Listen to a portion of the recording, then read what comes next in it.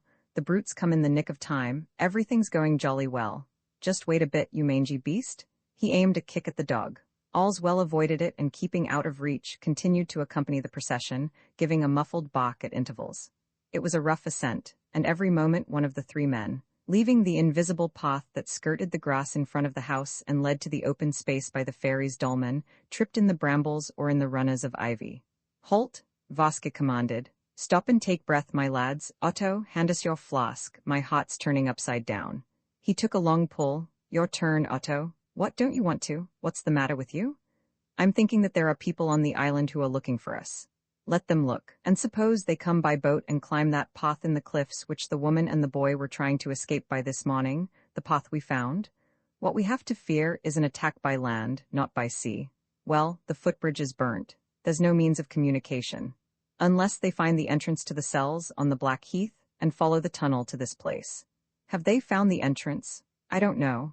"Well, granting that they do find it, haven't we just blocked the exit on this side, broken down the staircase, thrown everything topsy-turvy? To clear it will take them half a day and more. Whereas at midnight the thing'll be done, and by daybreak we shall be far away from Sarek. It'll be done, it'll be done. That is to say, we shall have one more murder on our conscience. But what? What about the treasure?" "Ah, the treasure, you've got it out at last. Well, make your mind easy, your shares of it are as good as in your pockets." "Are you sure of that?" "Rather. Do you imagine that I'm staying here and doing all this dirty work for fun?" They resumed their progress. After a quarter of an hour, a few drops of rain began to fall. There was a clap of thunder. The storm still appeared to be some distance away. They had difficulty in completing the rough ascent, and Vasque had to help his companions. "At last," he said. "We're there. Otto, hand me the flask. That's it, thanks." They had laid their victim at the foot of the oak which had had its lower branches removed. A flash of light revealed the inscription, V. Derach. Vasque picked up a rope which had been left there in readiness and set a ladder against the trunk of the tree. "We'll do as we did with the sisters Archignat," he said. "I'll pass the cord over the big branch which we left intact. That will serve as a pulley." He interrupted himself and jumped to one side. Something extraordinary had just happened. "What's that?" he whispered. "What was it? Did you hear that whistling sound?" "Yes," said Conrad. "It grazed my ear.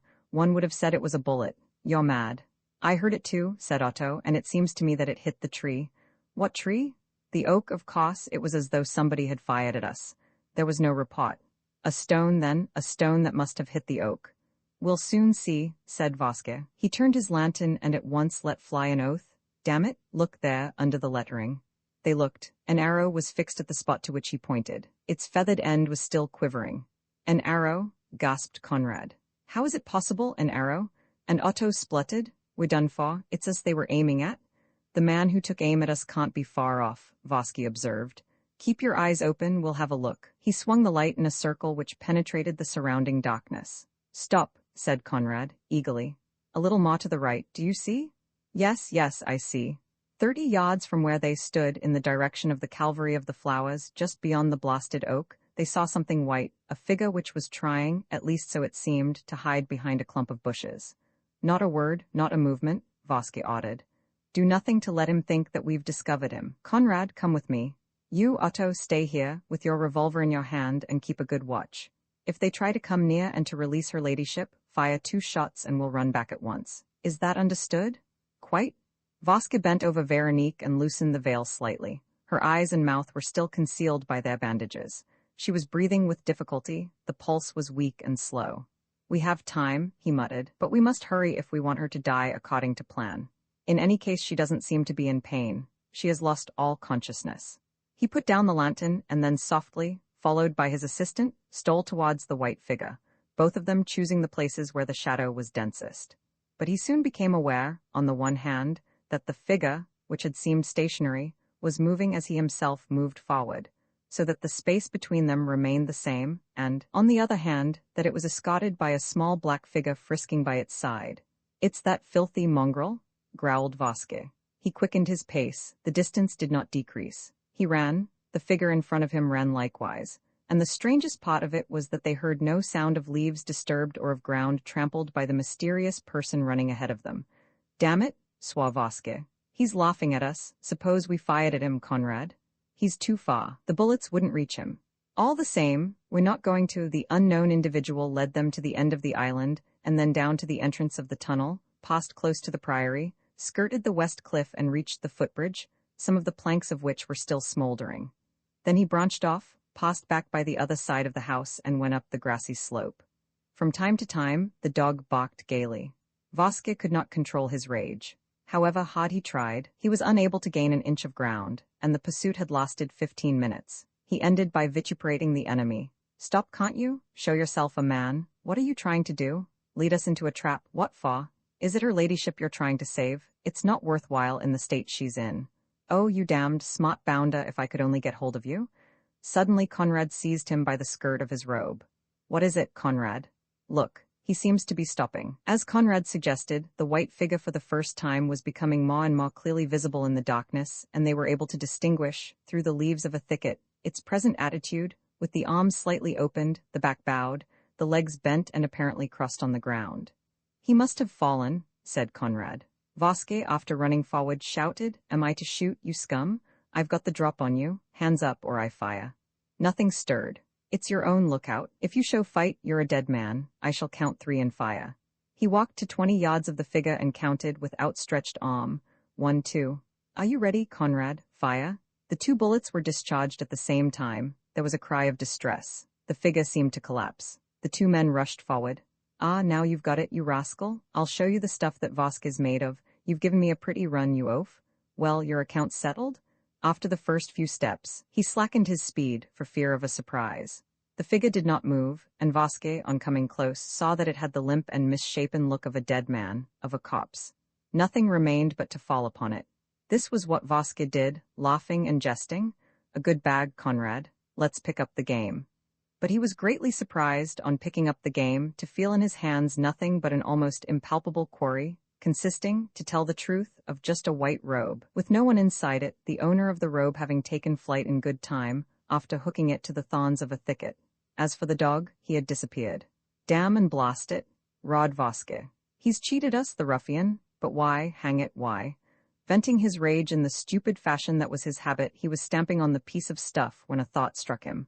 "Why? Because, damn it, as I said just now, it's a trap to get us away from her ladyship while his friends went for Otto. Oh, what an ass I've been." He started to go back in the dock, and as soon as he was able to see the dolman, he called out, "Otto, Otto." "Halt, who goes there?" answered Otto in a scared voice. "It's me. Damn you, don't fire." "Who's there, you?" Yes, you fool." "But the 2 shots." "Nothing, a mistake, we'll tell you about it." He was now close to the oak and at once, taking up the lantern, turned its rays upon his victim. She had not moved and lay stretched at the foot of the tree with her head wrapped in the veil. "Ah," he said. "I breathe again? Hang it, how frightened I was." "Frightened of what?" "Of their taking her from us, of course." "Well, wasn't I here?" "Oh, you've got no more pluck than a louse, and if they had gone for you?" "I should have fired at any rate, you'd have heard the signal." "Maybe. Well, did nothing happen?" "Nothing at all. Her ladyship didn't carry on too much. She did at first. She moaned and groaned under her hood until I lost all patience. And then? Oh, then, it didn't last long. I stunned her with a good blow of my fist." "You brute!" exclaimed Vasquez. "If you've killed her, you're a dead man." He plumped down and glued his ear to his unfortunate victim's breast. "No," he said presently, "her heart is still beating, but that may not last long. To work, lads. It must all be over in 10 minutes. Roman 13 Eloi, Lama Sabachthani." The preparations were soon made, and Vasquez himself took an active part in them. Resting the latter against the trunk of the tree, he passed one end of the rope round his victim and the other over one of the upper branches. Then, standing on the bottom rung, he instructed his accomplices. "Here, all you've got to do now is to pull. Get her on her feet first, and one of you keep her from falling." He waited a moment, but Otto and Conrad were whispering to each other, and he exclaimed, "Look here, hurry up, will you? Remember, I'm making a pretty easy target if they took it into their heads to send a bullet or an arrow at me. Are you ready?" The two assistants did not reply. "Well, this is a bit thick. What's the matter with you? Otto, Conrad." He leapt to the ground and shook them. "You're a pair of nice ones, you are. At this rate, we should still be at it tomorrow morning, and the whole thing will miscarry. Answer me, Otto, can't you?" He turned the light full on Otto's face. "Look here, what's all this about? Are you wriggling out of it? If so, you'd better say so. And you, Conrad, are you both going on strike?" Otto wagged his head. "On strike, that's saying a lot, but Conrad and I would like a word or two of explanation." "Explanation? What about, you pudding head? About the lady we're executing? About either of the two brats? It's no use taking that line, my man. I said to you when I first mentioned the business, will you go to work blindfold? There'll be a tough job and plenty of bloodshed, but there's big money at the end of it." "That's the whole question," said Otto. "Say what you mean, you jackass. It's for you to say and repeat the terms of our agreement. What are they? You know as well as I do." "Exactly, it's to remind you of them that I'm asking you to repeat them." "I remember them exactly. I get the treasure, and out of the treasure I pay you 200,000 francs between the two of you." "That's so, and it's not quite so. We'll come back to that. Let's begin by talking of this famous treasure. Here have we been grinding away for weeks, wallowing in blood, living in a nightmare of every sort of crime, and not a thing in sight." Vasca shrugged his shoulders. "You're getting denser and denser, my poor Otto. You know there were certain things to be done first. They're all done, except one. In a few minutes, this will be finished too, and the treasure will be ours." "How do we know? Do you think I'd have done all that I have done if I wasn't sure of the result? As sure as I am that I'm alive? Everything has happened in a certain given order. It was all predetermined. The last thing will come at the hour foretold and will open the gate for me." "The gate of hell?" sneered Otto, "as I heard Magnock call it." "Call it by that name or another. It opens on the treasure which I shall have won." "Very well," said Otto, impressed by Vasca's tone of conviction. "Very well. I'm willing to believe you're right. But what's to tell us that we shall have our share? You shall have your share for the simple reason that the possession of the treasure will provide me with such indescribable wealth that I'm not likely to risk having trouble with you two fellows for the sake of a couple of 100,000 francs. So we have your word?" "Of course. Your word that all the clauses of our agreement shall be respected." "Of course. What are you driving at?" "This, that you've begun to trick us in the meanest way by breaking one of the clauses of the agreement." "What's that? What are you talking about? Do you realize whom you're speaking to?" "I'm speaking to you, Vasca." Vasca laid violent hands on his accomplice. "What's this? You dare to insult me, to call me by my name, me? What of it, seeing that you've robbed me of what's mine by rights?" Vasca controlled himself and, in a voice trembling with anger, "Say what you have to say and be careful, my man, for you're playing a dangerous game. Speak out." "It's this," said Otto. "Apart from the treasure, apart from the 200,000 francs, it was arranged between us, you held up your hand and took your oath on it, that any loose cash found by either of us in the course of the business would be divided in equal shares, half for you, half for Conrad and myself. Is that so?" "That's so." "Then pay up," said Otto, holding out his hand. "Pay up what? I haven't found anything." "That's a lie. While we were settling the sisters Arcagnat, you discovered on one of them, tucked away in her bodice, the hoard which we couldn't find in their house." "Well, that's a likely story," said Vasky, in a tone which betrayed his embarrassment. "It's absolutely the truth." "Prove it." "Just fish out that little parcel tied up with string which you've got pinned inside your shirt just there," said Otto, touching Vasca's chest with his finger. "Fish it out and let's have a look at those 50,000 franc notes." Vasky made no reply. He was dazed, like a man who does not understand what is happening to him and who is trying to guess how his adversary procured a weapon against him. "Do you admit it?" asked Otto. "Why not?" he rejoined. "I meant to square up later in the lump. Square up now, we'd rather have it that way.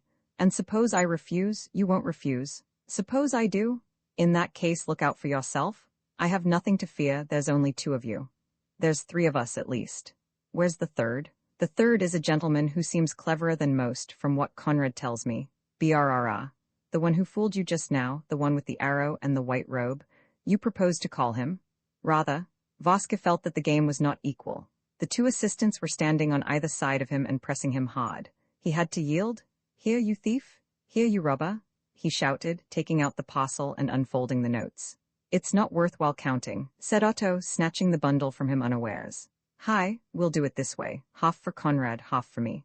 Oh, you blackguard, oh, you double-dyed thief, I'll make you pay for this. I don't care a button about the money, but to rob me as though you decoyed me into a wood, so to speak, I shouldn't like to be in your skin, my lad.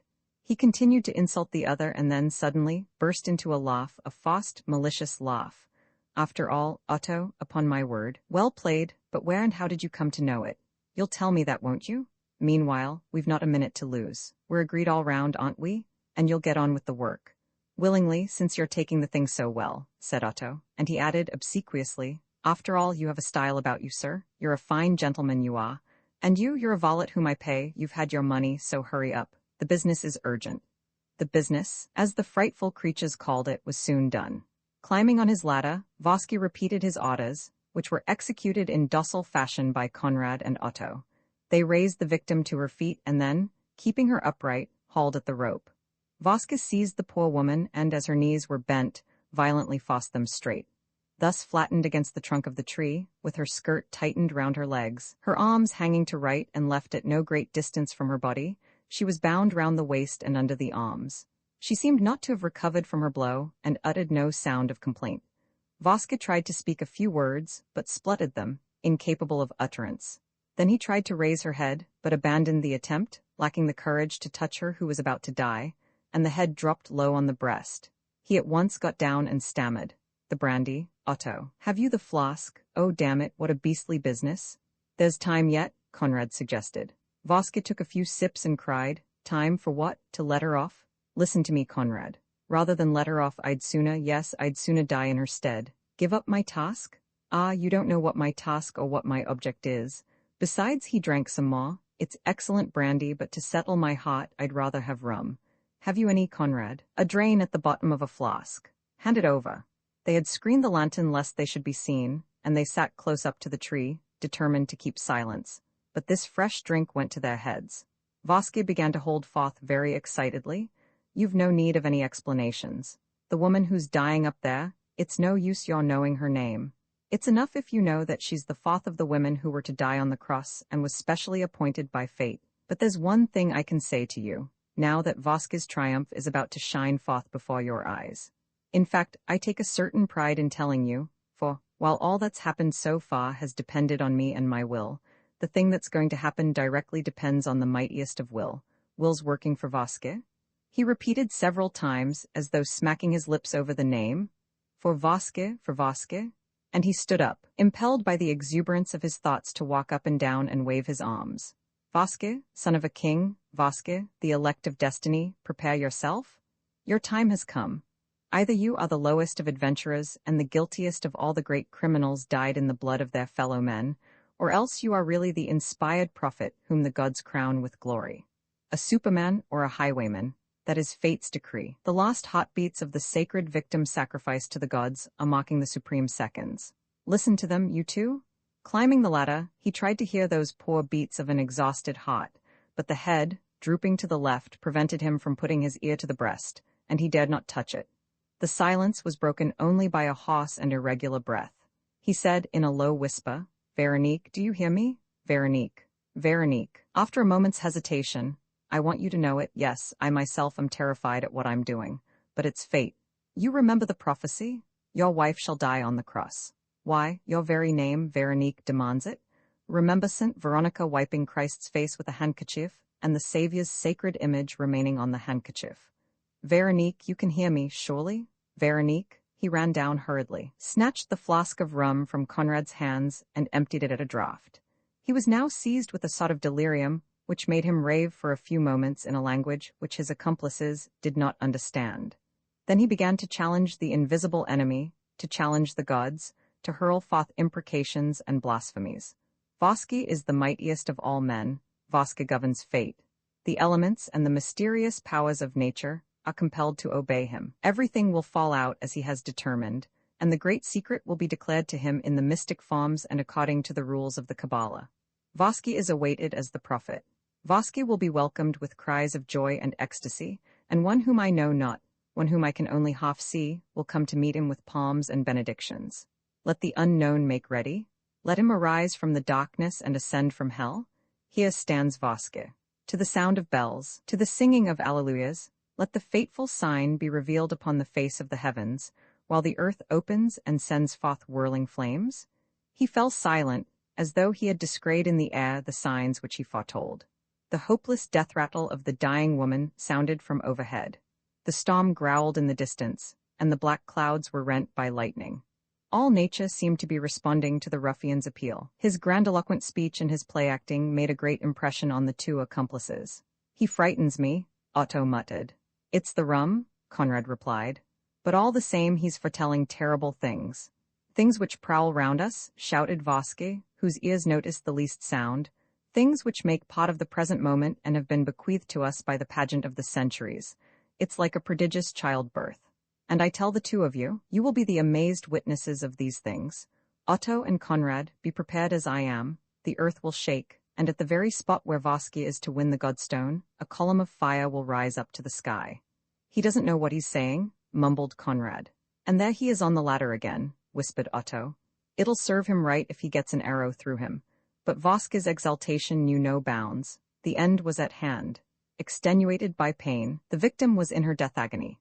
Beginning very low, so as to be heard by none save her, but raising his voice gradually, Vasque said, "Veronique, Veronique, you are fulfilling your mission. You are nearing the top of the ascent. All honor to you. You deserve a share in my triumph. All honor to you. Listen, you hear it already, don't you? The artillery of the heavens is drawing near. My enemies are vanquished. You can no longer hope for rescue. Here is the last beat of your heart. Here is your last cry, Eloi, Eloi, lama sabachthani. My God, why hast thou forsaken me?" He screamed with laughter, like a man laughing at the most riotous adventure. Then came silence. The roars of thunder ceased. Vasque bent forward and suddenly, from the top of the ladder, shouted, "Eloi, Eloi, lama sabachthani. The gods have forsaken her. Death has done its work. The last of the four women is dead. Veronique is dead." He was silent once again, and then roared twice over. "Veronique is dead. Veronique is dead." Once again there was a great, deep silence. And all of a sudden the earth shook, not with a vibration produced by the thunder, but with a deep inner convulsion, which came from the very bowels of the earth and was repeated several times, like a noise reechoing through the woods and hills. And almost at the same time, close by, at the other end of the semicircle of oaks, a fountain of fire shot forth and rose to the sky, in a whirl of smoke in which flared red, yellow, and violet flames. Vasque did not speak a word. His companions stood aghast. One of them stammered, "It's the old rotten oak, the one which has already been struck by lightning." Though the fire had disappeared almost instantly, the three men retained the fantastic vision of the old oak, all aglow, vomiting flames and smoke of many colors. "This is the entrance leading to the godstone," said Vasque solemnly. "Destiny has spoken as I said it would, and it has spoken at the bidding of me who was once its servant and who am now its master." He advanced, carrying the lantern. They were surprised to see that the tree showed no trace of fire, and that the mass of dry leaves, held as in a bowl where a few lower branches were outspread, had not caught fire. "Yet another miracle," said Vasque. "It is all an inconceivable miracle." "What are we going to do?" asked Conrad. "Go in by the entrance revealed to us. Take the ladder, Conrad, and feel with your hand in that heap of leaves. The tree is hollow, and we shall soon see." "A tree can be as hollow as you please," said Otto, "but there are always roots to it, and I can hardly believe in a passage through the roots." "I repeat, we shall see. Move the leaves, Conrad, clear them away." "No, I won't," said Conrad bluntly. "What do you mean you won't? Why not? Have you forgotten Magnok? Have you forgotten that he tried to touch the godstone and had to cut his hand off?" "But this isn't the godstone," Vasquez snarled. "How do you know? Magnok was always speaking of the gate of hell. Isn't this what he meant when he talked like that?" Vasquez shrugged his shoulders. "And you, Otto, are you afraid too?" Otto did not reply, and Vasque himself did not seem eager to risk the attempt, for he ended by saying, "After all, there's no hurry. Let's wait till daylight comes. We will cut down the tree with an axe, and that will show us better than anything how things stand and how to go to work." They agreed accordingly, but as the signal had been seen by others besides themselves, and as they must not allow themselves to be forestalled, they resolved to sit down opposite the tree, under the shelter offered by the huge table of the fairies' dolmen. "Otto," said Vasque, "go to the priory, fetch us something to drink, and also bring an axe, some ropes, and anything else that we're likely to want." The rain was beginning to pour in torrents. They settled themselves under the dolmen, and each in turn kept watch while the other slept. Nothing happened during the night, The storm was very violent. They could hear the waves roaring. Then, gradually, everything grew quiet. At daybreak, they attacked the oak tree, which they soon overthrew by pulling upon the ropes. They now saw that, inside the tree itself, amid the rubbish and the dry rot, a sort of trench had been dug, which extended through the mass of sand and stones packed about the roots. They cleared the ground with a pickaxe. Some steps at once came into sight. There was a sudden drop of earth, and they saw a staircase which followed a perpendicular wall and led down into the darkness. They threw the light of their lantern before them. A cavern opened beneath their feet. Vasque was the first to venture down. The others followed him cautiously. The steps, which at first consisted of earthen stairs reinforced by flints, were presently hewn out of the rock. The cave which they entered was in no way peculiar, and seemed rather to be a vestibule. It communicated, in fact, with a sort of crypt, which had a vaulted ceiling and walls of rough masonry of unmortared stones. All around, like shapeless statues, stood 12 small menhirs, each of which was surmounted by a horse's skull. Vasque touched one of these skulls, it crumbled into dust. "No one has been to this crypt," he said, "for 20 centuries. We are the first men to tread the floor of it, the first to behold the traces of the past which it contains." He added, with increasing emphasis, "It is the mortuary chamber of a great chieftain. They used to bury his favorite horses with him, and his weapons too. Look, here are axes, and a flint knife, and we also find the remains of certain funeral rites, as this piece of charcoal shows, and over there, those charred bones." His voice was husky with emotion. He muttered, "I am the first to enter here. I was expected. A whole world awakens at my coming." Conrad interrupted him. "There are other doorways, another passage, and there's a sort of light showing in the distance." A narrow corridor brought them to a second chamber, through which they reached yet a third. The 3 crypts were exactly alike, with the same masonry, the same upright stones, the same horses' skulls. "The tombs of 3 great chieftains," said Vasque. "They evidently led to the tomb of a king, and the chieftains must have been the king's guards after being his companions during his lifetime. No doubt it's the next crypt." He hesitated to go farther, not from fear, but from excessive excitement and a sense of inflamed vanity, which he was enjoying to the full. "I am on the verge of knowledge," he declaimed, in dramatic tones. "Vasque is approaching the goal, and has only to put out his hand to be regally rewarded for his labors and his struggles. The Godstone is there. For ages and ages men have sought to fathom the secret of the island, and not one has succeeded. Vasque came, and the Godstone is his, so let it show itself to me and give me the promised power. There is nothing between it and Vasque, nothing but my will. And I declare my will. The prophet has risen out of the night. He is here. If there be, in this kingdom of the dead, a shade whose duty it is to lead me to the divine stone and place the golden crown upon my head, let that shade arise. Here stands Vasque." He went in.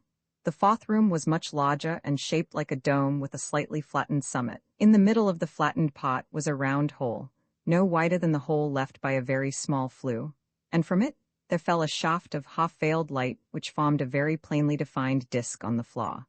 The center of this disk was occupied by a little block of stones set together, and on this block, as though purposely displayed, lay a metal rod. In other respects, this crypt did not differ from the first 3. Like them, it was adorned with menhirs and horses' heads. Like them, it contained traces of sacrifices. Vasque did not take his eyes off the metal rod. Strange to say, the metal gleamed as though no dust had ever covered it. He put out his hand. "No, no," said Conrad, quickly. "Why not? It may be the one Magnok touched and burnt his hand with." "You're mad. Still? Oh, I'm not afraid of anything," Vasque declared, taking hold of the rod. It was a leaden scepter, very clumsily made, but nevertheless revealing a certain artistic intention. Round the handle was a snake, here encrusted in the lead, thus standing out in relief. Its huge, disproportionate head formed the pommel and was studded with silver nails and little green pebbles transparent as emeralds. "Is it the Godstone?" Vasque muttered. He handled the thing and examined it all over with respectful awe, and he soon observed that the pommel shifted almost loose. He fingered it, turned it to the left, to the right, until at length it gave a click and the snake's head became unfastened. There was a space inside, containing a stone, a tiny, pale red stone, with yellow streaks that looked like veins of gold. "It's the Godstone, it's the Godstone," said Vasque, greatly agitated. "Don't touch it?" Conrad repeated, filled with alarm. "What burnt Magnok will not burn me," replied Vasque solemnly, and in bravado, swelling with pride and delight, he kept the mysterious stone in the hollow of his hand, which he clenched with all his strength, Let it burn me, I will let it. Let it sear my flesh, I shall be glad if it will. Conrad made a sign to him and put his finger to his lips. What's the matter? Asked Vasque. Do you hear anything? Yes, said the other. So do I, said Otto. What they heard was a rhythmical, measured sound which rose and fell and made a sort of irregular music. Why, it's close by, mumbled Vasque. It sounds as if it were in the room. It was in the room, as they soon learnt for certain, and there was no doubt that the sound was very like a snaw. Conrad, who had ventured on this suggestion, was the first to laugh at it, but Vasque said, Upon my word, I'm inclined to think you're right. It is a snaw. There must be someone here, then? It comes from over there, said Otto, from that corner in the dock. The light did not extend beyond the menhirs. Behind each of them opened a small, shadowy chapel. Vasque turned his lantern into one of these and at once uttered a cry of amazement. Someone? Yes, there is someone. Look. The two accomplices came forward. On a heap of rubble, piled up in an angle of the wall, a man lay sleeping, an old man with a white beard and long white hair. 1,000 wrinkles furrowed the skin of his face and hands. There were blue rings round his closed eyelids. At least a century must have passed over his head. He was dressed in a patched and torn linen robe, which came down to his feet. Round his neck and hanging over his chest was a string of those sacred beads which the Gauls called serpents' eggs and which are actually sea eggs or sea urchins. Within reach of his hand was a handsome jadate axe, covered with illegible symbols. On the ground, in a row, lay sharp-edged flints, some large, flat rings, 2 eardrops of green jasper, and 2 necklaces of fluted blue enamel. The old man went on snoring. Vasque muttered, "The miracle continues. It's a priest like those of the olden time of the Druids." And then, asked Otto, "Why then he's waiting for me?" Conrad expressed his brutal opinion. "I suggest we break his head with his axe." But Vasque flew into a rage. "If you touch a single hair of his head, you're a dead man." Still what? He may be an enemy, he may be the one whom we were pursuing last night. Remember the white robe.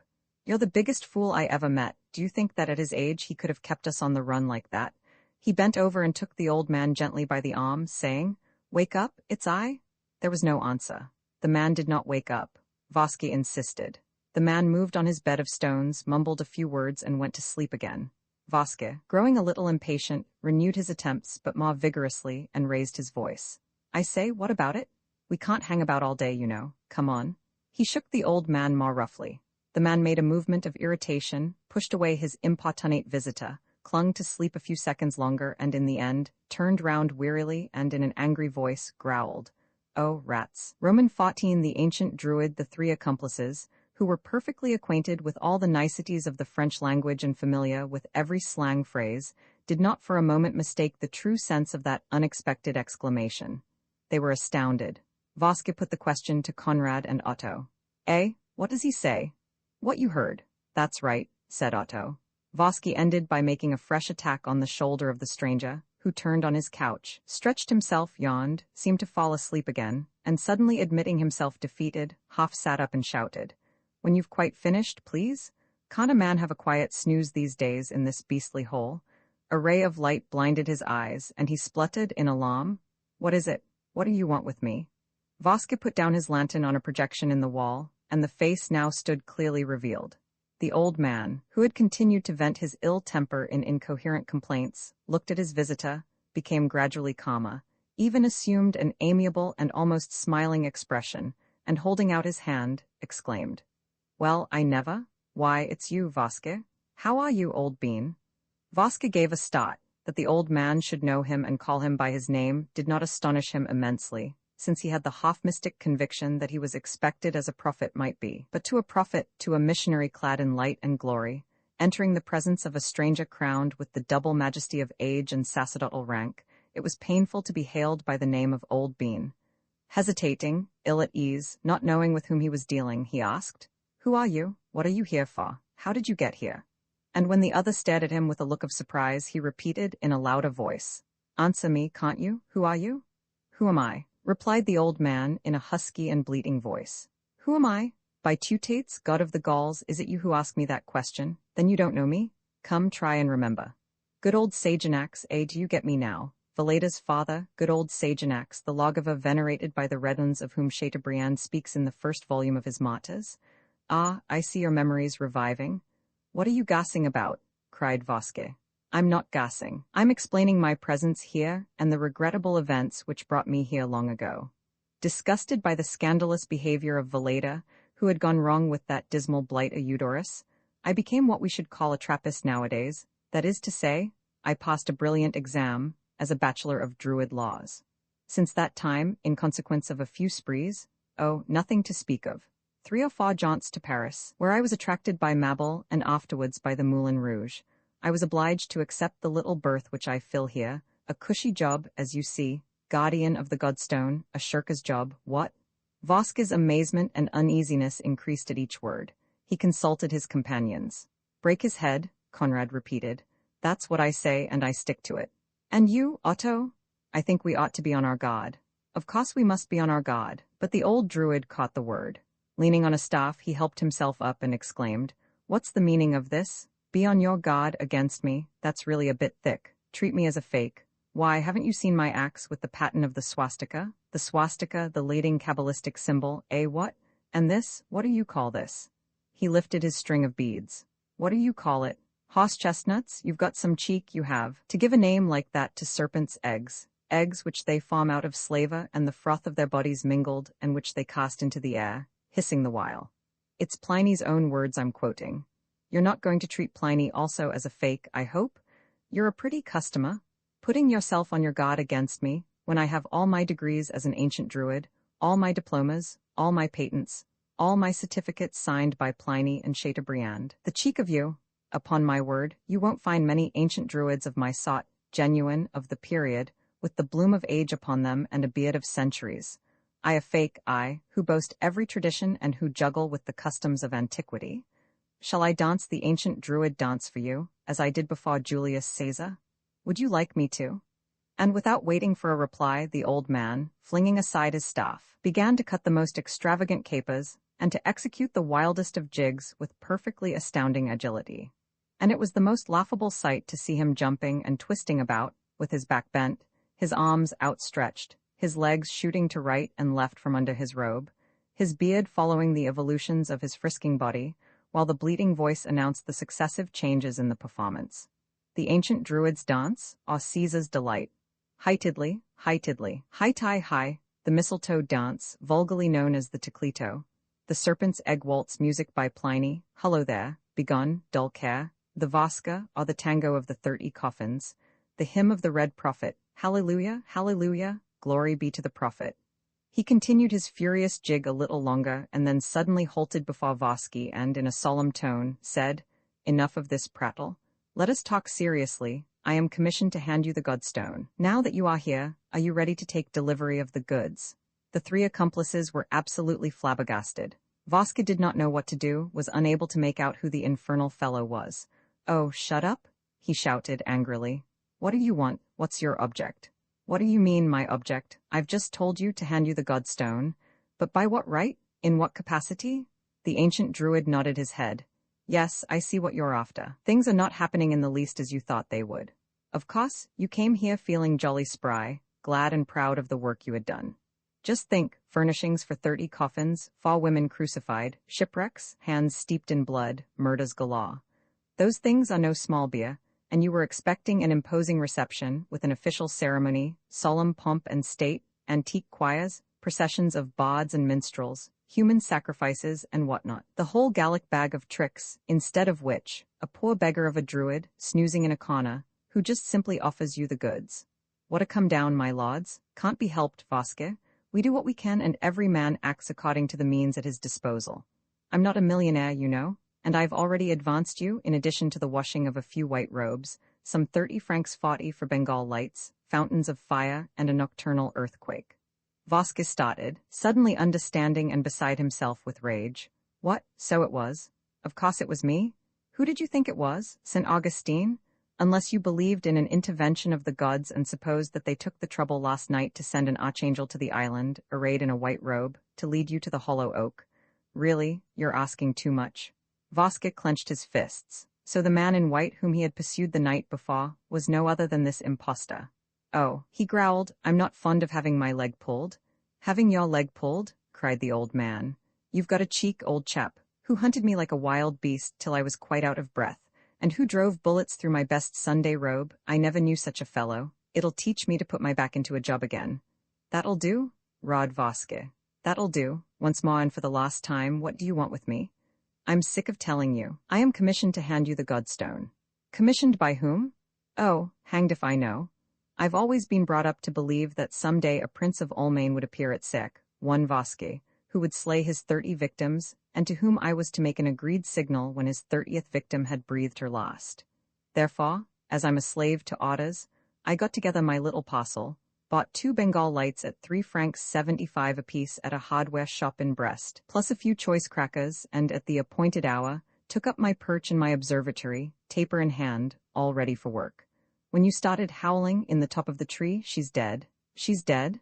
I thought that was the right moment, set fire to the lights, and with my crackers shook the bowels of the earth. There, now you know all about it. Voske stepped forward with his fists raised to strike. That torrent of words, that imperturbable composure, that calm, bantering voice put him beside himself. Another word and I'll knock you down, he cried. I've had enough of it. Is your name Voske? Yes, and then? Are you a prince of Almain? Yes, yes, and then? Have you slain your 30 victims? Yes, yes, yes. Well then you're my man. I have a Godstone to hand you and I mean to hand it you come what may. That's the sort of hairpin I am. You've got to pocket it, your miracle stone. But I don't care a hang for the Godstone. Rod Voske stamping his foot. And I don't care a hang for you, I want nobody. The Godstone? Why, I've got it, it's mine, I've got it on me. Let's have a look. What do you call that? Said Voske, taking from his pocket the little stone disc which he had found in the pommel of the scepter. That? Asked the old man with an air of surprise. Where did you get that from? From the pommel of this scepter when I unfastened it. And what do you call it? It's a piece of the Godstone. You're mad. Then what do you say it is? That's a trouser button. A what? A trouser button. How do you make that out? A trouser button with the shaft broken off, a button of the sort which the niggers in the Sahara wear. I've a whole set of them. Prove it, damn you. I put it there. What for? To take the place of the precious stone which Magnok sneaked, the one which burnt him and obliged him to cut off his hand.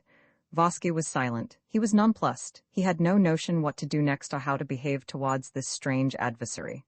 The ancient druid went up to him and, gently, in a fatherly voice, "No, my lad," he said, "you can't do without me, you see. I alone hold the key of the safe and the secret of the casket. Why do you hesitate? I don't know you. You baby?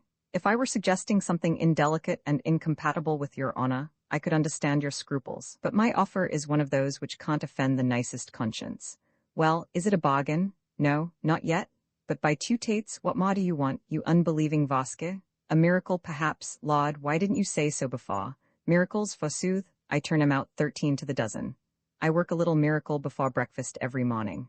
Just think, a druid, miracles? Why, I've got my shop full of 'em. I can't find room to sit down for them. Where will you try first? Resurrection department? Hair restoring department? Revelation of the future department? You can choose where you like. Look here, at what time did your 30th victim breathe her last? How should I know?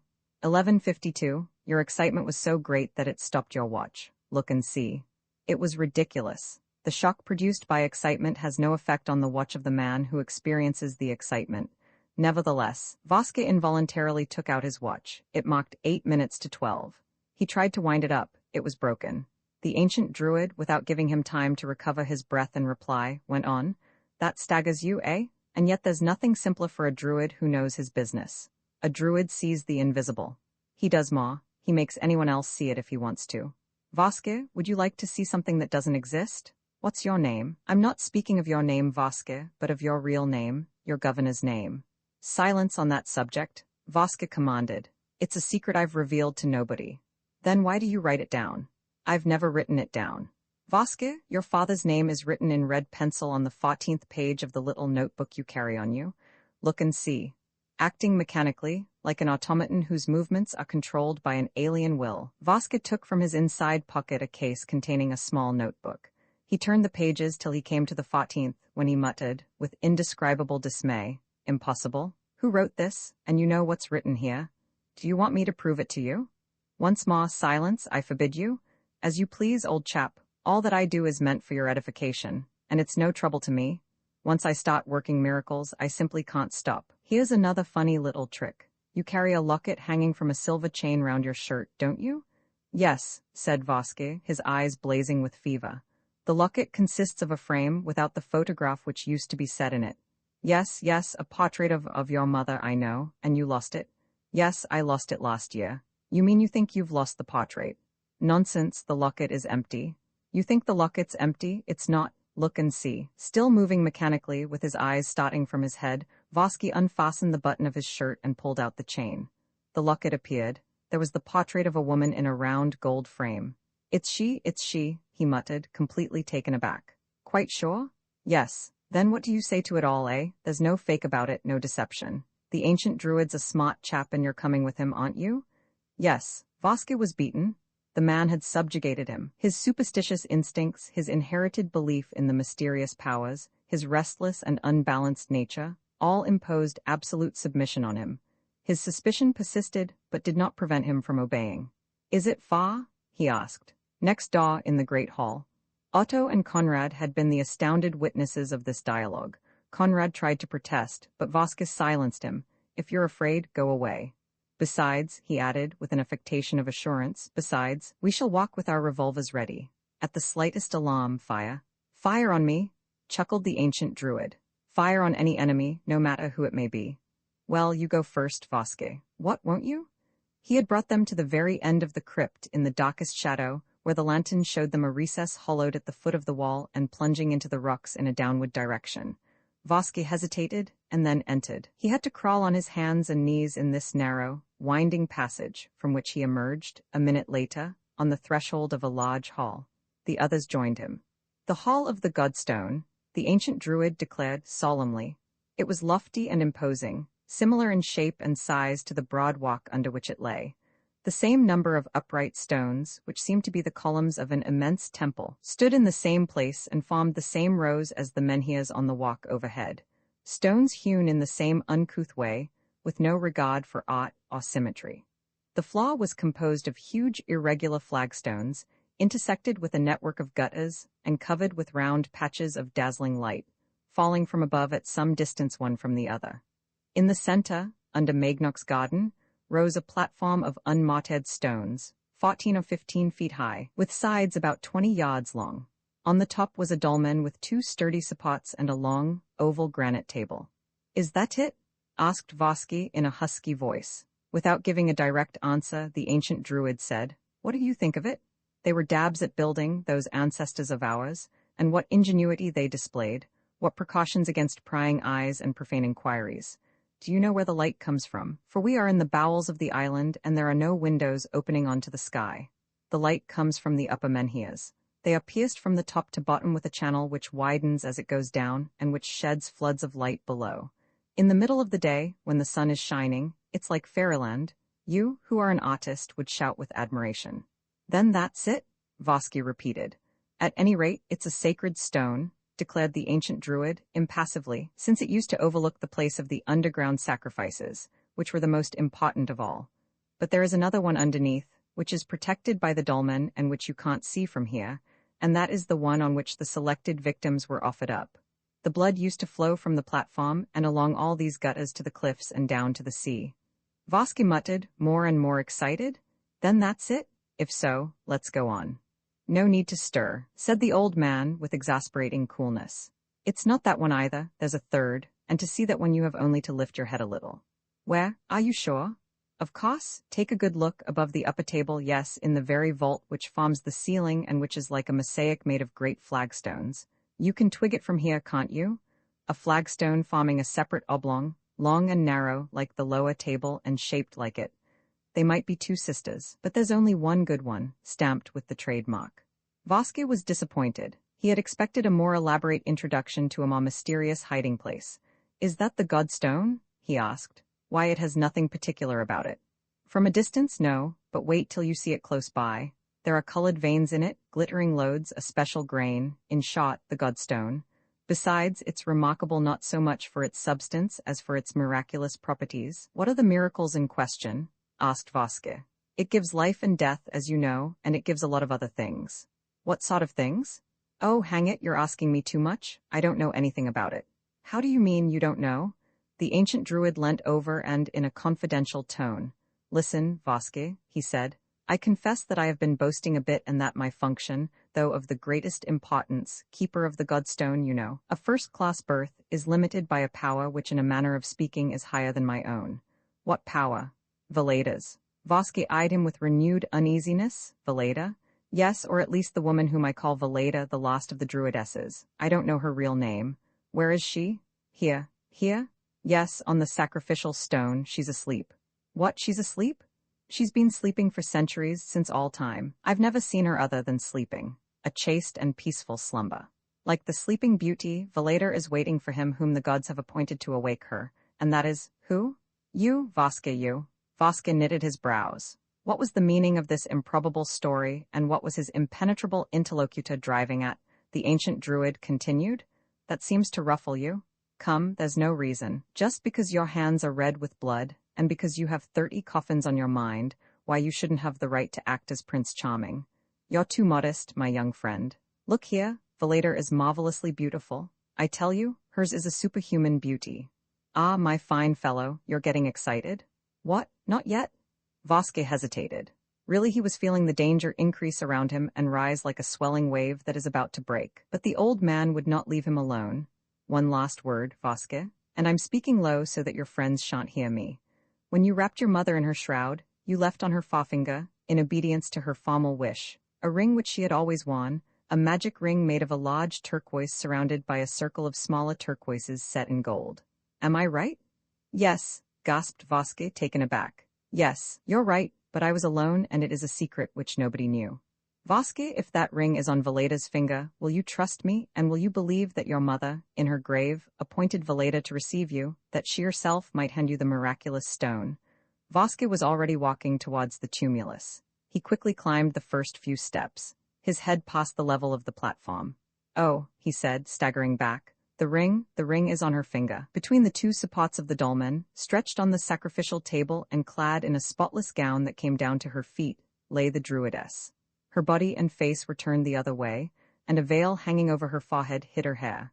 Almost bare, her shapely arm lay along the table. On the forefinger was a turquoise ring. Is that your mother's ring all right? Asked the ancient druid. Yes, there's no doubt about it. Vasque had hurried across the space between himself and the dolmen and, stooping, almost kneeling, was examining the turquoises. The number is complete, he whispered. One of them is cracked. Another is half covered by the gold setting which has worked down over it. You needn't be so cautious, said the old man. She won't hear you, and your voice can't wake her. What you had better do is to stand up and pass your hand lightly over her forehead. That is the magic caress which will rouse her from her slumber. Vasque stood up. Nevertheless, he hesitated to approach the woman, who inspired him with ungovernable fear and respect. Don't come any nearer, you two, said the ancient druid, addressing Otto and Conrad. When Valeda's eyes open, they must rest on no one but Vasque and behold no other sight. Well, Vasque, are you afraid? No, I'm not afraid. Only you're not feeling comfortable. It's easier to murder people than to bring them to life. What? Come, show yourself a man. Put aside her veil and touch her forehead. The Godstone is within your reach. Act and you will be the master of the world. Vasque acted. Standing against the sacrificial altar, he looked down upon the druidess. He bent over the motionless bust. The white gown rose and fell to the regular rhythm of the breathing. With an undecided hand, he drew back the veil and then stooped lower, so that his other hand might touch the uncovered forehead. But at that moment, his action remained, so to speak, suspended, and he stood without moving, like a man who does not understand but is vainly trying to understand. Well, what's up, old chap? Exclaimed the druid. You look petrified. Another squabble? Something gone wrong? Must I come and help you? Vasque did not answer. He was staring wildly, with an expression of stupefaction and affright which gradually changed into one of mad terror. Drops of perspiration trickled over his face. His haggard eyes seemed to be gazing upon the most horrible vision. The old man burst out laughing. Lord love us, how ugly you are. I hope the last of the druidesses won't raise her divine eyelids and see that hideous mug of yours. Sleep, Valeda. Sleep your pure and dreamless sleep. Vasque stood muttering between his teeth incoherent words, which conveyed the menace of an increasing anger. The truth became partly revealed to him in a series of flashes. A word rose to his lips which he refused to utter, as though, in uttering it, he feared lest he should give life to a being who was no more, to that woman who was dead, yes, dead though she lay breathing before him. She could not but be dead, because he had killed her. However, in the end, and in spite of himself, he spoke, and every syllable cost him intolerable suffering. Veronique, Veronique. So you think she's like her? Chuckled the ancient druid. Upon my word, maybe you are right. There is a sort of family resemblance. I dare say, if you hadn't crucified the other with your own hands, and if you hadn't yourself received her last breath, you would be ready to swear that the two women are one and the same person, and that Veronique de Hergemont is alive, and that she's not even wounded, not even a scar, not so much as the mark of the cords round her wrists. But just look, Vasque, what a peaceful face, what comforting serenity. Upon my word, I'm beginning to believe that you made a mistake and that it was another woman you crucified. Just think a bit. Hullo, you're going to go for me now. Come to my rescue, O Teutates? The prophet wants to have my blood. Vasque had drawn himself up and was now facing the ancient druid. His features, fashioned for hatred and fury, had surely never expressed more of either than at this moment. The ancient druid was not merely the man who for an hour had been toying with him as with a child.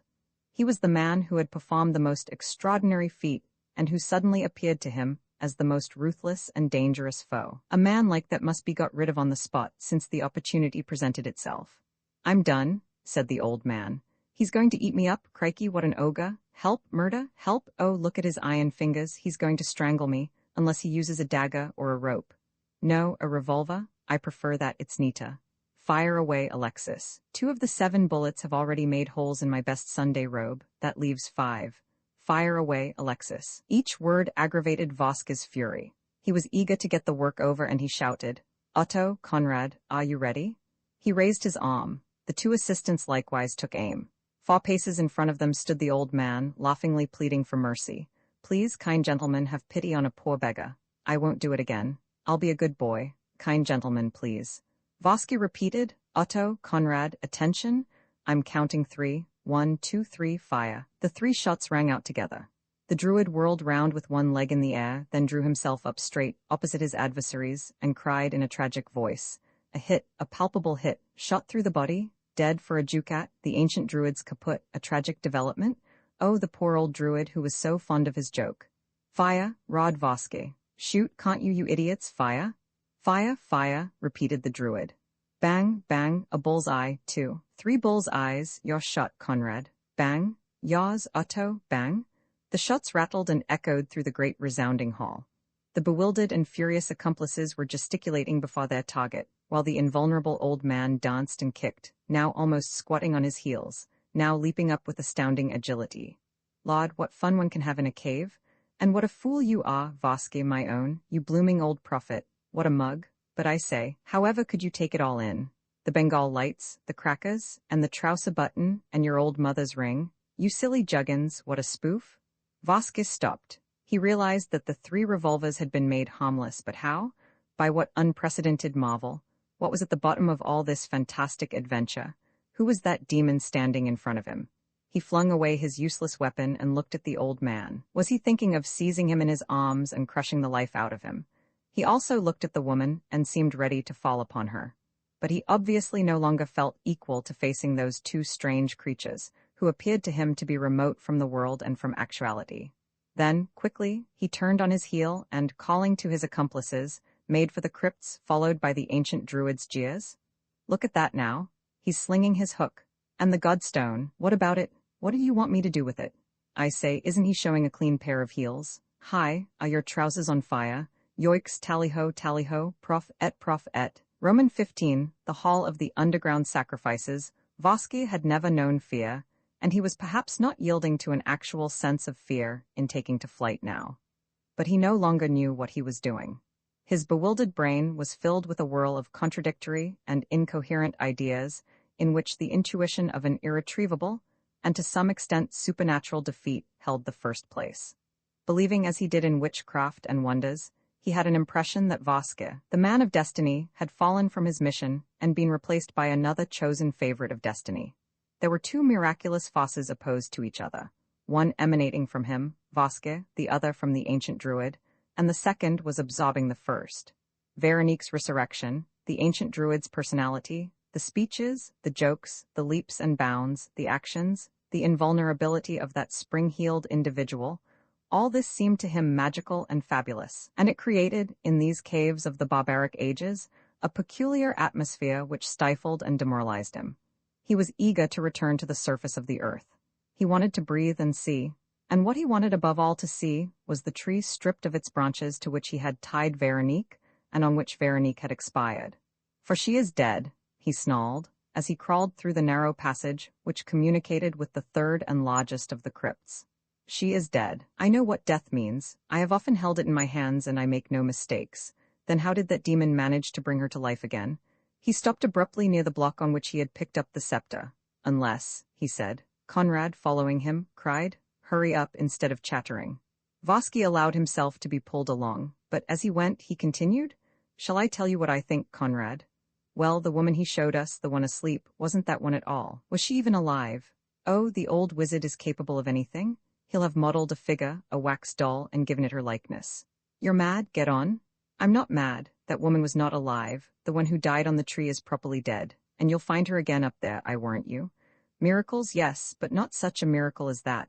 Having left their lantern behind them, the three accomplices kept bumping against the wall and the upright stones. Their footsteps echoed from vault to vault. Conrad never ceased grumbling, "I warned you. We ought to have broken his head." Otto, out of breath with walking, said nothing. Thus, groping their way, they reached the lobby which preceded the entrance crypt, and they were not a little surprised to find that this first hall was dark, though the passage which they had dug in the upper part, under the roots of the dead oak, ought to have given a certain amount of light. "That's funny," said Conrad. "Pooh," said Otto. "We've only got to find the ladder hooked to the wall. Here, I have it, here's a step, and the next." He climbed the rungs, but was pulled up almost at once. "Can't get any farther. It's as if there had been a fall of earth." "Impossible," Vosky protested. "However, wait a bit, I was forgetting. I have my pocket lighter."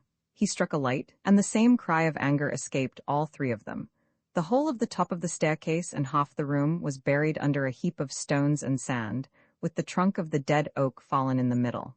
Not a chance of escape remained. Vosky gave way to a fit of despair and collapsed on the stairs. "We're tricked. It's that old brute who has played us this trick, which shows that he's not alone."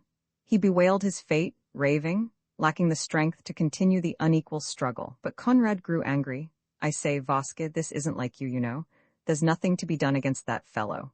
"Nothing to be done? In the first place there's this, as I've told you 20 times, wring his neck. Oh, why did I restrain myself? You couldn't even have laid a hand on him. Did any of our bullets touch him?" Our bullets, muttered Conrad. "All this strikes me as mighty queer. Hand me your lighter. I have another revolver, which comes from the Priory, and I loaded it myself yesterday morning. I'll soon see." He examined the weapon, and was not long in discovering that the 7 cartridges which he had put in the cylinder had been replaced by 7 cartridges from which the bullets had been extracted, and which could therefore fire nothing except blank shots. "That explains it," he said. "And your ancient druid is no more of a wizard than I am. If our revolvers had been really loaded, we'd have shot him down like a dog." But the explanation only increased Vosky's alarm. And how did he unload them? At what moment did he manage to take our revolvers from our pockets and put them back after drawing the charges? "I did not leave go of mine for an instant." "No more did I," Conrad admitted, "and I defy anyone to touch it without my knowing. So what then? Doesn't it prove that that demon has a special power? After all, we must look at things as they are. He's a man who possesses secrets of his own, and who has means at his disposal, means which," Conrad shrugged his shoulders. "Vosky, this business has shattered you. You were within reach of the goal, and yet you let go at the first obstacle. You're turned into a dishcloth. Well, I don't bow my head like you. Tricked? Why so? If he comes after us, there are 3 of us. He won't come. He'll leave us here shut up in a burrow with no way out of it. Then, if he doesn't come, I'll go back there, I will. I've got my knife, that's enough for me."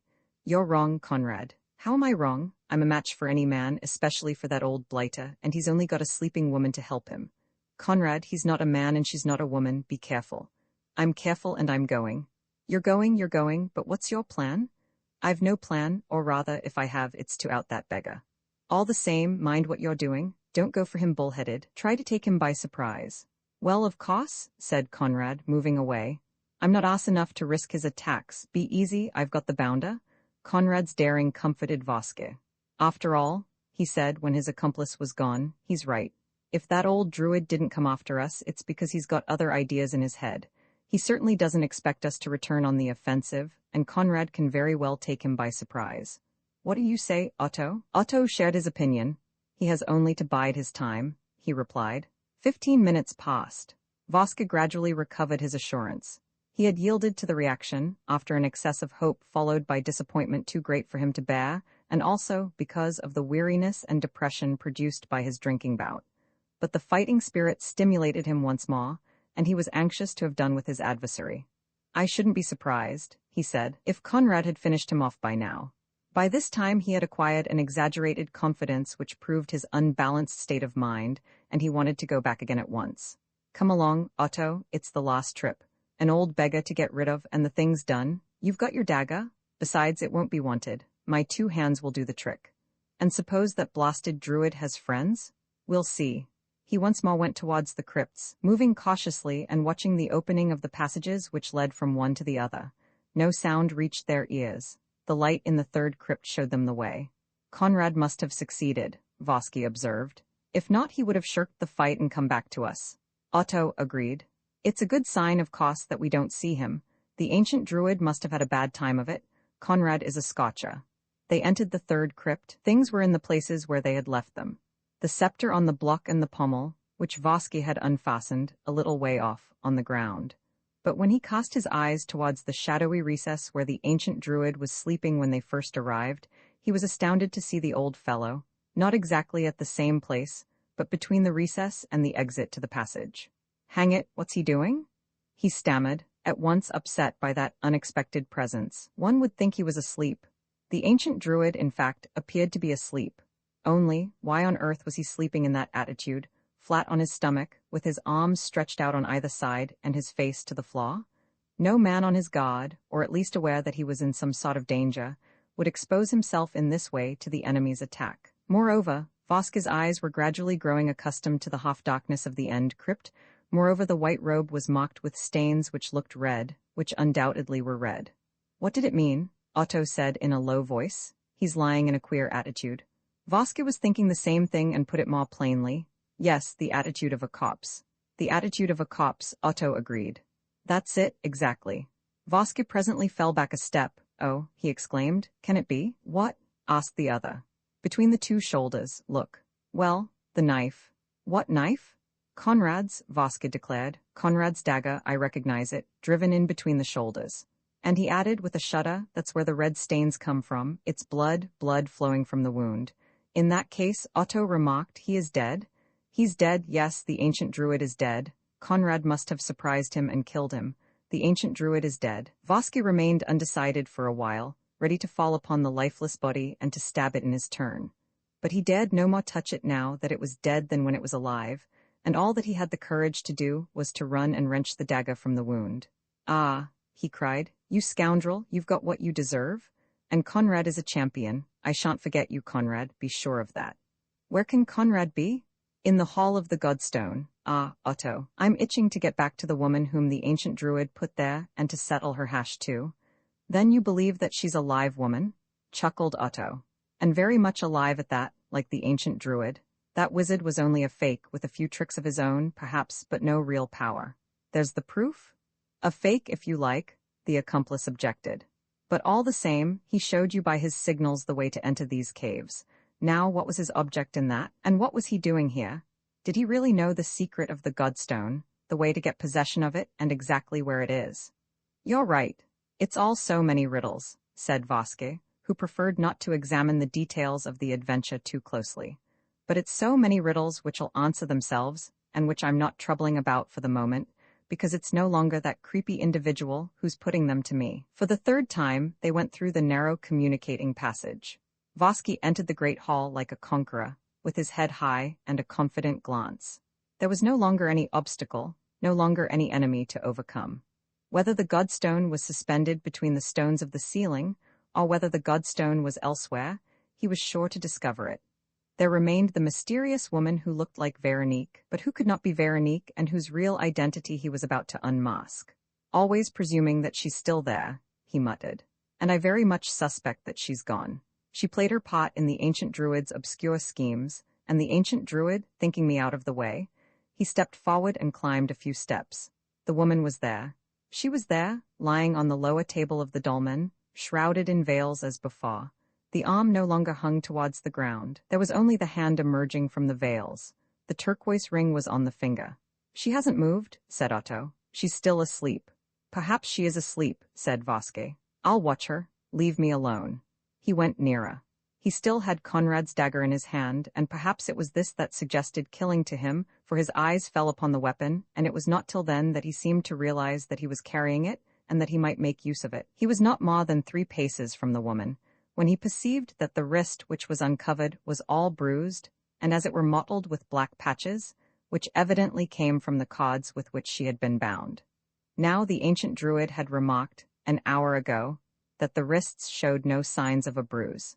This detail confounded him anew, first, because it proved to him that this was really the woman whom he had crucified, who had been taken down, and who was now before his eyes, and secondly, because he was suddenly re-entering the domain of miracles, and Veronique's arm appeared to him, alternately, under 2 different aspects, as the arm of a living, uninjured woman, and as the arm of a lifeless, tortured victim. His trembling hand clutched the dagger, clinging to it, in a manner of speaking, as the only instrument of salvation. Once more in his confused brain the idea arose of striking, not to kill, because the woman must be dead, but of striking the invisible enemy who persisted in thwarting him, and of conjuring all the evil spells at one blow. He raised his arm. He chose the spot. His face assumed an expression of extreme savagery, lit up with the joy of murder. And suddenly he swooped down, striking, like a madman, at random, 10 times, 20 times, with a frenzied unbridling of all his instincts. "Take that and die," he spluttered. "Another, die, and let's have an end of this.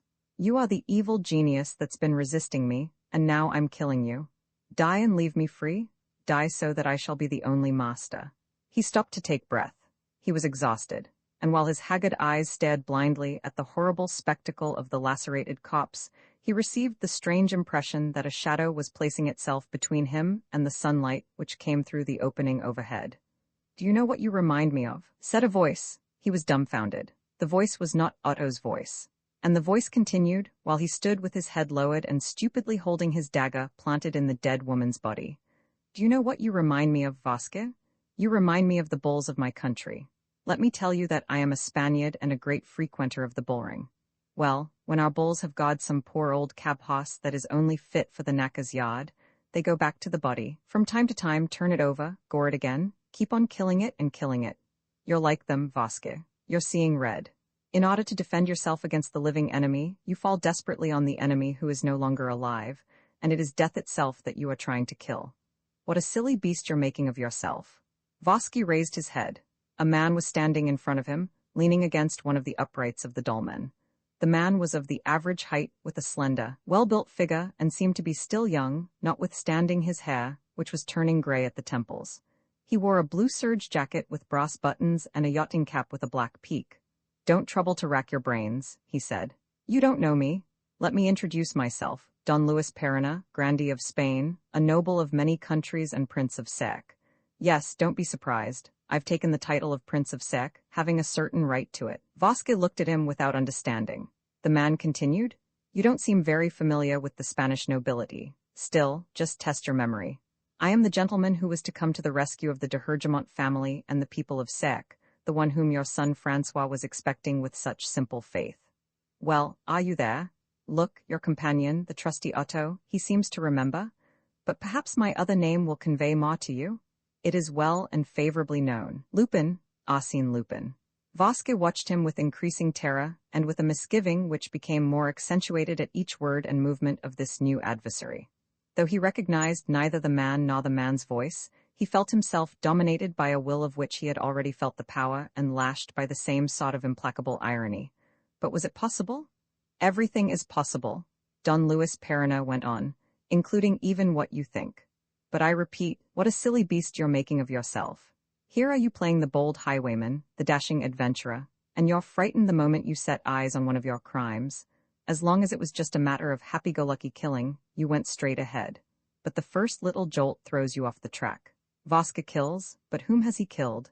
He has no idea. Is Veronique de Hergemont dead or alive? Is she fastened to the oak on which you crucified her? Or is she lying here, on the sacrificial table? Did you kill her up there or down here? You can't tell. You never even thought, before you stabbed, of looking to see what you were stabbing. The great thing for you is to slash away with all your might, to intoxicate yourself with the sight and smell of blood, and to turn live flesh into a hideous pulp. But look, can't you, you idiot? When a man kills, he's not afraid of killing, and he doesn't hide the face of his victim. Look, you idiot. He himself stopped over the corpse and unwrapped the veil around the head. Vosky had closed his eyes. Kneeling, with his chest pressed against the dead woman's legs, he remained without moving and kept his eyes obstinately shut. "Are you there now?" chuckled Don Luis. "If you daren't look, it's because you've guessed or because you're on the point of guessing, you wretch. Am I right? Your idiot brain is working it out, am I right? There were 2 women in the Isle of Sarek and 2 only, Veronique and the other whose name was Elfriede, I understand, am I right? Elfriede and Veronique, your 2 wives, one the mother of Reynold, the other the mother of Francois. So if it's not Francois' mother whom you tied on the cross and whom you've just stabbed, then it's Reynold's mother. If the woman lying here, with her wrists bruised by the torture, is not Veronique, then she's Elfriede. There's no mistake possible. Elfriede, your wife and your accomplice, Elfriede, your willing and subservient tool. And you know it so well that you would rather take my word for it than risk a glance and see the livid face of that dead woman, of your obedient accomplice tortured by yourself. You miserable poltroon?"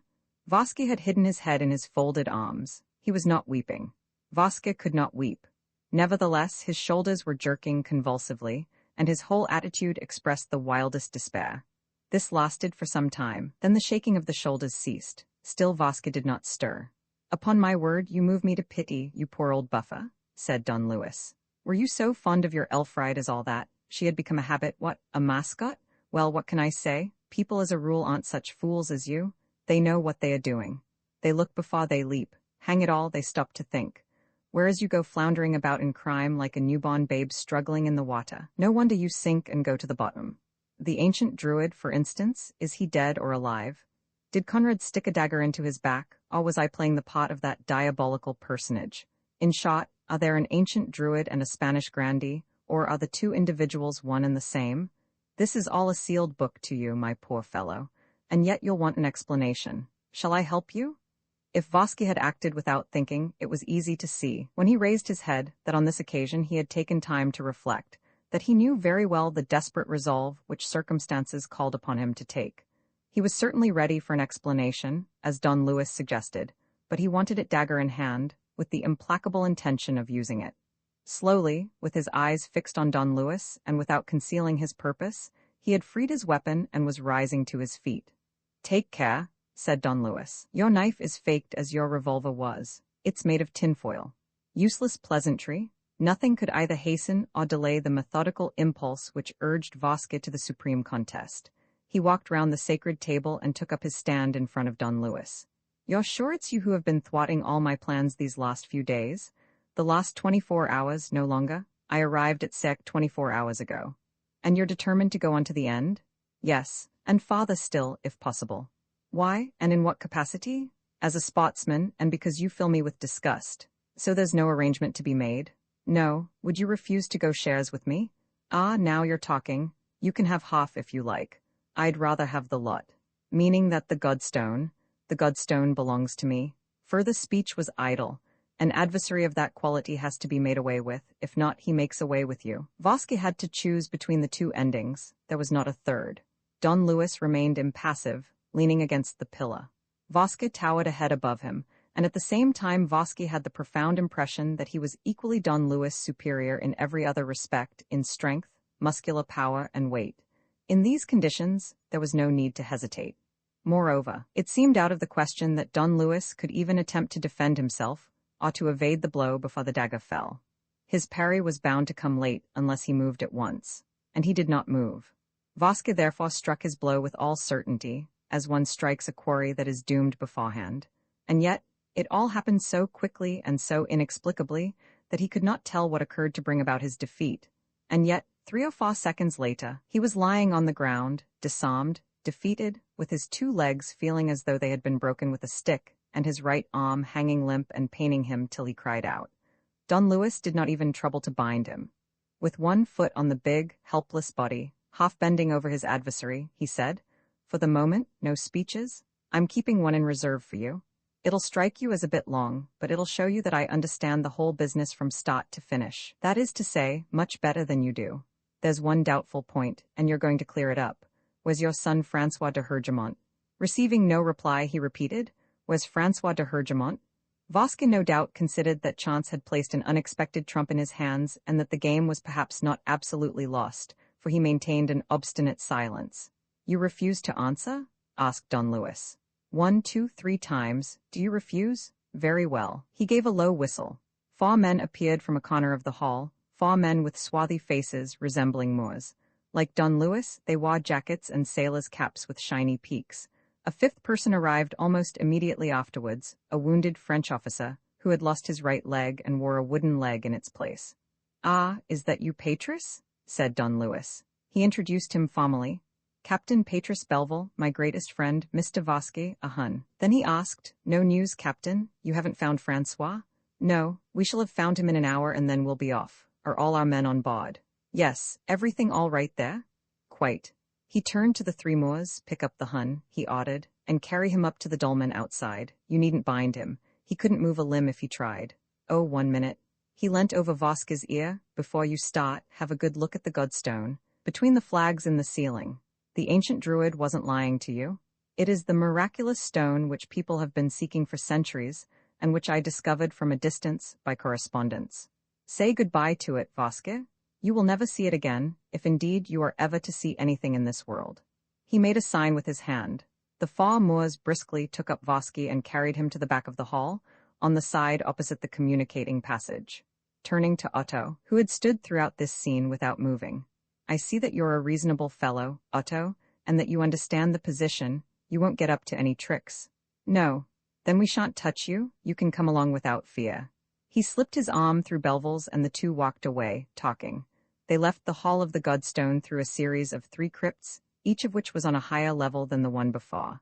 The last of them also led to a vestibule. At the far side of the vestibule, a ladder stood against a lightly built wall in which an opening had been newly made.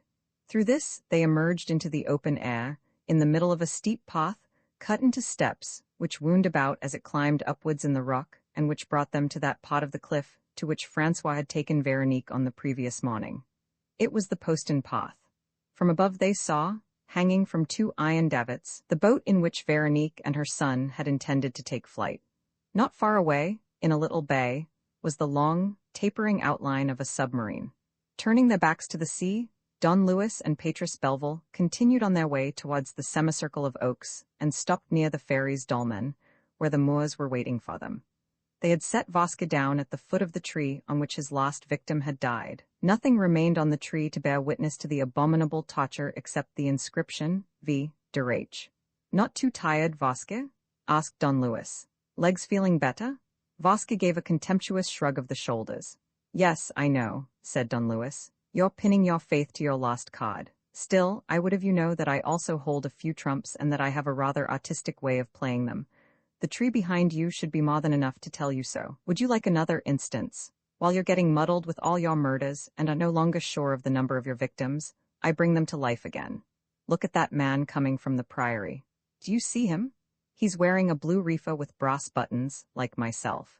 He's one of your dead men, isn't he? You locked him up in one of the torture chambers, intending to cast him into the sea, and it was your sweet cherub of a Reynold who hurled him down before Veronique's eyes. Do you remember? Stéphane Maru his name was. He's dead, isn't he? No, not a bit of it. A wave of my magic wand and he's alive again. Here he is. I take him by the hand, I speak to him. Going up to the newcomer, he shook hands with him and said, You see, Stéphane? I told you that it would be all over at 12 o'clock precisely and that we should meet at the dolmen. Well, it is 12 o'clock precisely. Stéphane seemed in excellent health. He showed not a sign of a wound. Vasque looked at him in dismay and stammered. The tutor? Is Stéphane Maru? The man himself, said Don Luis. What did you expect? Here again you behaved like an idiot, the adorable Reynold, and you throw a man into the sea and don't even think of leaning over to see what becomes of him. I pick him up. And don't be too badly staggered, old chap.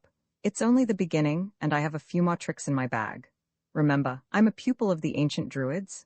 Well, Stéphane, where do we stand? What's the result of your search? Nothing. Francois, not to be found. And all's well. Did you send him on his master's tracks as we arranged? Yes, but he simply took me down the postern path to Francois' boat. There's no hiding place on that side. Not one. Don Luis was silent and began to pace up and down before the dolmen. He seemed to be hesitating at the last moment, before beginning the series of actions upon which he had resolved. At last, addressing Vasque, he said, "I have no time to waste. I must leave the island in 2 hours. What's your price for setting Francois free at once?" "Francois fought a duel with Reynaud," Vasque replied, "and was beaten." "You lie, Francois won." "How do you know? Did you see them fight?" "No, or I should have interfered, but I know who was the victor." "No one knows except myself, they were masked." "Then, if Francois is dead, it's all up with you." Vasque took time to think. The argument allowed of no debate. He put a question in his turn. "Well, what do you offer me?" "Your liberty, and with it?" "Nothing." "Yes, the Godstone." "Never." Don Luis shouted the word, accompanying it with a vehement gesture of the hand, and he explained, "Never, your liberty, yes, if the worst comes to the worst, and because I know you and know that, denuded of all resources, you will simply go and get yourself hanged somewhere else. But the Godstone would spell safety, wealth, the power to do evil." "That's exactly why I want it," said Vasque, "and by telling me what it's worth, you make me all the more difficult in the matter of Francois. I shall find Francois all right, it's only a question of patience, and I shall stay 2 or 3 days longer, if necessary. You will not find him, and if you do, it will be too late." "Why?" "Because he has had nothing to eat since yesterday." This was said coldly and maliciously. There was a silence, and Don Luis retorted, "In that case, speak if you don't want him to die." "What do I care? Anything rather than fail in my task and stop midway when I've got so far. The end is within sight. Those who get in my way must look out for themselves." "You lie. You won't let that boy die." "I let the other die right enough." Petrus and Stéphane made a movement of horror, while Don Luis laughed frankly. "Capital? There's no hypocrisy about you. Plain and convincing arguments. By Jingo, how beautiful to see a Hun laying bare his soul. What a glorious mixture of vanity and cruelty, of cynicism and mysticism. A Hun has always a mission to fulfill, even when he's satisfied with plundering and murdering. Well, you're better than a Hun, you're a super Hun." And he added, still laughing, "So I propose to treat you as super Hun. Once more, will you tell me where Francois is?" "No." "All right." He turned to the farmers and said, very calmly, "Go ahead, lads." It was a matter of a second. With really extraordinary precision of gesture, and as though the act had been separated into a certain number of movements, learnt and rehearsed beforehand like a military drill, they picked up Vasque, fastened him to the rope which hung to the tree, hoisted him up without paying attention to his cries, his threats or his shouts, and bound him firmly, as he had bound his victim. "Howl away, old chap," said Don Luis, serenely. "Howl as much as you like. You can only wake the sisters Archignat and the others in the 30 coffins. Howl away, my lad, but good Lord, how ugly you are, what a face." He took a few steps back to appreciate the sight better. "Excellent, you look very well there, it couldn't be better. Even the inscription fits, V. Derach, Vasque de Hohenzollern. For I presume that, as the son of a king, you are allied to that noble house. And now, Vasque, all you have to do is to lend me an attentive ear. I'm going to make you the little speech I promised you." Vasque was wriggling on the tree and trying to burst his bonds, but since every effort merely served to increase his suffering, he kept still, and to vent his fury, began to swear and blaspheme most hideously, and to inveigh against Don Luis. "Robber, murderer, it's you that are the murderer, it's you that are condemning Francois to death. Francois was wounded by his brother, it's a bad wound and may be poisoned." Stéphane and Petrus pleaded with Don Luis. Stéphane expressed his alarm. "You can never tell," he said. "With a monster like that, anything is possible, and suppose the boy's ill?" "It's bunkum and blackmail," Don Luis declared. "The boy's quite well." "Are you sure?" "Well enough, in any case, to wait an hour. In an hour the Superhun will have spoken. He won't hold out any longer. Hanging loosens the tongue." "And suppose he doesn't hold out at all?" "What do you mean?" "Suppose he himself expires from too violent an effort, heart failure, a clot of blood to the head. Well, his death would destroy the only hope we have of learning where Francois is hidden. His death would be Francois' undoing." But Don Luis was inflexible. "He won't die," he cried. "Vasquez sot doesn't die of a stroke. No, he'll talk within an hour. Just time enough to deliver my lecture." Petrus Belleville began to laugh in spite of himself. "Have you a lecture to deliver?" "Rather, and such a lecture," exclaimed Don Luis. "The whole adventure of the Godstone, an historical treatise, a comprehensive view extending from prehistoric times to the 30 murders committed by the Superhun? By Jove, it's not every day that one has the opportunity of reading a paper like that, and I wouldn't miss it for a kingdom. Mount the platform, Don Luis, and fire away with your speech." He took his stand opposite Vasque. You lucky dog, you. You're in the front seats and you won't lose a word.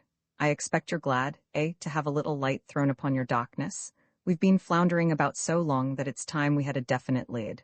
I assure you I'm beginning not to know where I am. Just think, a riddle which has lasted for centuries and centuries, and which you've merely muddled still further. Thief, robber, snarled Vasque. Insults? Why, if you're not comfortable, let's talk about Francois. Never, he shall die.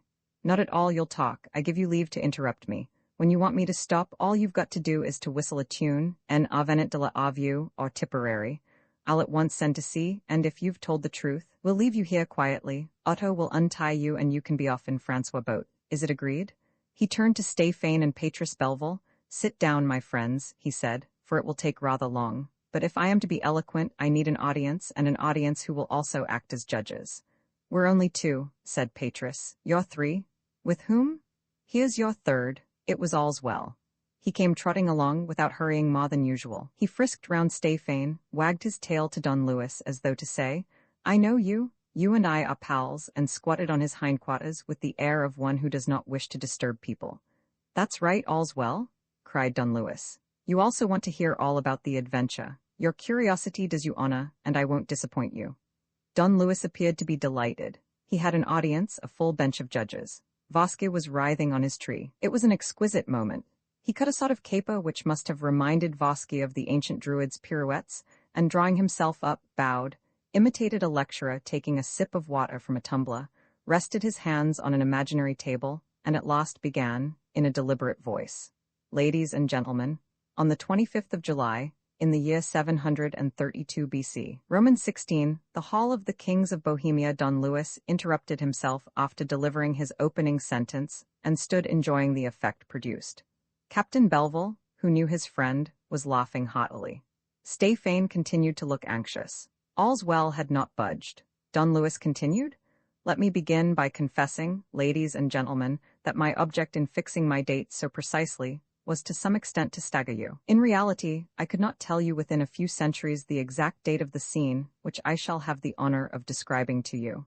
But what I can guarantee is that it is laid in that country of Europe which today we call Bohemia, and at the spot where the little industrial town of Joachimsthal now stands. That, I hope, is fairly circumstantial.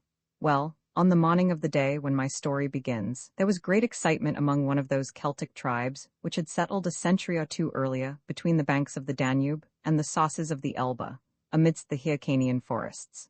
The warriors, assisted by their wives, were striking their tents, collecting the sacred axes, the bows and arrows, gathering up the pottery, the bronze and tin implements, loading the horses and the oxen. The chiefs were here, there and everywhere, attending to the smallest details. There was neither tumult nor disorder. They started early in the direction of a tributary of the Elbe, the Edge, which they reached towards the end of the day. Here boats were waiting, guarded by 100 of the picked warriors who had been sent ahead. One of these boats was conspicuous for its size and the richness of its decoration. A long yellow cloth was stretched from side to side. The chief of chiefs, the king, if you prefer, climbed on the stern thwart and made a speech which I will spare you, because I do not wish to shorten my own, but which may be summed up as follows. The tribe was emigrating to escape the cupidity of the neighboring populations. It is always sad to leave the places where one has dwelt, but it made no difference to the men of the tribe, because they were carrying with them their most valuable possession, the sacred inheritance of their ancestors, the divinity that protected them and made them formidable and great among the greatest, in short, the stone that covered the tomb of their kings. And the chief of chiefs, with a solemn gesture, drew the yellow cloth and revealed a block of granite in the shape of a slab about 2 yards by 1, granular in appearance and dark in color, with a few glittering scales gleaming in its substance. There was a single shout raised by the crowd of men and women, and all, with outstretched arms, fell flat on their faces in the dust. Then the chief of chiefs took up a metal scepter with a jeweled handle, which lay on the block of granite, brandished it on high and spoke. The all-powerful staff shall not leave my hand until the miraculous stone is in a place of safety. The all-powerful staff is born of the miraculous stone. It also contains the fire of heaven, which gives life or death. While the miraculous stone was the tomb of my forefathers, the all-powerful staff never left their hands on days of disaster or of victory. May the fire of heaven light us. May the sun god light our way. He spoke, and the whole tribe set out upon its journey. Don Luis struck an attitude and repeated, in a self-satisfied tone, he spoke, and the whole tribe set out upon its journey. Patris Belleville was greatly amused, and Stéphane, infected by his hilarity, began to feel more cheerful. But Don Luis now addressed his remarks to them. There's nothing to laugh at? All this is very serious. It's not a story for children who believe in conjuring tricks and sleight of hand, but a real history, all the details of which will, as you shall see, give rise to precise, natural and, in a sense, scientific explanations. Yes, ladies and gentlemen, scientific. I am not afraid of the word. We are here on scientific ground, and Vasque himself will regret his cynical merriment. Don Luis took a second sip of water and continued.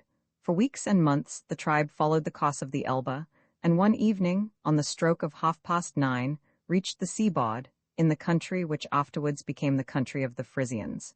It remained there for weeks and months, without finding the requisite security. It therefore determined upon a fresh exodus. This time it was a naval exodus. 30 boats put out to sea. Observe this number 30, which was that of the families composing the tribe. And for weeks and months they wandered from shore to shore, settling first in Scandinavia, next among the Saxons, driven off, putting to sea again, and continuing their voyage. And I assure you it was really a strange, moving, impressive sight to see this vagrant tribe dragging in its wake the tombstone of its kings, and seeking a safe, inaccessible and final refuge in which to conceal its idol, protect it from the attack of its enemies, celebrate its worship, and employ it to consolidate the tribal power.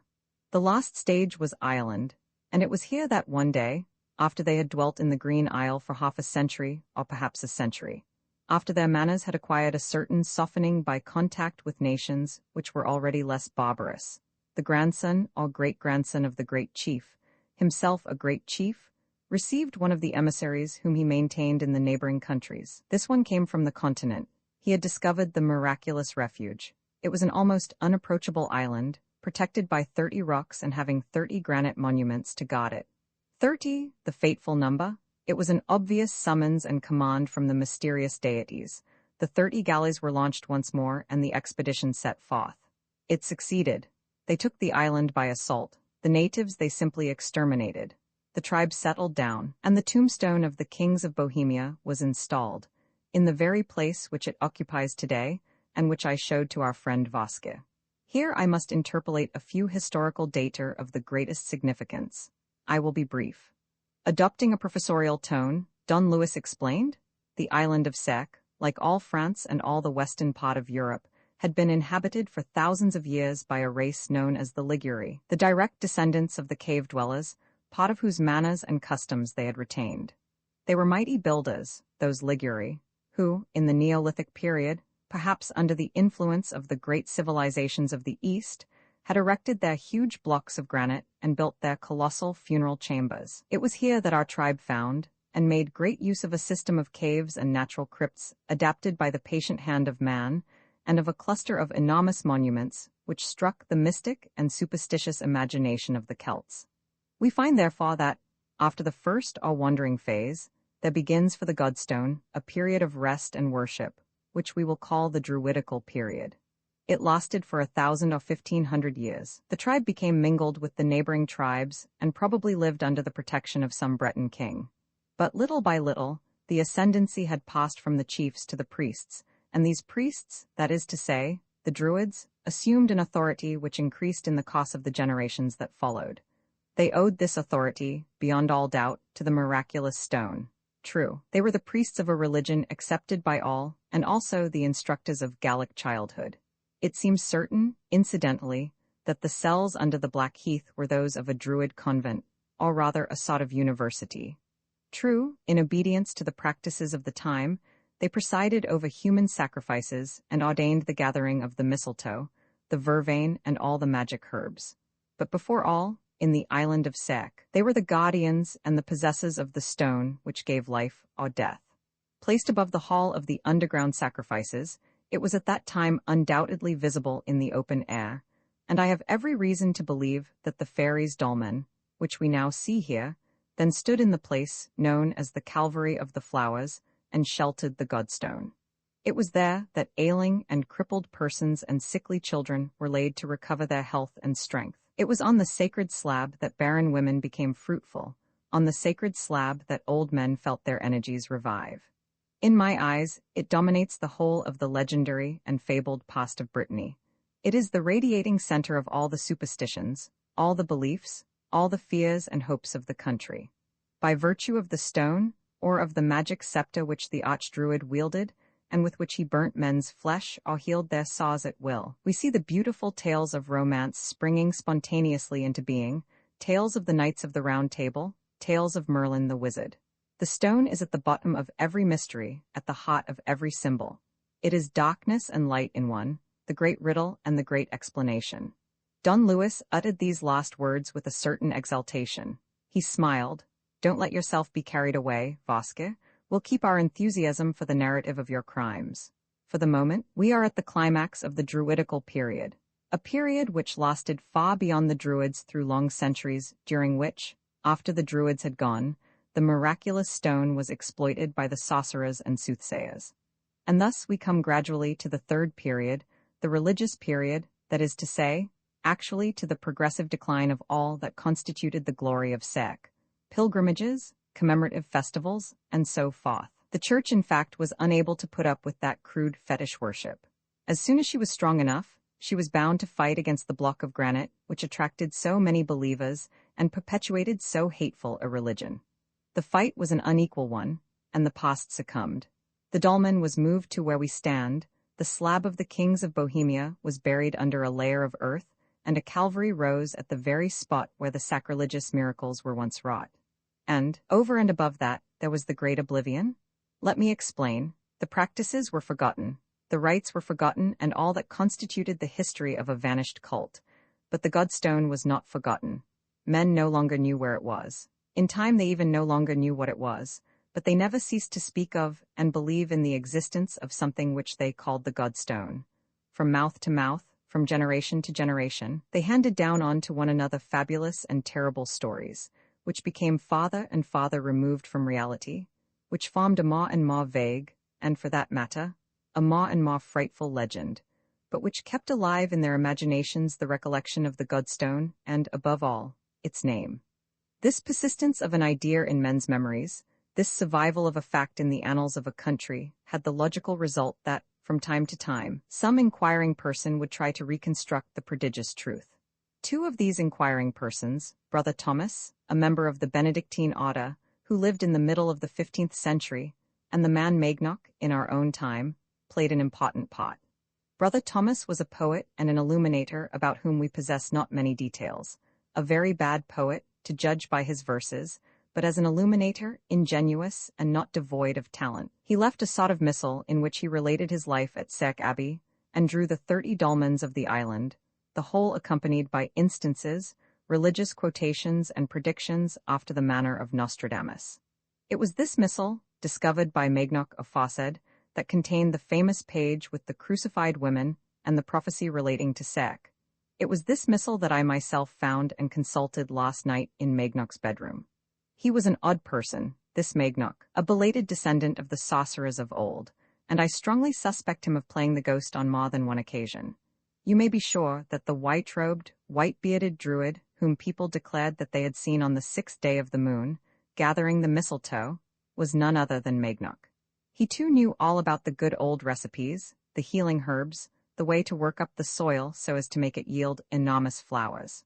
One thing is certain, that he explored the mortuary crypts and the hall of the sacrifices, that it was he who purloined the magic stone contained in the knob of the scepter, and that he used to enter these crypts by the opening through which we have just come, in the middle of the postern path, of which he was obliged each time to replace the screen of stones and pebbles.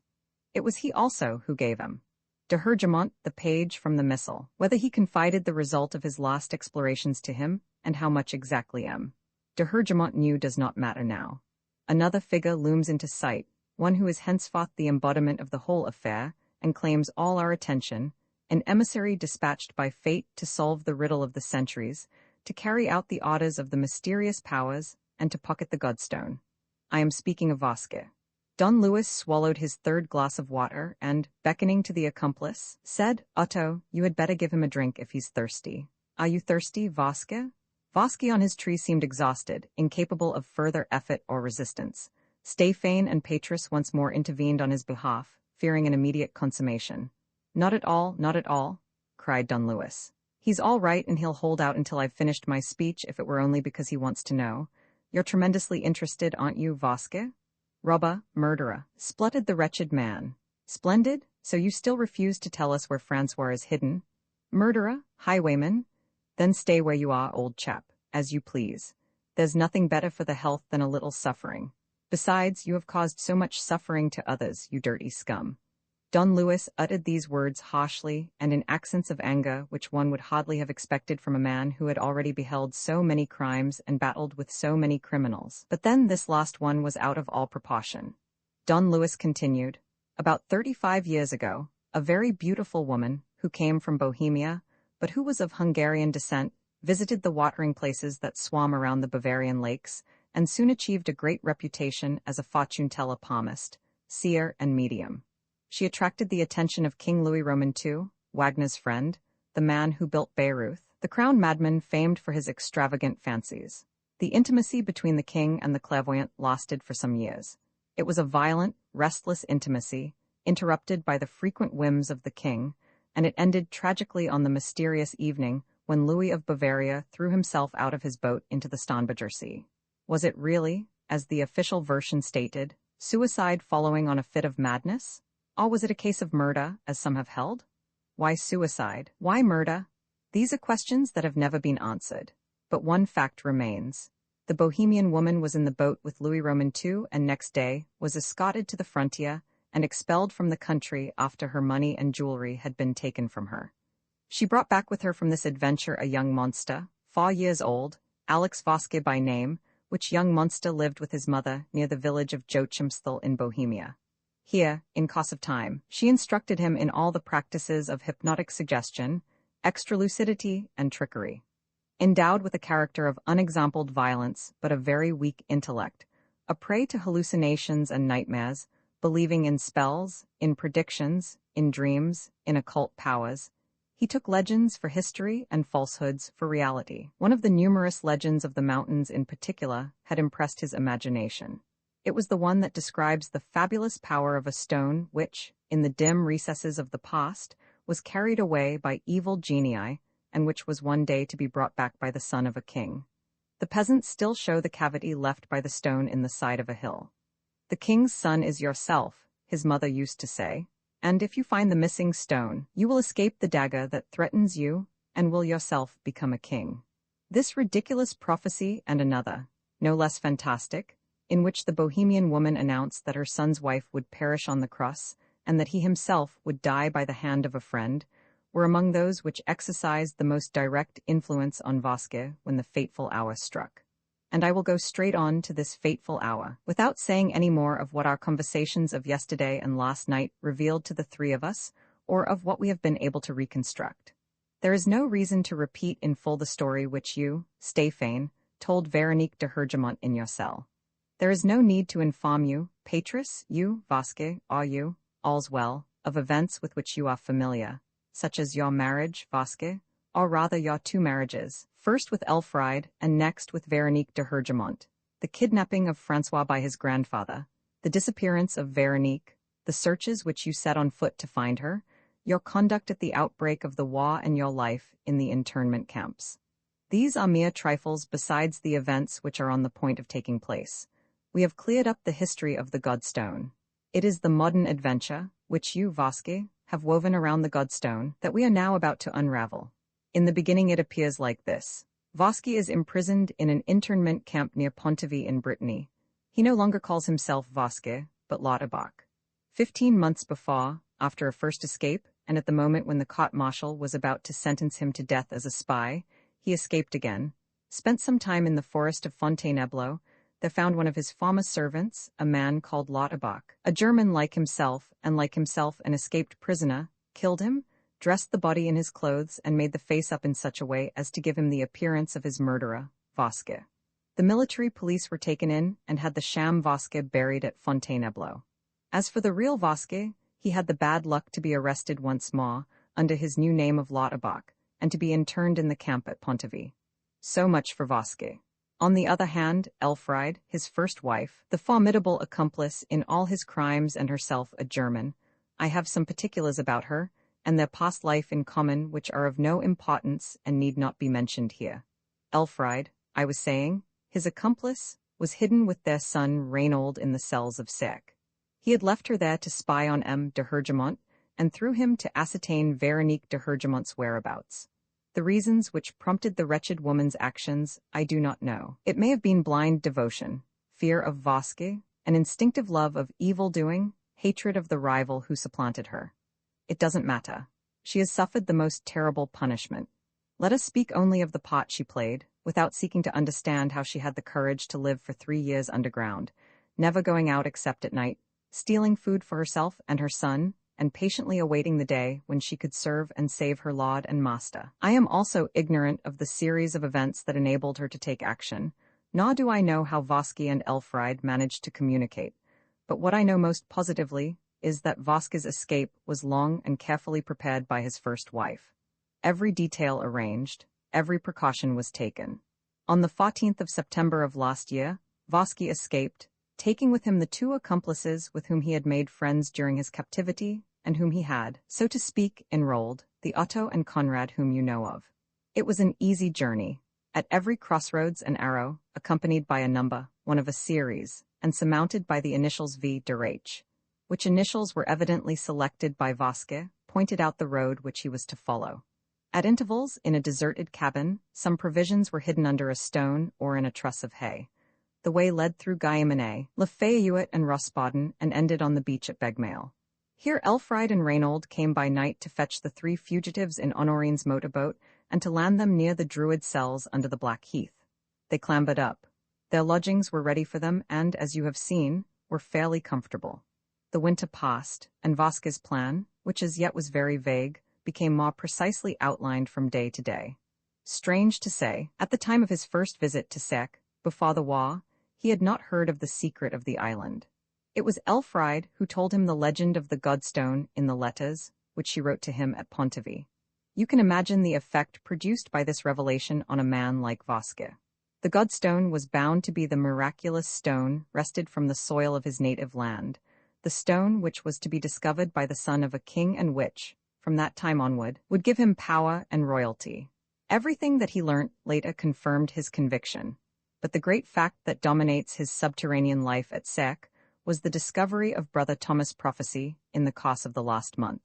Fragments of this prophecy were lingering on every hand, which he was able to pick up by listening to the conversations of the fisherfolk in the evenings, lurking under the windows of the cottages or on the roofs of the barns. Within mortal memory, the people of Sarek have always feared some terrible events connected with the discovery and the disappearance of the invisible stone. There was likewise always a question of wrecks and of women crucified. Besides, Vasque was acquainted with the inscription on the ferry's dolmen about the 30 victims destined for the 30 coffins, the martyrdom of the 4 women, the Godstone which gives life or death. What a number of disturbing coincidences for a mind as weak as his! But the prophecy itself, found by Maignoc in the illuminated missal, constitutes the essential factor of the whole story. Remember that Maignoc had torn out the famous page, and that M. de Hergemont, who was fond of drawing, had copied it several times, and had unconsciously given to the principal woman the features of his daughter Veronique. Vasque became aware of the existence of the original, and of one of the copies when he saw Maignoc one night looking at them by the light of his lamp. Immediately, in the darkness, he contrived somehow to pencil in his notebook the 15 lines of this precious document. He now knew and understood everything. He was dazzled by a blinding light. All the scattered elements were gathered into a whole, forming a compact and solid truth. There was no doubt possible. The prophecy concerned him, and it was his mission to realize it. This, I repeat, is the essence of the whole matter. From that moment, Vasque's path was lighted by a beacon. He held in his hand Ariadne's clue of thread. The prophecy represented to him an unimpeachable text. It was one of the tables of the law. It was the Bible. And yet think of the stupidity, of the unspeakable silliness of those 15 lines scribbled at a venture, with no other motive than rhyme, not a phrase showing a sign of inspiration, not a spark, not a gleam, not a trace of the sacred madness that uplifted the Delphian Pythoness, or provoked the delirious visions of a Jeremiah or an Ezekiel? Nothing. Syllables, rhymes, nothing, less than nothing, but quite enough to enlighten the gentle Vosky and to make him burn with all the enthusiasm of a neophyte. Stay fain, Patris, listen to the prophecy of Brother Thomas. The Supahun wrote it down on 10 different pages of his notebook, so that he might wear it 10 times next to his skin and engrave it in the very substance of his being. Here's one of the pages. Stay fain, Patris, listen, listen, O faithful Otto, and you yourself, Vosky, for the last time listen to the doggerel of Brother Thomas. Listen as I read. In Sex Isle, in year 14 and 3, there will be shipwrecks, terrors, grief and crimes, death chambers, arrows, poison there will be and woe, 4 women crucified on tree, for 30 coffins victims 30 times. Before his mother's eyes, Abel kills Cain. The father then, coming forth of Almain, a cruel prince, obeying destiny, by 1,000 deaths and lingering agony, his wedded wife one night of June hath slain. Fire and loud noise will issue from the earth in secrecy where the great treasure lies, and man again will on the stone set eyes once stolen from wild men in bygone days or the sea, the godstone which gives life or death. Don Luis Perina had begun to read in emphatic tones, bringing out the imbecility of the words and the triteness of the rhythm. He ended in a hollow voice, without resonance, which died away in an anguished silence. The whole adventure appeared in all its horror. He continued, You understand how the facts are linked together, don't you, Stay fain, you who were one of the victims and who knew or know the others? So do you, Patris, don't you? In the 15th century, a poor monk, with a disordered imagination and a brain haunted by infernal visions, expresses his dreams in a prophecy which we will describe as bogus, which rests on no serious data, which consists of details depending on the exigencies of the rhyme or rhythm, and which certainly, both in the poet's mind and from the standpoint of originality, possesses no more value than if the poet had drawn the words at random out of a bag. The story of the Godstone, the legends and traditions, none of all this provides him with the least element of prophecy. The worthy man evolved the prophecy from his own consciousness, not intending any harm and simply to add a text of some sort to the margin of the devilish drawing which he had so painstakingly illuminated. And he is so pleased with it that he takes the trouble to take a pointed implement and engrave a few lines of it on one of the stones of the fairy's dolmen. Well, 4 or 5 centuries later, the prophetic page falls into the hands of a Supahun, a criminal lunatic, a madman eaten up with vanity. What does the Supahun see in it? A diverting puerile fantasy? A meaningless caprice? Not a bit of it. He regards it as a document of the highest interest, one of those documents which the most Supahunish of his fellow countrymen love to pore over, with this difference, that the document to his mind possesses a miraculous origin. He looks upon it as the Old and New Testament, the scriptures which explain and expound the Sarek law, the very gospel of the Godstone. And this gospel designates him, Vosky, him, the Supahun, as the Messiah appointed to execute the decrees of providence. To Vosky, there is no possibility of mistake. No doubt he enjoys the business because it is a matter of stealing wealth and power.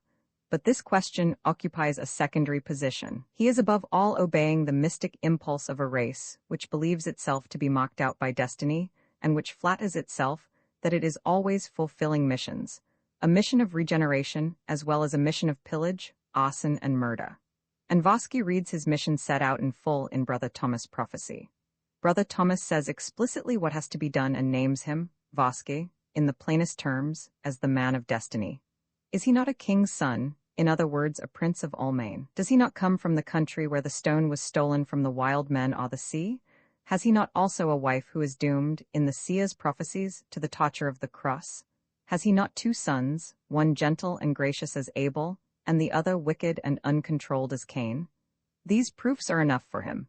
He now has his mobilization papers, his marching orders in his pocket. The gods have indicated the objective upon which he is to march, and he marches. True, there are a few living people in his path. So much the better, it is all part of the program. For it is after all these living people have been killed and, moreover, killed in the manner announced by Brother Thomas that the task will be done, the Godstone released and Vosky, the instrument of destiny, crowned king. Therefore, let's turn up our sleeves, take our trusty butcher's knife in hand, and get to work. Vosky will translate Brother Thomas' nightmare into real life. Romans 17 Cruel prince, obeying destiny. Don Luis once more addressed himself to Vosky. We're agreed, aren't we, camarade? All that I'm saying exactly expresses the truth? Vosky had closed his eyes, his head was drooping, and the veins on his temple were immoderately swollen. To prevent any interference by Stéphane, Don Louis exclaimed, "You will speak, my fine fellow? Ah, the pain is beginning to grow serious, is it? The brain is giving way. Remember, just one whistle, a bar or two of Tipperary, and I interrupt my speech. You won't, you're not ripe yet, so much the worse for you. And you, Stéphane, have no fear for Francois, I answer for everything. But no pity for this monster, please. No, no, and again no. Don't forget that he prepared and contrived everything of his own free will. Don't forget, but I'm getting angry. What's the use?" Don Louis unfolded the page of the notebook on which Vosky had written down the prophecy, and, holding it under his eyes, continued, "What remains to be said is not so important once the general explanation is accepted. Nevertheless, we must go into detail to some slight extent, show the mechanism of the affair imagined and built up by Vosky, and lastly come to the part played by our attractive ancient druid. So we are now in the month of June. This is the season fixed for the execution of the 30 victims. It was evidently appointed by Brother Thomas because the rhythm of his verse called for a month in one syllable, just as the year 14 and 3 was selected because 3 rhymes with B and tree, and just as Brother Thomas decided upon the number of 30 victims because 30 is the number of the Sarek reefs and coffins. But Vosky takes it as a definite command. 30 victims are needed in June 17. They will be provided. They will be provided on condition that the 29 inhabitants of Sarek, we shall see presently that Vosky has his 30th victim handy, consent to stay on the island and await their destruction. Well, Vosky suddenly hears of the departure of Honorine and Maignoc. Honorine will come back in time.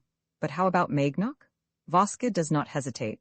He sends Elfried and Conrad on his tracks, with instructions to kill him and to wait. He hesitates the less because he believes, from certain words which he has overheard, that Maignoc has taken with him the precious stone, the miraculous gem which must not be touched, but which must be left in its leaden sheath. This is the actual phrase used by Maignoc. Elfried and Conrad therefore set out. One morning, at an inn, Elfried mixes poison with the coffee which Maignoc is drinking.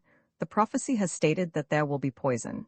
Maignoc continues his journey, but in an hour or two he is seized with intolerable pain and dies, almost immediately, on the bank by the roadside. Elfried and Conrad come up and go through his pockets. They find nothing, no gem, no precious stone. Vosky's hopes have not been realized. All the same, the corpse is there. What are they to do with it? For the time being, they fling it into a half-demolished hut, which Vosky and his accomplices had visited some months before. Here Veronique de Hergemont discovers the body, and an hour later fails to find it there. Elfried and Conrad, keeping watch close at hand, have taken it away and hidden it, still for the time being, in the cellars of a little empty country house. There's one victim accounted for. We may observe, in passing, that Maignoc's predictions relating to the order in which the 30 victims are to be executed, beginning with himself, have no basis. The prophecy doesn't mention such a thing. In any case, Vosky goes to work at random.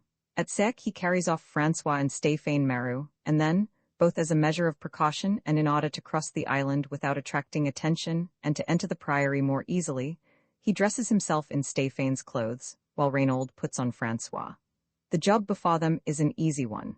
The only people in the house are an old man, M. de Hergemont, and a woman, Marie Le Goff. As soon as these are got rid of, the rooms and Maignoc's in particular will be searched. Vosky, as yet unaware of the result of Elfried's expedition, would not be surprised if Maignoc had left the miraculous jewel at the priory. The first to fall is the cook, Marie Le Goff, whom Vosky takes by the throat and stabs with a knife. But it so happens that the ruffian's face gets covered with blood, and seized with one of those fits of cowardice to which he is subject, he runs away, after loosing Reynaud upon him. De Hergemont. The fight between the boy and the old man is a long one. It is continued through the house and, by a tragic chance, ends before Veronique de Hergemont's eyes. M. de Hergemont is killed. Honorine arrives at the same moment. She drops, making the fourth victim. Matters now begin to go quickly. Panic sets in during the night. The people of Sarek, frightened out of their wits, seeing that Maignoc's predictions are being fulfilled, and that the hour of the disaster which has so long threatened their island is about to strike, make up their minds to go. This is what Vosky and his son are waiting for. Taking up their position in the motorboat which they have stolen, They rush after the runaways, and the abominable hunt begins, the great disaster foretold by Brother Thomas. There will be shipwrecks, terrors, grief, and crimes. Honorine, who witnesses the scene, and whose brain is already greatly upset, goes mad and throws herself from the cliff. Thereupon, we have a lull of a few days, during which Veronique de Hergemont explores the priory and the island without being disturbed. As a matter of fact, after their successful hunt, leaving only Otto, who spends his time drinking in the cells, the father and son have gone off in the boat to fetch Elfried and Conrad, and to bring back Magnoc's body and fling it in the water within sight of Sarek, since Magnoc of necessity has one of the 30 coffins earmarked for his reception. At that moment, that is when he returns to Sarek, Vasquez's bag numbers 24 victims. Stéphane and Francois are prisoners, guarded by Otto. The rest consists of 4 women reserved for crucifixion, including the 3 sisters Archignat, all locked up in their wash-house. It is their turn next. Veronique de Hergemont tries to release them, but it is too late. Waylaid by the band, shot at by Reynold, who is an expert archer, the sisters Archignat are wounded by arrows for arrows, see the prophecy, and fall into the enemy's hands. That same evening they are strung up on the 3 oaks, after Vasquez has first relieved them of the 50,000 franc notes which they carried concealed on their persons. Total, 29 victims. Who will be the 30th? Who will be the 4th woman? Don Luis paused and continued. As to this, the prophecy speaks very plainly in 2 places, each of which complements the other. Before his mother's eyes, Abel kills Cain. And a few lines lower down, his wedded wife one night in June hath slain. Vasquez, from the moment when he became aware of this document, had interpreted the 2 lines in his own fashion. Being, in fact, unable at that time to dispose of Veronique, for whom he has vainly been hunting all over France, he temporizes with the decrees of destiny. The 4th woman to be tortured shall be a wife, but she shall be his first wife, Elfried. And this will not be absolutely contrary to the prophecy, which, if need be, can apply to the mother of Cain just as well as to the mother of Abel. And observe that the other prophecy, that which was communicated to him by word of mouth in the old days, also failed to specify the woman who was to die. Vasquez's wife shall perish on the cross. Which wife? Elfried. So his dear, devoted accomplice is to perish. It's terrible for Vasquez, it breaks his heart. But the god Moloch must be obeyed, and, considering that Vasquez, to accomplish his task, decided to sacrifice his son Reynold, it would be inexcusable if he refused to sacrifice his wife Elfried. So all will be well. But suddenly, a dramatic incident occurs. While pursuing the sisters Archignat, he sees and recognizes Veronique de Hergemont. A man like Vasquez could not fail to behold in this yet another favor vouchsafed by the powers above. The woman whom he has never forgotten is sent to him at the very moment when she is to take her place in the great adventure. She is given to him as a miraculous victim which he can destroy or conquer. What a prospect, and how the heavens brighten with unexpected light. Vasquez loses his head. He becomes more and more convinced that he is the Messiah, the chosen one, the apostle, missionary, the man who is obeying destiny. He is linked up with the line of the high priests, the guardians of the Godstone. He is a druid, an archdruid, and as such on the night when Veronique de Hergemont burns the bridge, on the 6th night after the moon, he goes and cuts the sacred mistletoe with a golden sickle. And the siege of the priory begins. I will not linger over this. Veronique de Hergemont has told you the whole story, Stéphane, and we know her sufferings, the part played by the delightful Allswell, the discovery of the underground passage and the cells, the fight for Francois, the fight for you, Stéphane, whom Vasquez imprisoned in one of the torture cells called death chambers in the prophecy. Here you are surprised with Madame de Hergemont. The young monster, Reynold, hurls you into the sea. Francois and his mother escape. Unfortunately, Vasquez and his band succeed in reaching the priory. Francois is captured. His mother joins him. And then the most tragic scenes ensue, scenes upon which I will not enlarge. The interview between Vasquez and Veronique de Hergemont, the duel between the 2 brothers, between Cain and Abel, before Veronique de Hergemont's very eyes. For the prophecy insists upon it. Before his mother's eyes, Abel kills Cain, and the prophecy likewise demands that she shall suffer beyond expression, and that Vasquez shall be subtle in doing evil. A cruel prince, he puts marks on the 2 combatants, and when Abel is on the point of being defeated, he himself wounds Cain so that Cain may be killed. The monster is mad, he's mad and drunk. The climax is close at hand. He drinks and drinks, for Veronique de Hergemont's martyrdom is to take place that evening. By 1,000 deaths and lingering agony, his wedded wife one night of June hath slain. The 1,000 deaths Veronique has already undergone, and the agony will be lingering. The hour comes. Supper, funeral procession, preparations, the setting up of the ladder, the binding of the victim, and then the ancient druid. Don Luis gave a hearty laugh as he uttered the last words. Here, upon my word, things begin to get amusing. From this moment onward, tragedy goes hand in hand with comedy, the gruesome with the burlesque. Oh, that ancient druid, what a caution! To you, Stéphane, and you, Patris, who were behind the scenes, the story is devoid of interest. But to you, Vasque, what exciting revelations! I say, Otto, just put the ladder against the trunk of the tree, so that your employer can rest his feet on the top rung. Is that easier for you, Vasque? Mock you, my little attention does not come from any ridiculous feeling of pity. Oh dear, no, but I'm afraid that you might go fut, and besides I want you to be in a comfortable position to listen to the ancient druid's confession. He had another burst of laughter. There was no doubt about it. The ancient druid was a great source of entertainment to Don Luis. The ancient druid's arrival, he said, introduces order and reason into the adventure. What was loose and vague becomes more compact. Incoherent crime turns into logical punishment. We have no longer blind obedience to Brother Thomas Doggerel, but the submission to common sense, the rigorous method of a man who knows what he wants and who has no time to lose. Really, the ancient druid deserves all our admiration. The ancient druid, whom we may call either Don Luis Perina or Arsène Lupin, you suspect that, don't you? Knew very little of the story when the periscope of his submarine, the Crystal Stopper, emerged in sight of the coast of Sarek at midday yesterday. Very little? Stéphane Maru cried in spite of himself. One might say nothing, Don Luis declared. What, all those facts about Vasque's past, all those precise details about what he did at Sarek, about his plans and the part played by Elfried in the poisoning of Maignoc? I learnt all that here, yesterday, said Don Luis. But from whom? We never left one another. Believe me when I say that the ancient druid, when he landed yesterday on the coast of Sarek, knew nothing at all. But the ancient druid lays claim to be at least as great a favorite of the gods as you are, Vasque. And in fact he at once had the luck to see, on a lonely little beach, our friend Stéphane, who himself had had the luck to fall into a pretty deep pool of water, and thus to escape the fate which you and your son had prepared for him. Rescue work, conversation. In half an hour, the ancient druid had the facts. Forthwith, investigations. He ended by reaching the cells, where he found in yours, Vasque, a white robe which he needed for his own use and a scrap of paper with a copy of the prophecy written by yourself. Excellent.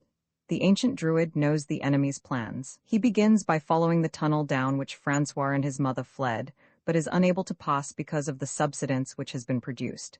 He retraces his steps and comes out on the Black Heath. Exploration of the island, meeting with Otto and Conrad. The enemy burns the footbridge. It is 6 o'clock in the evening. Query, how to get to the priory? Stéphane suggests by the Poston path. The ancient druid returns to the Crystal Stopper. They circumnavigate the island under the direction of Stéphane, who knows all the channels. And besides, my dear Vasque, the Crystal Stopper is a very docile submarine. She can slip in anywhere. The ancient druid had her built to his own designs, and at last they land at the spot where Francois' boat is hanging. Here, meeting with All's Well, who is sleeping under the boat, the ancient druid introduces himself. Immediate display of sympathy. They make a start, but halfway up the ascent, All's Well branches off. At this place the wall is the cliff is, so to speak, patched with movable blocks of stone. In the middle of these stones is an opening made by Maignoc, as the ancient druid discovered later, in order to enter the Hall of Sacrifices and the mortuary crypts. Thus, the ancient druid finds himself in the thick of the plot, master above ground and below. Only, it is 8 o'clock in the evening. As regards Francois, there is no immediate anxiety. The prophecy says, Abel kills Cain. But Veronique de Hergemont was to perish one night of June. Had she undergone the horrible martyrdom? Was it too late to rescue her? Don Luis turned to Stéphane. You remember, Stéphane, the agony through which you and the ancient druid passed and your relief at discovering the tree prepared with the inscription V. Derach. The tree has no victim on it yet. Veronique will be saved, and in fact we hear a sound of voices coming from the priory. It is the grim procession. It slowly climbs the grassy slope amid the thickening darkness. The lantern is waved, a halt is called. Vasque spouts and holds forth. The last scene is at hand. Soon we shall rush to the assault and Veronique will be delivered. But here an incident occurs which will amuse you, Vasque. Yes, we make a strange discovery, my friends and I. We find a woman prowling round the dolmen, who hides as we come up. We seize her. Stefane recognizes her by the light of an electric torch. Do you know who it was, Vasque? I give you 100 guesses. Elfried. Yes, Elfried, your accomplice, the one whom you meant to crucify at first. Curious, wasn't it? In an extreme state of excitement, half crazy, she tells us that she consented to the duel between the two boys on your promise that her son would be the victor and kill Veronique's son. But you had locked her up in the morning. And in the evening, when she succeeded in making her escape, it was Reynolds' dead body that she found. She has now come to be present at the torture of the rival whom she detests, and then to avenge herself on you and kill you, my poor old chap. A capital idea, the ancient druid approves, and while you go up to the dolmen and Stefane keeps an eye on you, he continues to question Elfried. But lo and behold, Vasque, at the sound of your voice, the jade begins to kick. She veers round unexpectedly. Her master's voice stimulates her to an unparalleled display of ardor.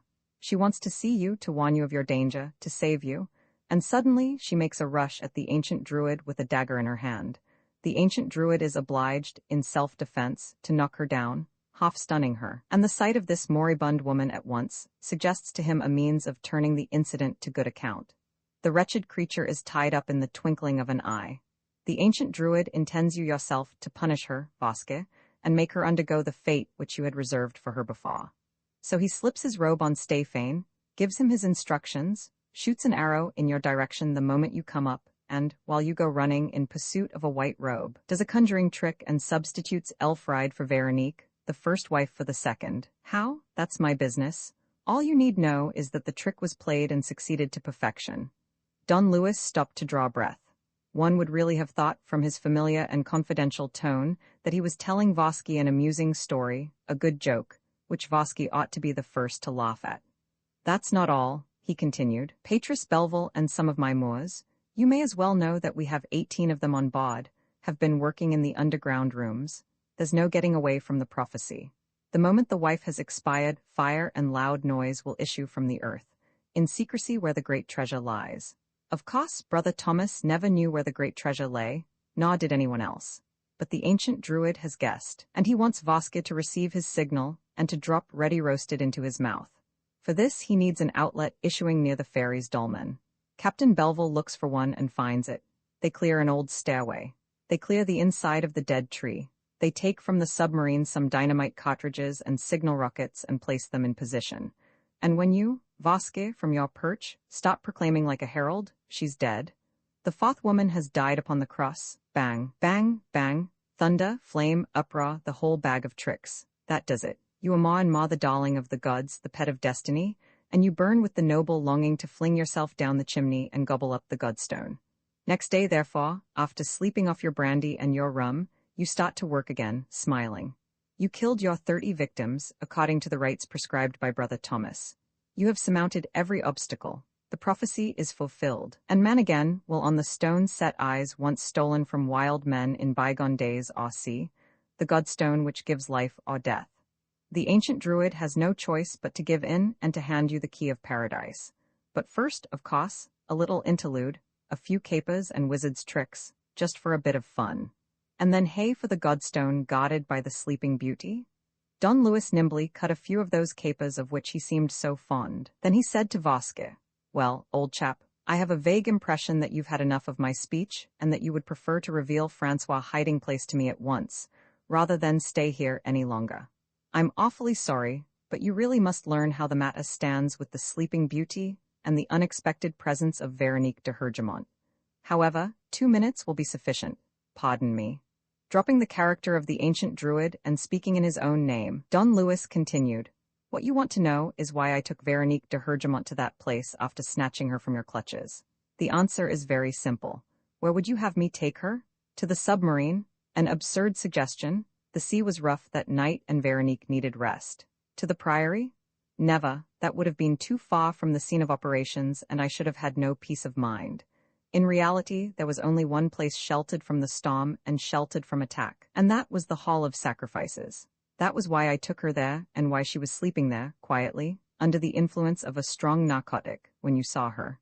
I confess that the pleasure of treating you to this spectacle counted for something in my decision, and how splendidly I was rewarded. Oh, if you could have seen the face you pulled. Such a ghastly sight. Veronique raised from the dead. Veronique brought back to life. So horrible was the vision that you ran away helter-skelter. But to cut a long story short, you find the exit blocked. Thereupon you change your mind. Conrad returns to the offensive. He attacks me by stealth while I am preparing to move Veronique de Hergemont to the submarine. Conrad receives a mortal blow from one of the Moors. Second comic interlude. Conrad, dressed up in the ancient druid's robe, is laid on the floor in one of the crypts, and of course your first thought is to leap on him and wreak your vengeance on him. And, when you see Elfride's body, which has taken the place of Veronique de Hergemont in the sacred table, whoosh, you jump on that too, and reduce the woman whom you have already crucified to a bleeding pulp.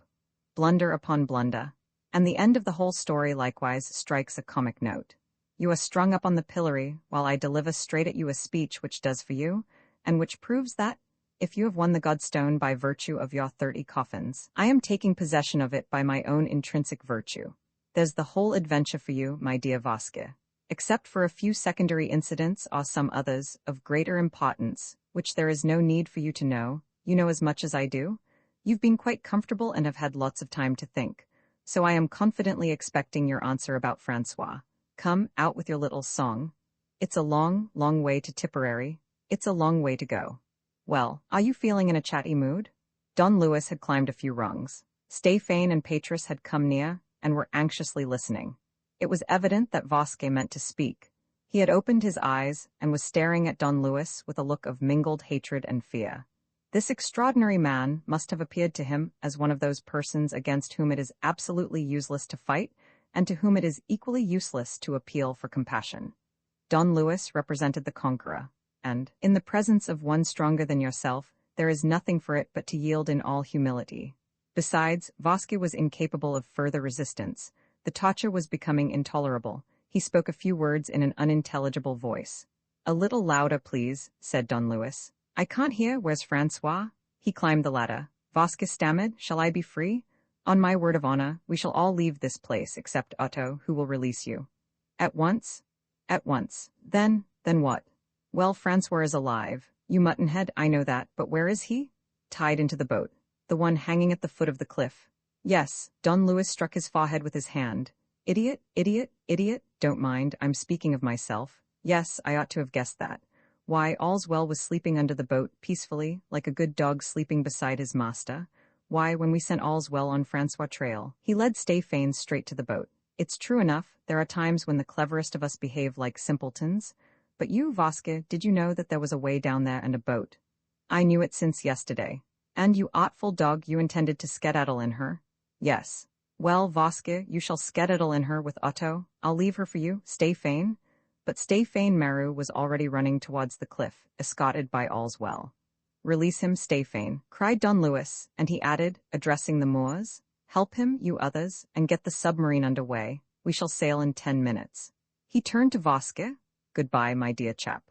Oh, just one more word. Every well-regulated adventure contains a love story. Ours appears to be without one, for I should never dare to allude to the feelings that urged you towards the sainted woman who bore your name. And yet I must tell you of a very pure and noble affection. Did you notice the eagerness with which Stéphane flew to Francois' assistance? Obviously, he loves his young pupil, but he loves the mother still more. And since everything that pleases Veronique de Hergemont is bound to please you, I wish to admit that he is not indifferent to her, that his wonderful love has touched her heart, that it was with real joy that she saw him restored to her this morning, and that this will all end in a wedding, as soon as she's a widow, of course. You follow me, don't you? The only obstacle to their happiness is yourself. Therefore, as you are a perfect little gentleman, you will not like to, but I need not go on.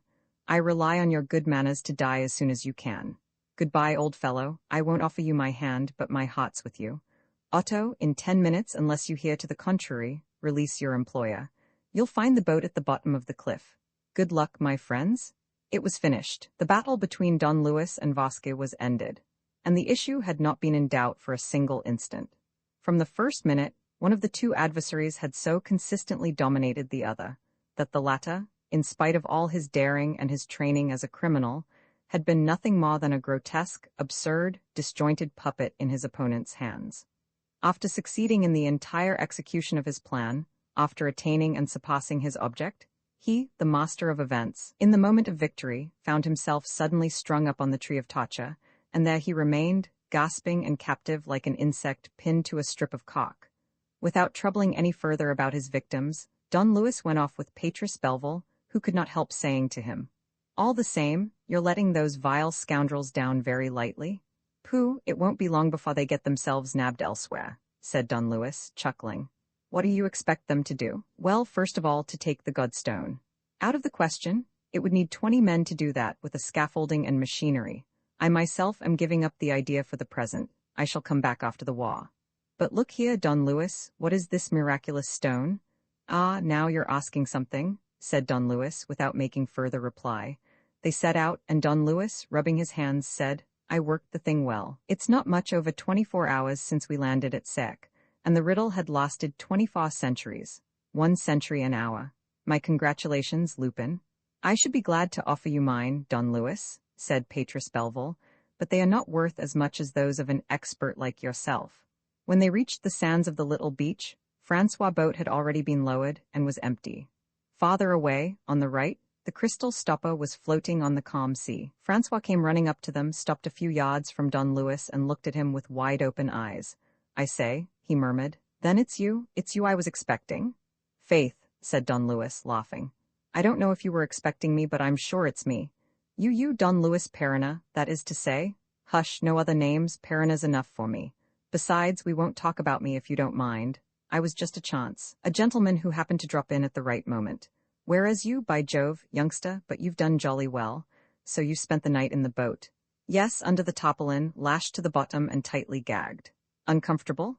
"Not at all. I hadn't been there 10 minutes when all's well appeared. So, but the man, the scoundrel, what had he threatened to do to you?" "Nothing. After the duel, while the others were attending to my opponent, he brought me down here, pretending that he was going to take me to Mother and put us both on board the boat. Then, when we got to the boat, he laid hold of me without a word." "Do you know the man? Do you know his name?" "I know nothing about him. All I can say is that he was persecuting us, Mother and me, for reasons which I shall explain to you, Francois. In any case, you have nothing to fear from him now." "Oh, but you haven't killed him?" "No, but I have put it out of his power to do any more harm. This will all be explained to you, but I think that, for the moment, the most urgent thing is that we should go to your mother. Stéphane told me that she was resting over there, in the submarine, and that you had saved her too. Does she expect me?" "Yes, we had a talk last night, she and I promised to find you. I felt that she trusted me. All the same, Stéphane, you had better go ahead and prepare her." The crystal stopper lay at the end of a reef of rocks which formed a sort of natural jetty. Some 10 or 12 Moors were running to and fro. 2 had drawn apart and were whispering together. 2 of them were holding a gangway which Don Luis and Francois crossed a minute later. In one of the cabins, arranged as a drawing room, Veronique lay stretched on a couch. Her pale face bore the marks of the unspeakable suffering which she had undergone. She seemed very weak, very weary, but her eyes, full of tears, were bright with happiness. Francois rushed into her arms. She burst into sobs without speaking a word. Opposite them, Allswell, seated on his haunches, beat the air with his forepaws and looked at them, with his head a little on one side. "Mother," said Francois, "Don Luis is here." She took Don Luis' hand and pressed a long kiss upon it while Francois murmured, "You saved Mother. You saved us both." Don Luis interrupted him. "Will you give me pleasure, Francois? Well, don't thank me. If you really want to thank somebody there, thank your friend Allswell. He does not look as if he had played a very important part in the piece. And yet, compared with the scoundrel who persecuted you, he was the good genius, always discreet, intelligent, modest, and silent." "So are you?" "Oh, I am neither modest nor silent, and that's why I admire Allswell. Here, Allswell, come along with me, and, for goodness' sake, stop sitting up. You might have to do it all night, for they will be shedding tears together for hours, the mother and son." Roman 18, the Godstone, the crystal stopper, was running on the surface of the water. Don Luis sat talking, with Stéphane, Patris, and Allswell, who were gathered round him. "What a swine that Vosky is," he said. "I've seen that breed of monster before, but never one of his caliber." "Then in that case?" Patris Belville objected. "In that case?" echoed Don Luis. "I repeat what I've said already. You hold a monster in your hands and you let him go free, to say nothing of its being highly immoral. Think of all the harm that he can do, that he inevitably will do. It's a heavy responsibility to take upon yourself, that of the crimes which he will still commit. Do you think so too, Stéphane? Asked Don Louis.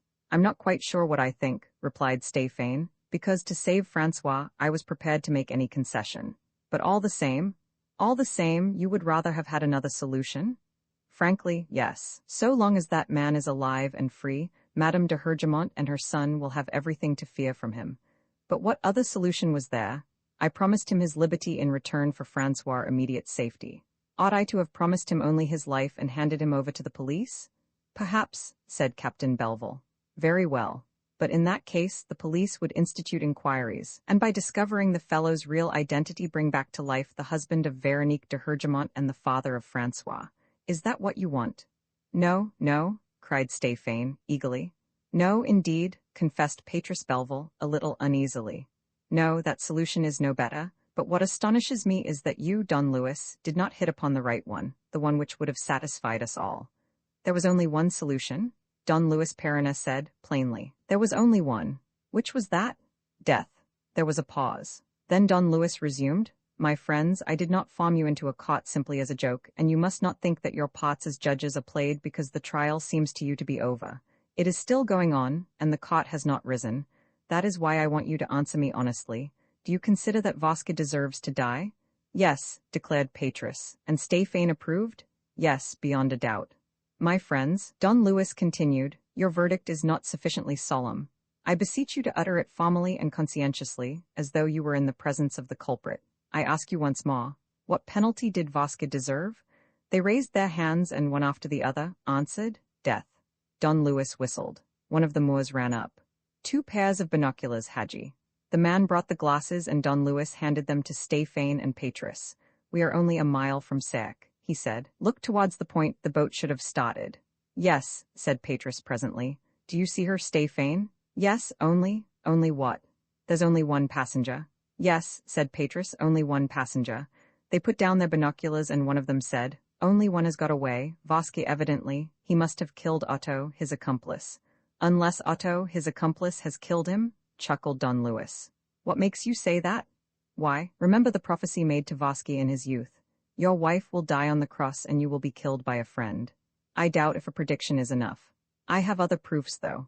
What proofs? They, my friends, form part of the lost problem we shall have to elucidate together. For instance, what is your idea of the manner in which I substituted Elfriede Vasque for Madame de Hergemont? Stéphane shook his head. I confess that I never understood. And yet it's so simple. When a gentleman in a drawing-room, in a white tie and a tailcoat, performs conjuring tricks or guesses your thoughts, you say to yourself, don't you, that there must be some artifice beneath it all, the assistance of a confederate. Well, you need seek no farther where I'm concerned. What, you had a confederate? Yes, certainly. But who was he? Otto. Otto, but you never left us, you never spoke to him, surely? How could I have succeeded without his help? In reality, I had 2 confederates in this business, Elfriede and Otto, both of whom betrayed Vasque, either out of revenge or out of greed. While you, Stéphane, were luring Vasque past the ferry's dolmen, I accosted Otto. We soon struck a bargain, at the cost of a few banknotes and in return for a promise that he would come out of the adventure safe and sound. Moreover, I informed him that Vasque had pouched the sisters Arcagnat's 50,000 francs. How did you know that? Asked Stéphane. Through my confederate number 1, through Elfriede, whom I continued to question in a whisper while you were looking out for Vasque's coming and who also, in a few brief words, told me what she knew of Vasque's past. When all is said, you only saw Otto that once. 2 hours later, after Elfriede's death and after the fireworks in the hollow oak, we had a second interview under the ferry's dolmen. Vasque was asleep, stupefied with drink, and Otto was mounting guard. You can imagine that I seized the opportunity to obtain particulars of the business and to complete my information about Vasque with the details which Otto, for 2 years, had been secretly collecting about a chief whom he detested. Then he unloaded Vasque's and Conrad's revolvers, or rather he removed the bullets, while leaving the cartridges. Then he handed me Vasque's watch and notebook, as well as an empty locket and a photograph of Vasque's mother, which Otto had stolen from him some months before, things which helped me next day to play the wizard with the aforesaid Vasque in the crypt where he found me. That is how Otto and I collaborated. Very well, said Patris, but still you didn't ask him to kill Vasque? Certainly not. In that case, how are we to know that? Do you think that Vasque did not end by discovering our collaboration, which is one of the obvious causes of his defeat? And do you imagine that Master Otto did not foresee this contingency? You may be sure that there was no doubt of this. Vasque, once unfastened from his tree, would have made away with his accomplice, both from motives of revenge and in order to recover the sisters Archignat's 50,000 francs. Otto got the start of him. Vasque was there, helpless, lifeless, an easy prey. He struck him a blow. I will go farther and say that Otto, who is a coward, did not even strike him a blow. He will simply have left Vasque on his tree. And so the punishment is complete. Are you appeased now, my friends? Is your craving for justice satisfied? Patris and Stéphane were silent, impressed by the terrible vision which Don Luis was conjuring up before their eyes. There, he said, laughing. I was right not to make you pronounce sentence over there, when we were standing at the foot of the oak, with the live man in front of us. I can see that my two judges might have flinched a little at that moment. And so would my third judge, all's well, you sensitive, tearful fellow. And I am like you, my friends. We are not people who condemn and execute. But all the same, think of what Vasque was. Think of his 30 murders and his refinements of cruelty, and congratulate me on having, in the last resort, chosen blind destiny as his judge and the loathsome Otto as his responsible executioner. The will of the gods be done. The Sarek coast was making a thinner line on the horizon. It disappeared in the mist in which sea and sky were merged. The three men were silent. All three were thinking of the Isle of the Dead, laid waste by one man's madness, the Isle of the Dead where soon some visitor would find the inexplicable traces of the tragedy, the entrances to the tunnels, the cells with their death chambers, the hall of the Godstone, the mortuary crypts, Elfried's body, Conrad's body, the skeletons of the sisters Archignat, and, right at the end of the island, near the fairies' dolmen, where the prophecy of the 30 coffins and the 4 crosses was written for all to read, Vasque's great body, lonely and pitiable, mangled by the ravens and owls. A villa near Arcachon, in the pretty village of Les Molo, whose pine trees run down to the shores of the Gulf.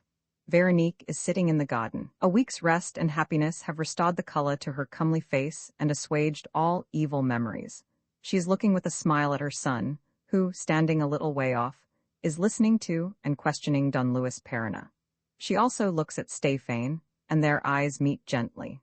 It is easy to see that the affection in which they both hold the boy is a link which unites them closely, and which is strengthened by their secret thoughts and their unuttered feelings. Not once has Stéphane recalled the avowals which he made in the cell, under the black heath, but Veronique has not forgotten them, and the profound gratitude which she feels for the man who brought up her son is mingled with a special emotion and an agitation of which she unconsciously savors the charm. That day, Don Luis, who, on the evening when the crystal stopper brought them all to the Villa des Molo, had taken the train for Paris, arrived unexpectedly at lunchtime, accompanied by Patris Belleville, and during the hour that they have been sitting in their rocking chairs in the garden, the boy, his face all pink with excitement, has never ceased to question his rescuer. And what did you do next? But how did you know? And what put you on the track of that? My darling, says Veronique, aren't you afraid of boring Don Luis? No, madam, replies Don Luis, rising, going up to Veronique and speaking in such a way that the boy cannot hear. No, Francois is not boring me, and in fact I like answering his questions. But I confess that he perplexes me a little, and that I am afraid of saying something awkward. Tell me, how much exactly does he know of the whole story? As much as I know myself, except Vasque's name, of course. But does he know the part which Vasque played? Yes, but with certain differences. He thinks that Vasque is an escaped prisoner who picked up the legend of Sarek and, in order to get hold of the Godstone, proceeded to carry out the prophecy touching it. I have kept some of the lines of the prophecy from Francois. And the part played by Elfried, her hatred for you, the threats she made you? Madwoman's talk, I told Francois, of which I myself did not understand the meaning. Don Luis smiled. The explanation is a little arbitrary, and I have a notion that Francois quite well understands that certain parts of the tragedy remain and must remain obscure to him. The great thing, don't you think, is that he should not know that Vasque was his father. He does not know, and he never will. And then, and this is what I was coming to, what name will he bear himself? What do you mean? Whose son will he believe himself to be? For you know as well as I do that the legal reality is this, that Francois Vasque died 15 years ago, drowned in a shipwreck, and his grandfather with him. And Vasque died last year, stabbed by a fellow prisoner. Neither of them is alive in the eyes of the law. So, Veronique nodded her head and smiled, so I don't know. The position seems to me, as you say, incapable of explanation, but everything will come out all right. Why? Because you're here to do it. It was his turn to smile. I can no longer take credit for the actions which I perform or the steps which I take. Everything is arranging itself a priori. Then why worry? Am I not right to? Yes, he said gravely. The woman who has suffered all that you have must not be subjected to the least additional annoyance, and nothing shall happen to her after this, I swear. So what I suggest to you is this. Long ago, you married against your father's wish a very distant cousin, who died after leaving you a son, Francois. This son your father, to be revenged upon you, kidnapped and brought to Sarek. At your father's death, the name of de Hergemont became extinct, and there is nothing to recall the events of your marriage. But my name remains. Legally, in the official records, I am Veronique de Hergemont. Your maiden name disappears under your married name. You mean under that of Vasque. No, because you did not marry that fellow Vasque, but one of your cousins called what? Jean Maru. Here is a stamped certificate of your marriage to Jean Maru, a marriage mentioned in your official records as this other document shows. Veronique looked at Don Louis in amazement. But why? Why that name? Why? So that your son may be neither de Hergemont, which would have recalled past events, nor Vasque, which would have recalled the name of a traitor. Here is his birth certificate as Francois Maru. She repeated, all blushing and confused. But why did you choose just that name? It seemed easy for Francois. It's the name of Stéphane, with whom Francois will go on living for some time. We can say that Stéphane was a relation of your husband's, and this will explain the intimacy generally. That is my plan. It presents, believe me, no possible danger. When one is confronted by an inexplicable and painful position like yours, one must needs employ special means and resort to drastic and, I admit, very illegal measures. I did so without scruple, because I have the good fortune to dispose of resources which are not within everybody's reach.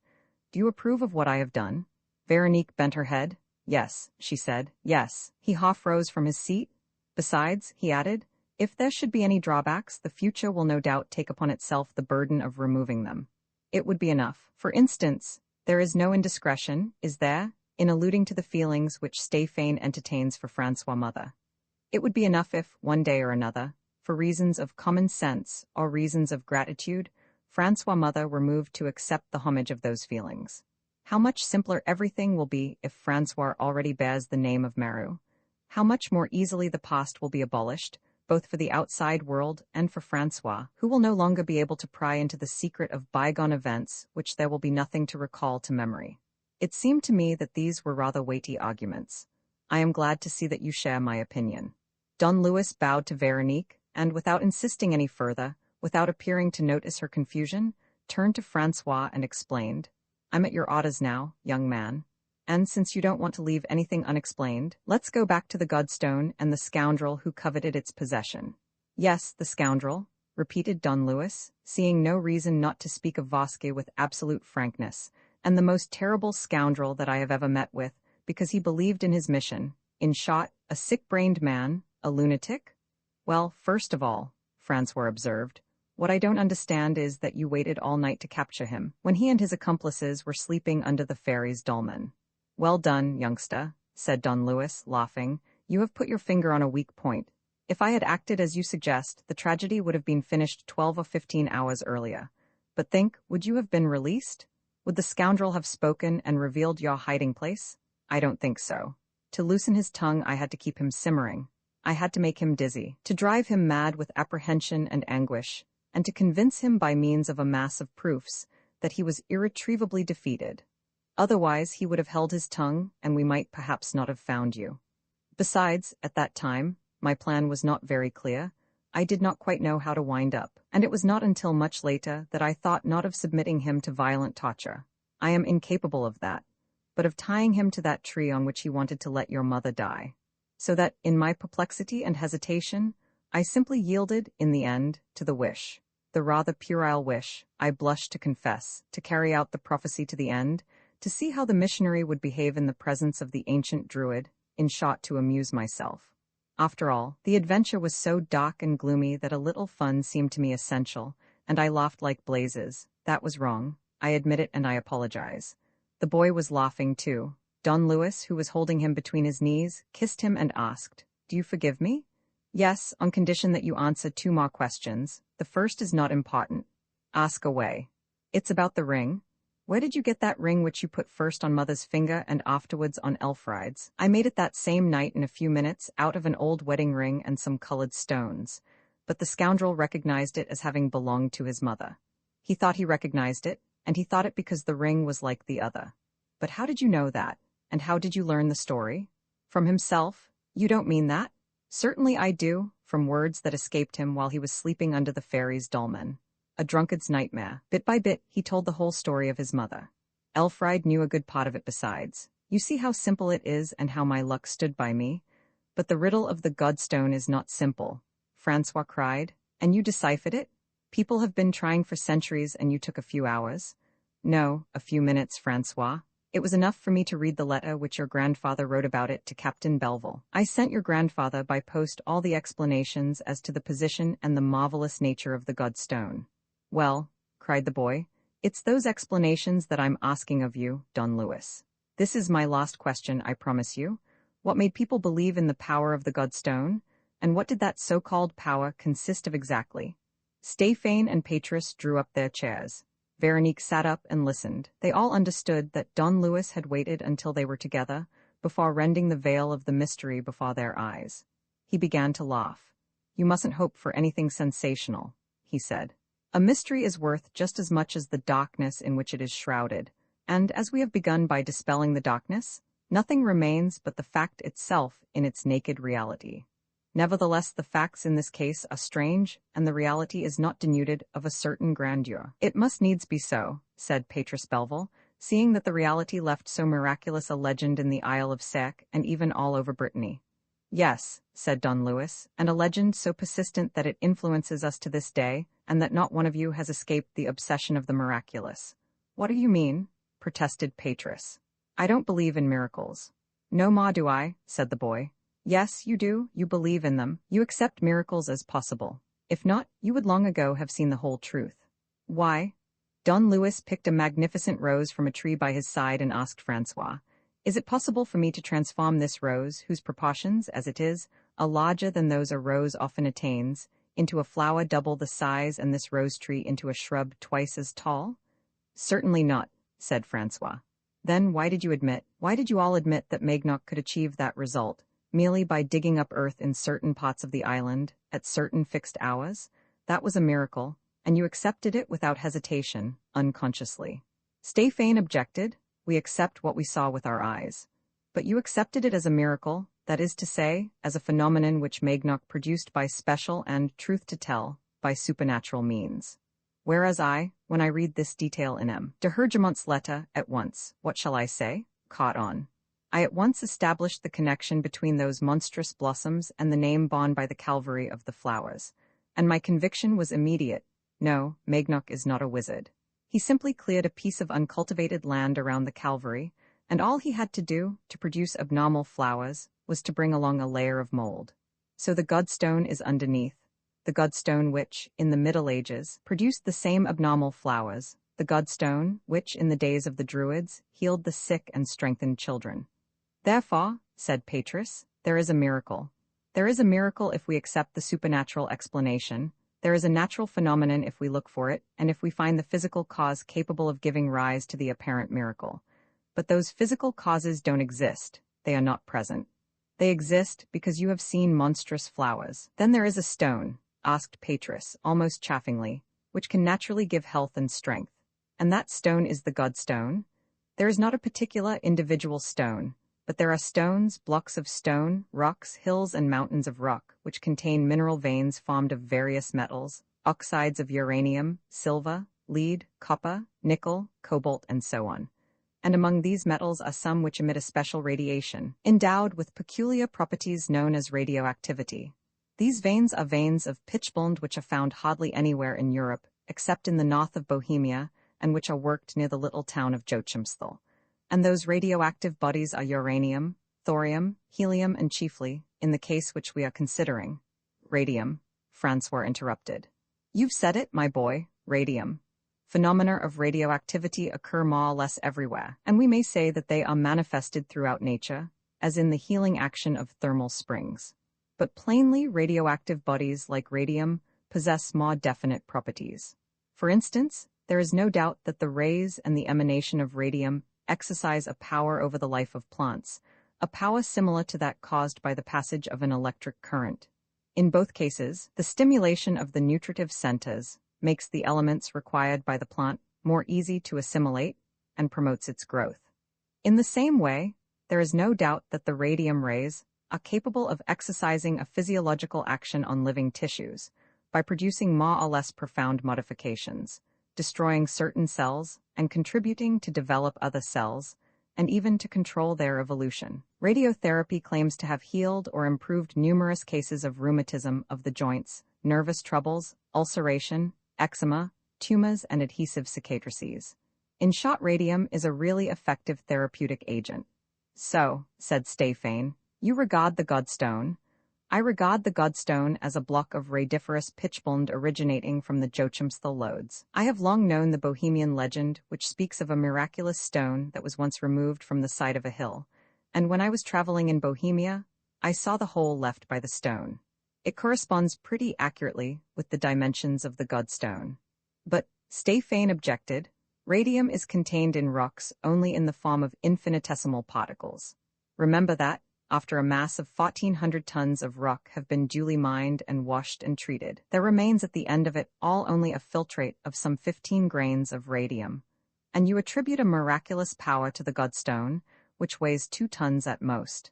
But it evidently contains radium in appreciable quantities.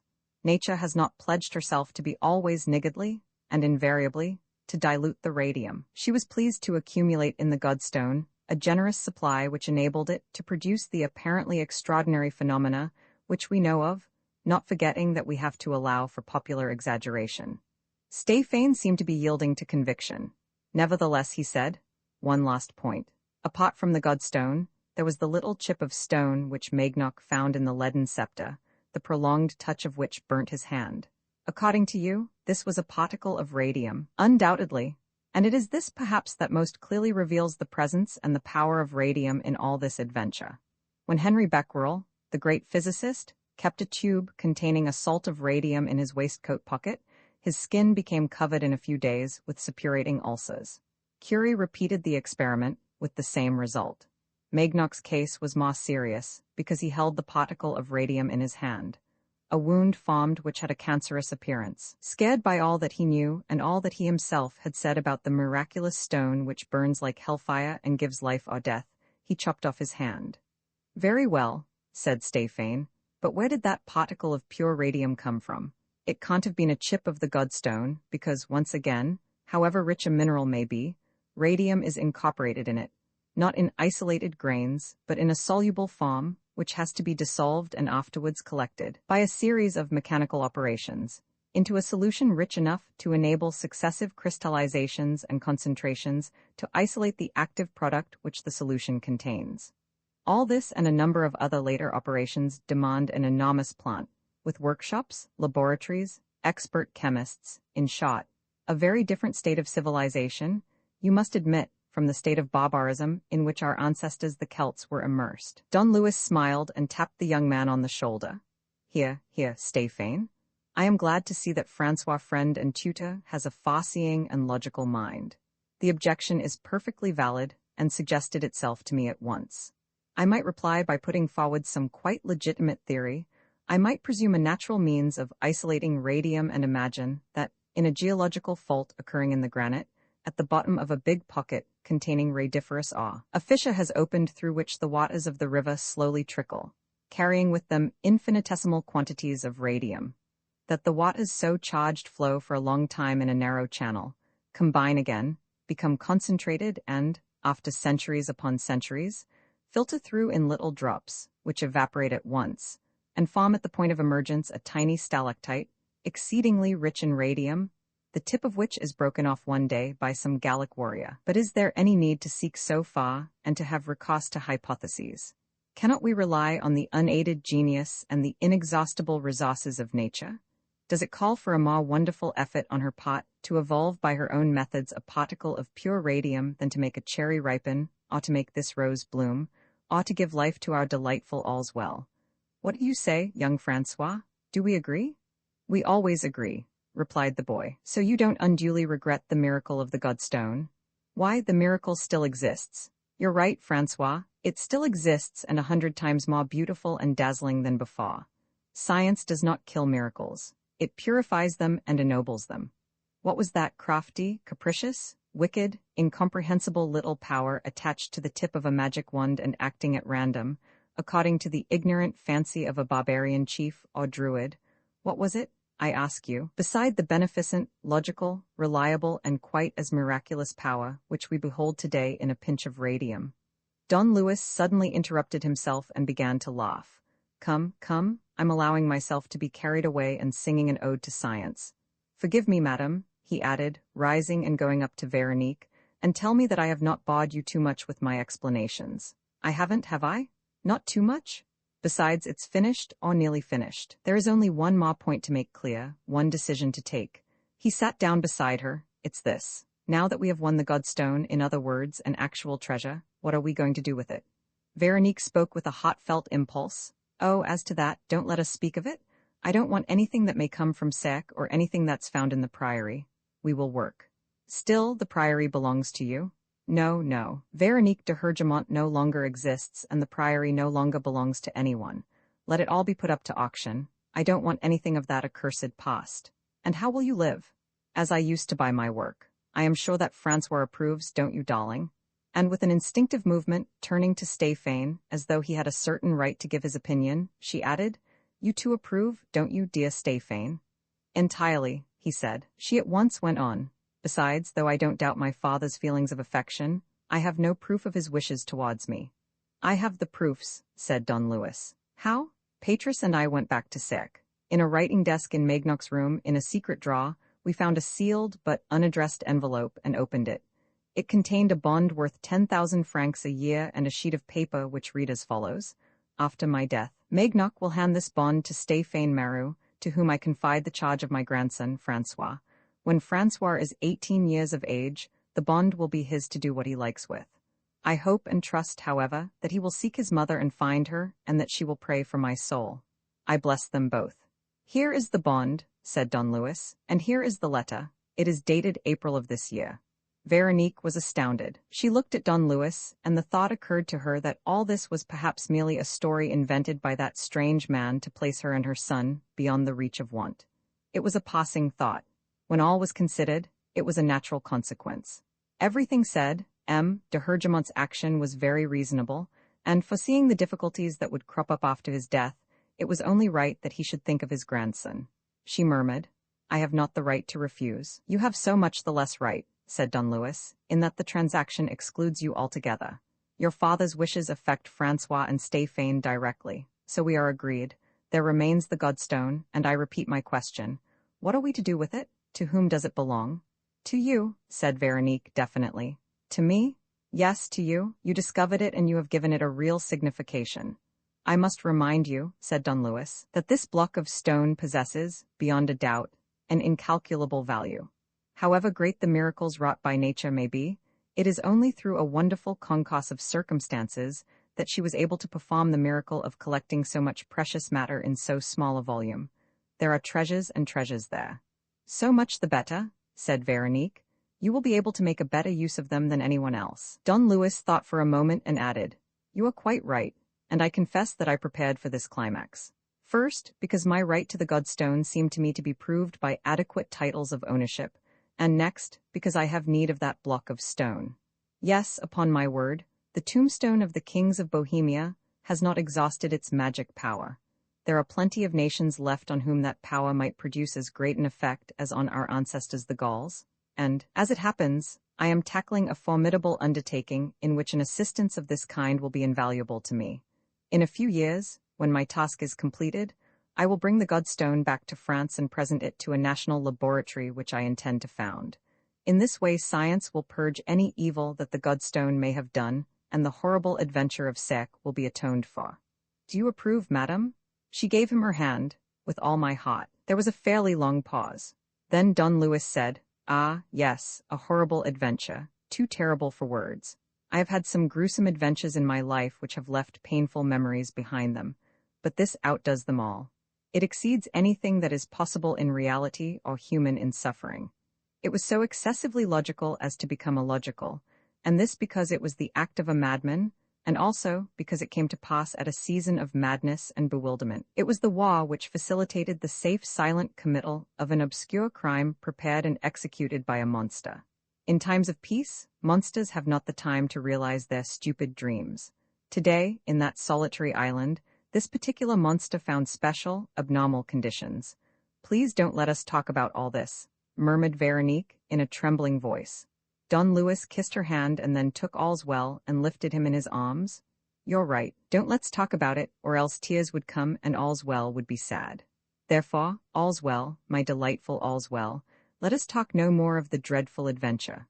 But all the same let us recall certain episodes which were beautiful and picturesque. For instance, Magnoc's garden with the gigantic flowers. You will remember it as I shall, won't you, All's Well? And the legend of the Godstone, the idol of the Celtic tribes wandering with the memorial stone of their kings, the stone all vibrant with radium, emitting an incessant bombardment of vivifying and miraculous atoms. All that, All's Well, possesses a certain charm, doesn't it? Only, my most exquisite All's Well, if I were a novelist and if it were my duty to tell the story of Coffin Island, I should not trouble too much about the horrid truth, and I should give you a much more important part. I should do away with the intervention of that phrase-mongering humbug of a Don Luis, and you would be the fearless and silent rescuer. You would fight the abominable monster, you would thwart his machinations, and in the end, you, with your marvelous instinct, would punish vice and make virtue triumph. And it would be much better so, because none would be more capable than you, my delightful All's Well, of demonstrating by 1,000 proofs, each more convincing than the other, that in this life of ours all things come right and all's well. Roman II, on the edge of the Atlantic, Veronique's state of mind underwent a sudden alteration. Even as she had fled resolutely from the threat of danger that seemed to loom up before her from the evil past, so she was now determined to pursue to the end the dread road which was opening before her. This change was due to a tiny gleam which flashed abruptly through the darkness. She suddenly realized the fact, a simple matter enough, that the arrow denoted a direction, and that the number 10 must be the 10th of a series of numbers which marked a course leading from one fixed point to another. Was it a sign set up by one person with the object of guiding the steps of another? It mattered little. The main thing was that there was here a clue capable of leading Veronique to the discovery of the problem which interested her. By what prodigy did the initials of her maiden name reappear amid this tangle of tragic circumstances? The carriage sent from Lafayette overtook her. She stepped in and told the driver to go very slowly to Rossbaden. She arrived in time for dinner, and her anticipations had not misled her. Twice she saw her signature, each time before a division in the road, accompanied by the numbers 11 and 12. Veronique slept at Rossbaden and resumed her investigations on the following morning. The number 12, which she found on the wall of a churchyard, sent her along the road to Concano, which she had almost reached before she saw any further inscriptions. She fancied that she must have been mistaken, retraced her steps, and wasted a whole day in useless searching. It was not until the next day that the number 13, very nearly obliterated, directed her towards Faussnant. Then she abandoned this direction, to follow, still in obedience to the signs, some country roads in which she once more lost her way. At last, 4 days after leaving Lafayette, she found herself facing the Atlantic, on the great beach of Begmail. She spent 2 nights in the village without gathering the least reply to the discreet questions which she put to the inhabitants. At last, one morning, after wandering among the half-buried groups of rocks which intersect the beach and upon the low cliffs, covered with trees and copses, which hem it in, she discovered, between 2 oaks stripped of their bark, a shelter built of earth and branches which must at one time have been used by custom-house officers. A small menhir stood at the entrance. The menhir bore the inscription, followed by the number 17. No arrow. A full stop underneath, and that was all. In the shelter were 3 broken bottles and some empty meat tins. This was the goal, thought Veronique. Someone has been having a meal here, food stowed in advance, perhaps. Just then she noticed that at no great distance, by the edge of a little bay which curved like a shell amid the neighboring rocks, a boat was swinging to and fro. A motorboat, and she heard voices coming from the village, a man's voice and a woman's. From the place where she stood, all that she could see at first was an elderly man carrying in his arms half a dozen bags of provisions, potted meats and dried vegetables. He put them on the ground and said, "Well, had a pleasant journey, Madame Honorine?" "Fine. And where have you been?" "Why, Paris, a week of it, running errands for my master." "Glad to be back." "Of course I am. And you see, Madame Honorine, you find your boat just where she was. I came to have a look at her every day. This morning I took away her tarpaulin. Does she run as well as ever?" "First rate. Besides, you're a master pilot, you are. Who'd have thought, Madame Honorine, that you'd be doing a job like this? It's the war. All the young men in our island are gone and the old ones are fishing. Besides, there's no longer a fortnightly steamboat service as there used to be, so I go the errands. What about petrol? We've plenty to go on with, no fear of that." "Well, goodbye for the present, Madame Honorine. Shall I help you put the things on board?"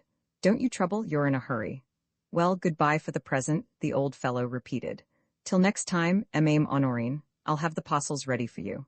He went away, but when he had gone a little distance, called out, "All the same, mind the jagged reefs round that blessed island of yours. I tell you, it's got a nasty name. It's not called Coffin Island, the island of the 30 coffins, for nothing. Good luck to you, Madame Honorine."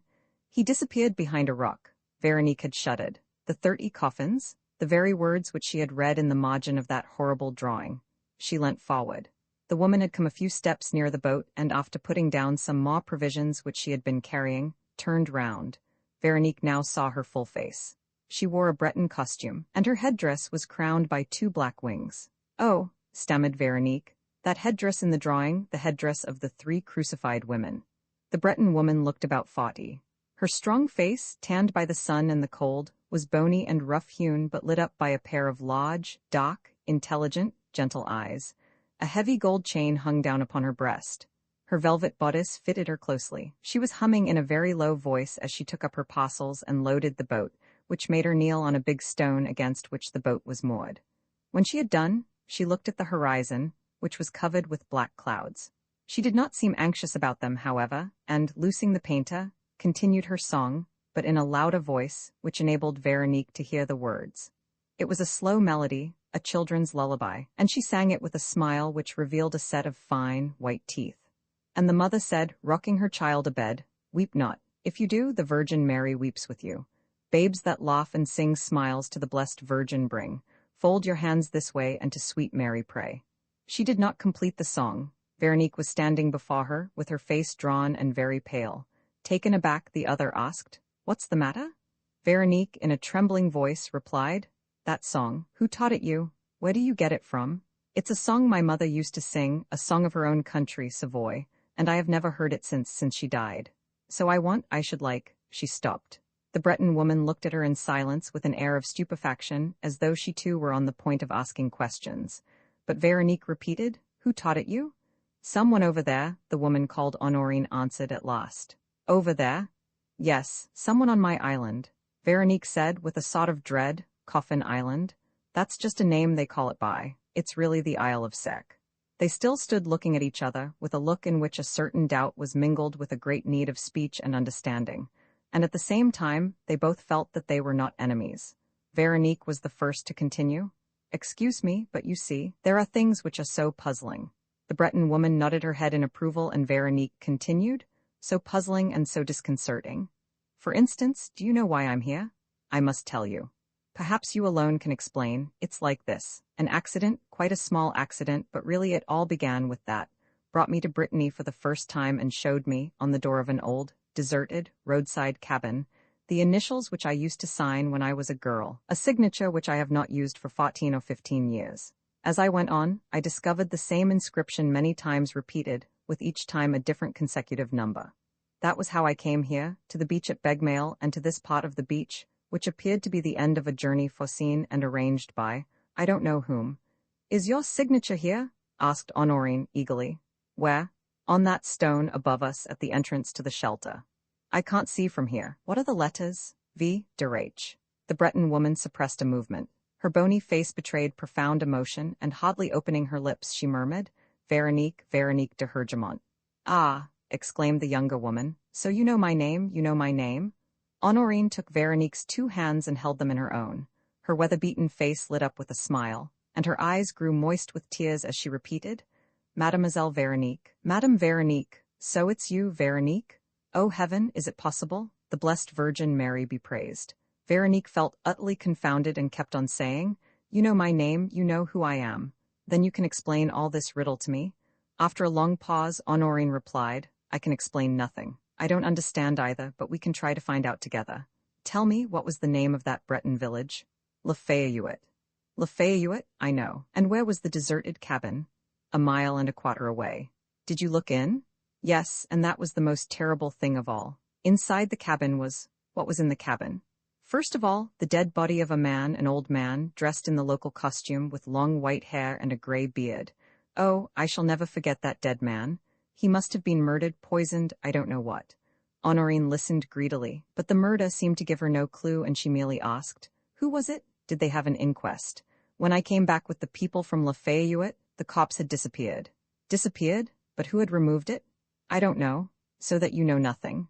Nothing. Except that the first time I found in the cabin a drawing which I tore up, but its memory haunts me like a nightmare that keeps on recurring. I can't get it out of my mind. Listen, it was a roll of paper on which someone had evidently copied an old picture, and it represented, oh, a dreadful, dreadful thing, 4 women crucified, and one of the women was myself with my name, and the others wore a headdress like yours.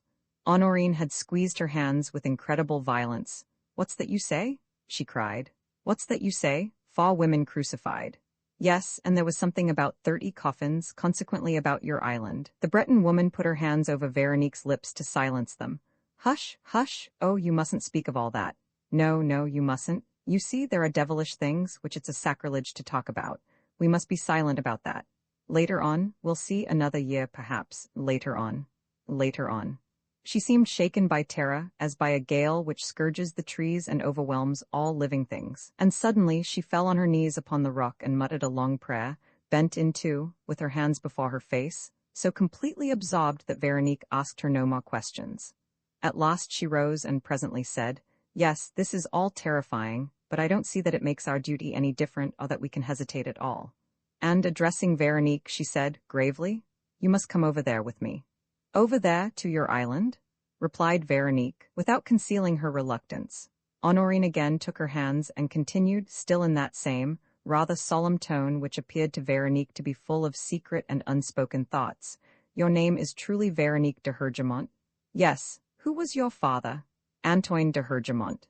You married a man called Vasque, who said he was a Pole? Yes, Alexis Vasque. You married him after there was a scandal about his running off with you and after a quarrel between you and your father. Yes. You had a child by him? Yes, a son, Francois. A son that you never knew, in a manner of speaking, because he was kidnapped by your father. Yes. And you lost sight of the 2 after a shipwreck. Yes, they are both dead. How do you know? It did not occur to Veronique to be astonished at this question, and she replied, My personal inquiries and the police inquiries were both based upon the same indisputable evidence, that of the 4 sailors.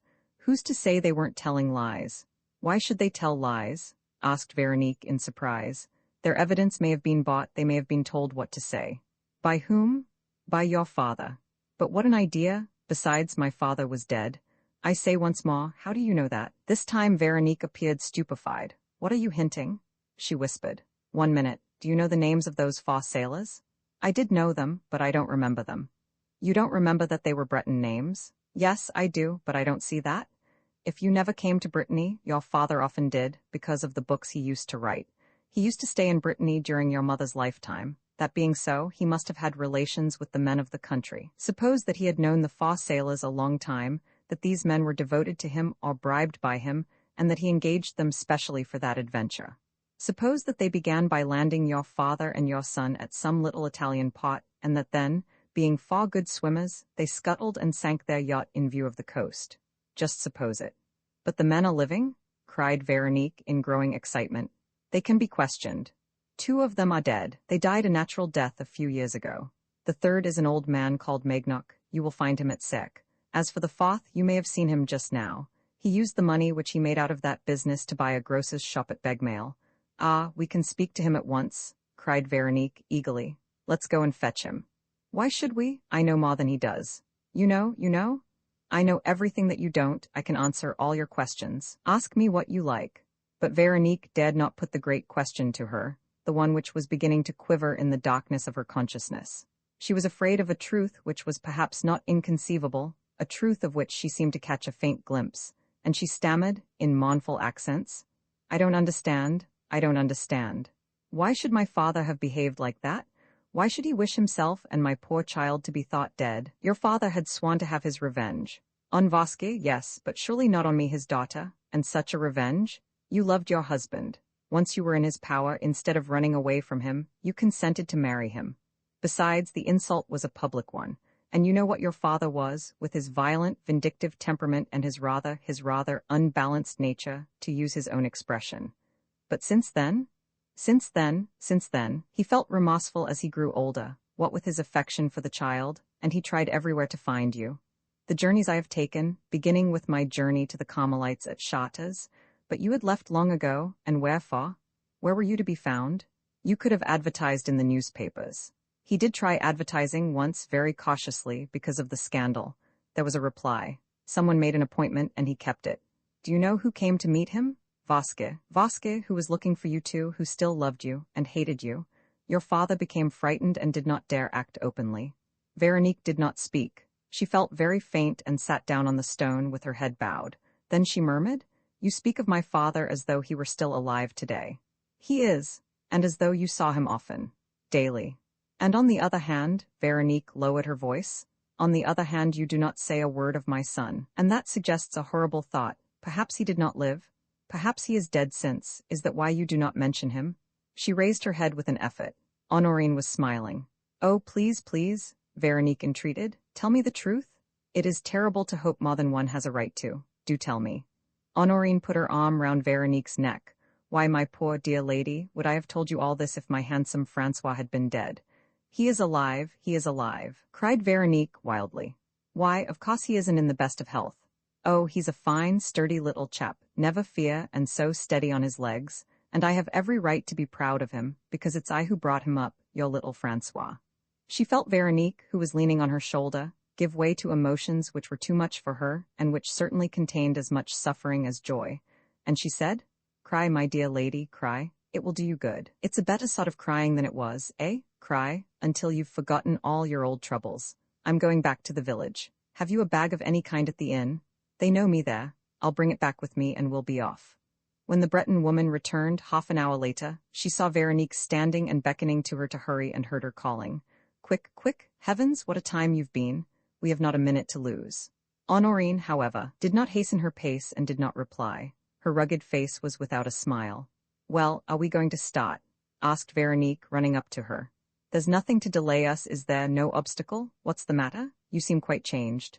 No. Then let's be quick." Honorine, with her assistants, put the bag and the provisions on board. Then, suddenly standing in front of Veronique, she said, "You're quite sure, are you, that the woman on the cross, as she was shown in the drawing, was yourself?" "Absolutely. Besides, there were my initials above the head."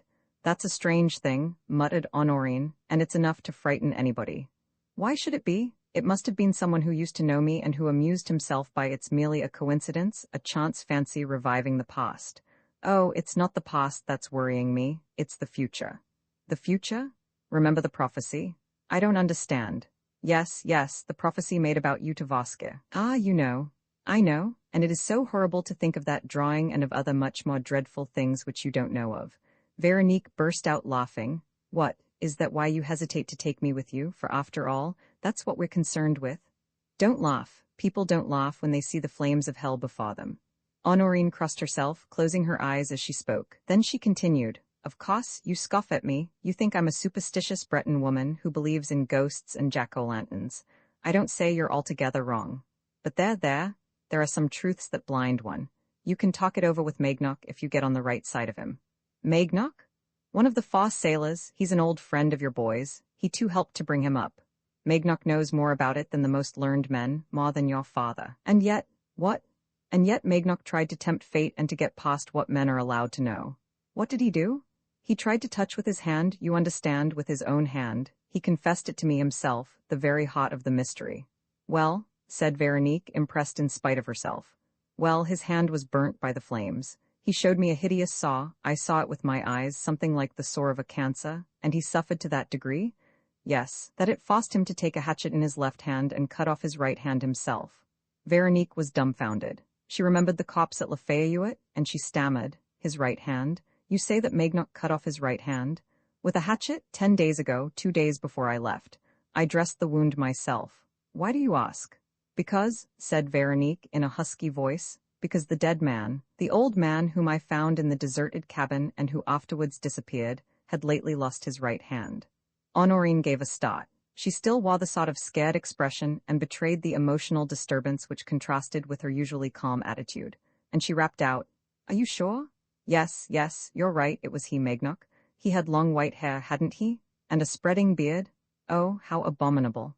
She restrained herself and looked around her, frightened at having spoken so loud. She once more made the sign of the cross and said slowly, almost under her breath, He was the first of those who have got to die. He told me so himself, and old Maignac had eyes that read the book of the future as easily as the book of the past. He could see clearly where another saw nothing at all. The first victim will be myself, Ma'am Honorine, and when the servant has gone, in a few days it will be the master's turn. And the master was? Asked Veronique in a whisper. Honorine drew herself up and clenched her fists violently. I'll defend him, I will, she declared. I'll save him. Your father shall not be the second victim. No, I shall arrive in time. Let me go. We are going together, said Veronique firmly. Please, said Honorine, in a voice of entreaty, please don't be persistent, let me have my way. I'll bring your father and your son to you this very evening, before dinner.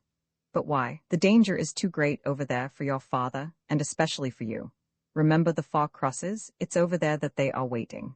Oh, you mustn't go there. The island is under a curse. And my son? You shall see him today in a few hours. Veronique gave a short laugh. In a few hours? Woman, you must be mad. Here am I, after mourning my son for 14 years, suddenly hearing that he's alive, and you ask me to wait before I take him in my arms. Not 1 hour. I would rather risk death 1,000 times than put off that moment. Honorine looked at her and seemed to realize that Veronique's was one of those resolves against which it is useless to fight, for she did not insist. She crossed herself for the 3rd time and said, simply, God's will be done. They both took their seats among the parcels which encumbered the narrow space. Honorine switched on the current, seized the tiller, and skillfully steered the boat through the rocks and sandbanks, which rose level with the water. Roman III Vasquez's son Veronique smiled as she sat to starboard on a packing case, with her face turned towards Honorine. Her smile was anxious, still, and undefined, full of reticence and flickering as a sunbeam that tries to pierce the lost clouds of the storm, but it was nevertheless a happy smile. And happiness seemed the right expression for that wonderful face, stamped with dignity and with that particular modesty which gives to some women, whether stricken by excessive misfortune or preserved by love, the habit of gravity, combined with an absence of all feminine affectation.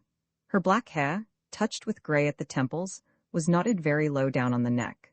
She had the dead white complexion of a southerner and very light blue eyes, of which the white seemed almost of the same color, pale as a winter sky. She was tall, with broad shoulders and a well-shaped bust. Her musical and somewhat masculine voice became light and cheerful when she spoke of the son whom she had found again, and Veronique could speak of nothing else. In vain, the Breton woman tried to speak of the problems that harassed her and kept on interrupting Veronique. Look here, there are 2 things which I cannot understand. Who laid the trail with the clues that brought you from Lafayette to the exact spot where I always land? It almost makes one believe that someone had been from Lafayette to the Isle of Sarek. And on the other hand, how did old Maignac come to leave the island? Was it of his own free will? Or was it his dead body that they carried? If so, how? Is it worth troubling about? Veronique objected. Certainly it is. Just think. Besides me, who once a fortnight go either to Begmail or Pontella Bay in my motorboat for provisions, there are only 2 fishing boats, which always go much higher up the coast to Audion, where they sell their catch. Then how did Maignac get across? Then again, did he commit suicide? But if so, how did his body disappear? But Veronique protested, please don't, it doesn't matter for the moment, it'll all be cleared up. Tell me about Francois. You were saying that he came to Sarek. Honorine yielded to Veronique's entreaties. He arrived in poor Maignac's arms a few days after he was taken from you. Maignac, who had been taught his lesson by your father, said that a strange lady had entrusted him with the child, and he had it nursed by his daughter, who has since died. I was away, in a situation with a Paris family. When I came home again, Francois had grown into a fine little fellow, running about the moors and cliffs. It was then that I took service with your father, who had settled in Sarek. When Magnoc's daughter died, we took the child to live with us. But under what name? Francois, just Francois. M. de Hergemont was known as Monsieur Antoine. Francois called him grandfather. No one ever made any remark upon it. And his character? Asked Veronique with some anxiety. Oh, as far as that's concerned, he's a blessing, replied Honorine. Nothing of his father about him, nor of his grandfather either, as M. de Hergemont himself admits. A gentle, lovable, most willing child. Never a sign of anger, always good-tempered. That's what got over his grandfather and made him. De Hergemont come round to you again, because his grandson reminded him so of the daughter he had cast off. He's the very image of his mother, he used to say. Veronique was gentle and affectionate like him, with the same fond and coaxing ways. And then he began his search for you, with me to help him, for he had come to confide in me. Veronique beamed with delight. Her son was like her? Her son was bright and kind-hearted. But does he know about me? She said. Does he know that I'm alive? I should think he did. M. de Hergemont tried to keep it from him at first, but I soon told him everything. Everything? No, he believes that his father is dead and that, after the shipwreck in which he, I mean Francois and M. de Hergemont disappeared, you became a nun and have been lost sight of since. And he is so eager for news, each time I come back from one of my trips. He too is so full of hope. Oh, you can take my word for it, he adores his mother, and he's always singing that song you heard just now, which his grandfather taught him. My Francois, my own little Francois. Ah, yes, he loves you. There's Mother Honorine, but your mother, just that. And he's in a great hurry to grow up and finish his schooling so that he may go and look for you.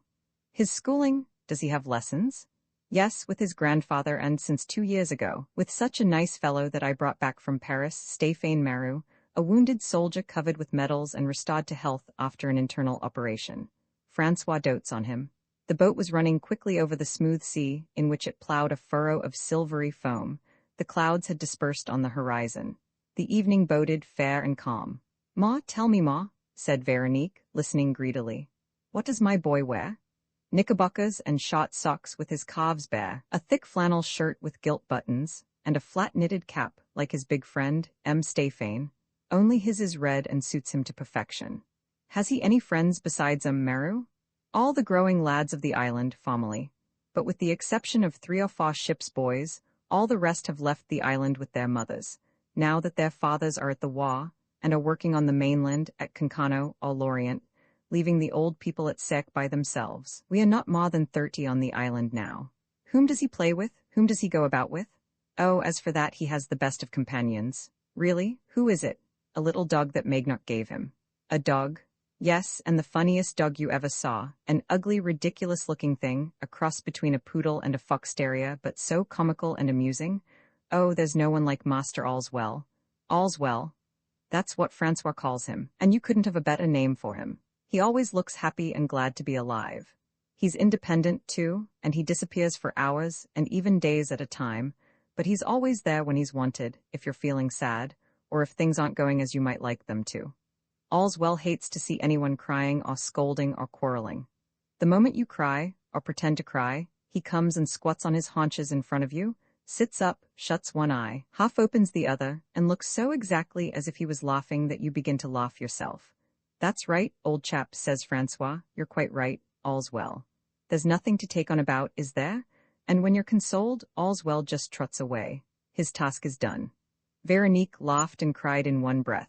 Then she was silent for a long time, feeling more and more gloomy and overcome by a despair which overwhelmed all her gladness. She thought of all the happiness that she had missed during the 14 years of her childless motherhood, wearing her mourning for a son who was alive.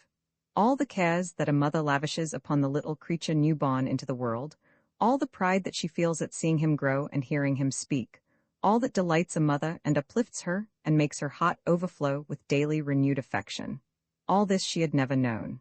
We are halfway across, said Honorine. They were running in sight of the Glennons Islands.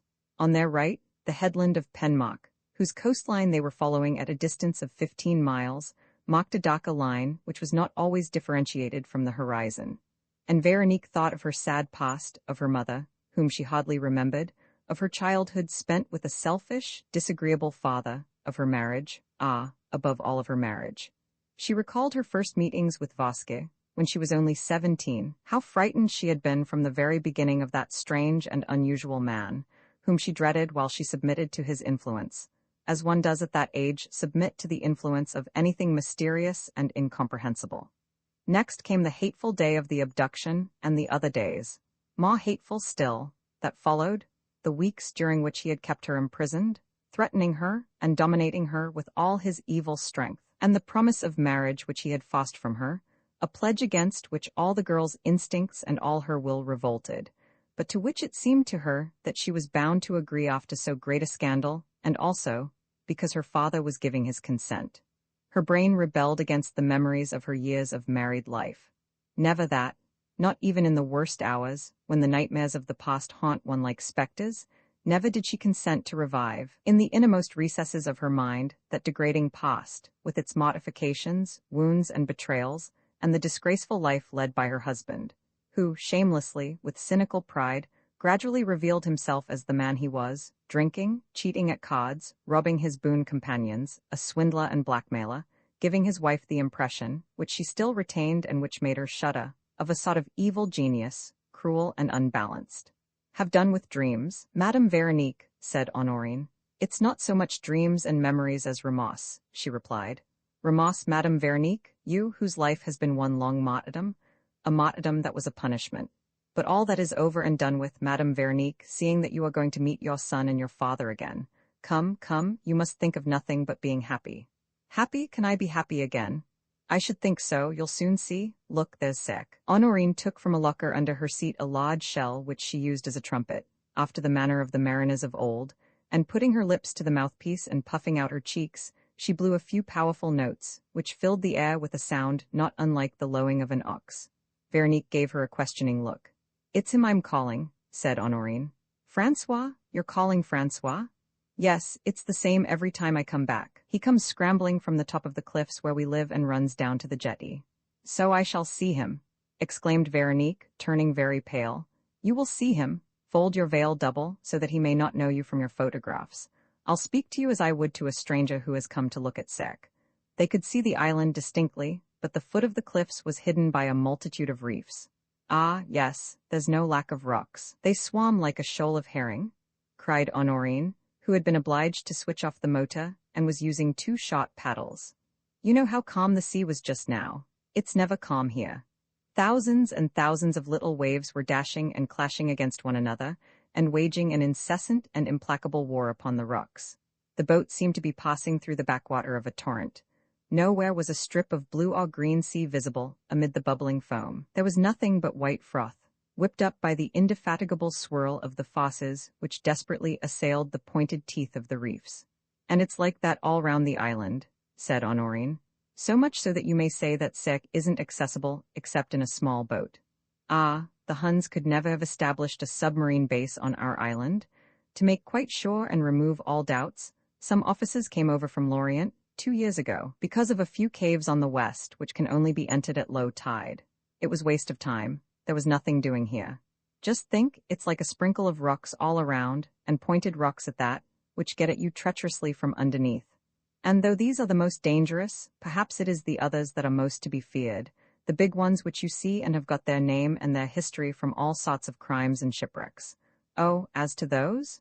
Her voice grew hollow. With a hesitating hand, which seemed afraid of the half-completed gesture, she pointed to some reefs which stood up in powerful masses of different shapes, crouching animals, crenellated keeps, colossal needles, sphinx heads, jagged pyramids, all in black granite stained with red, as though soaked in blood.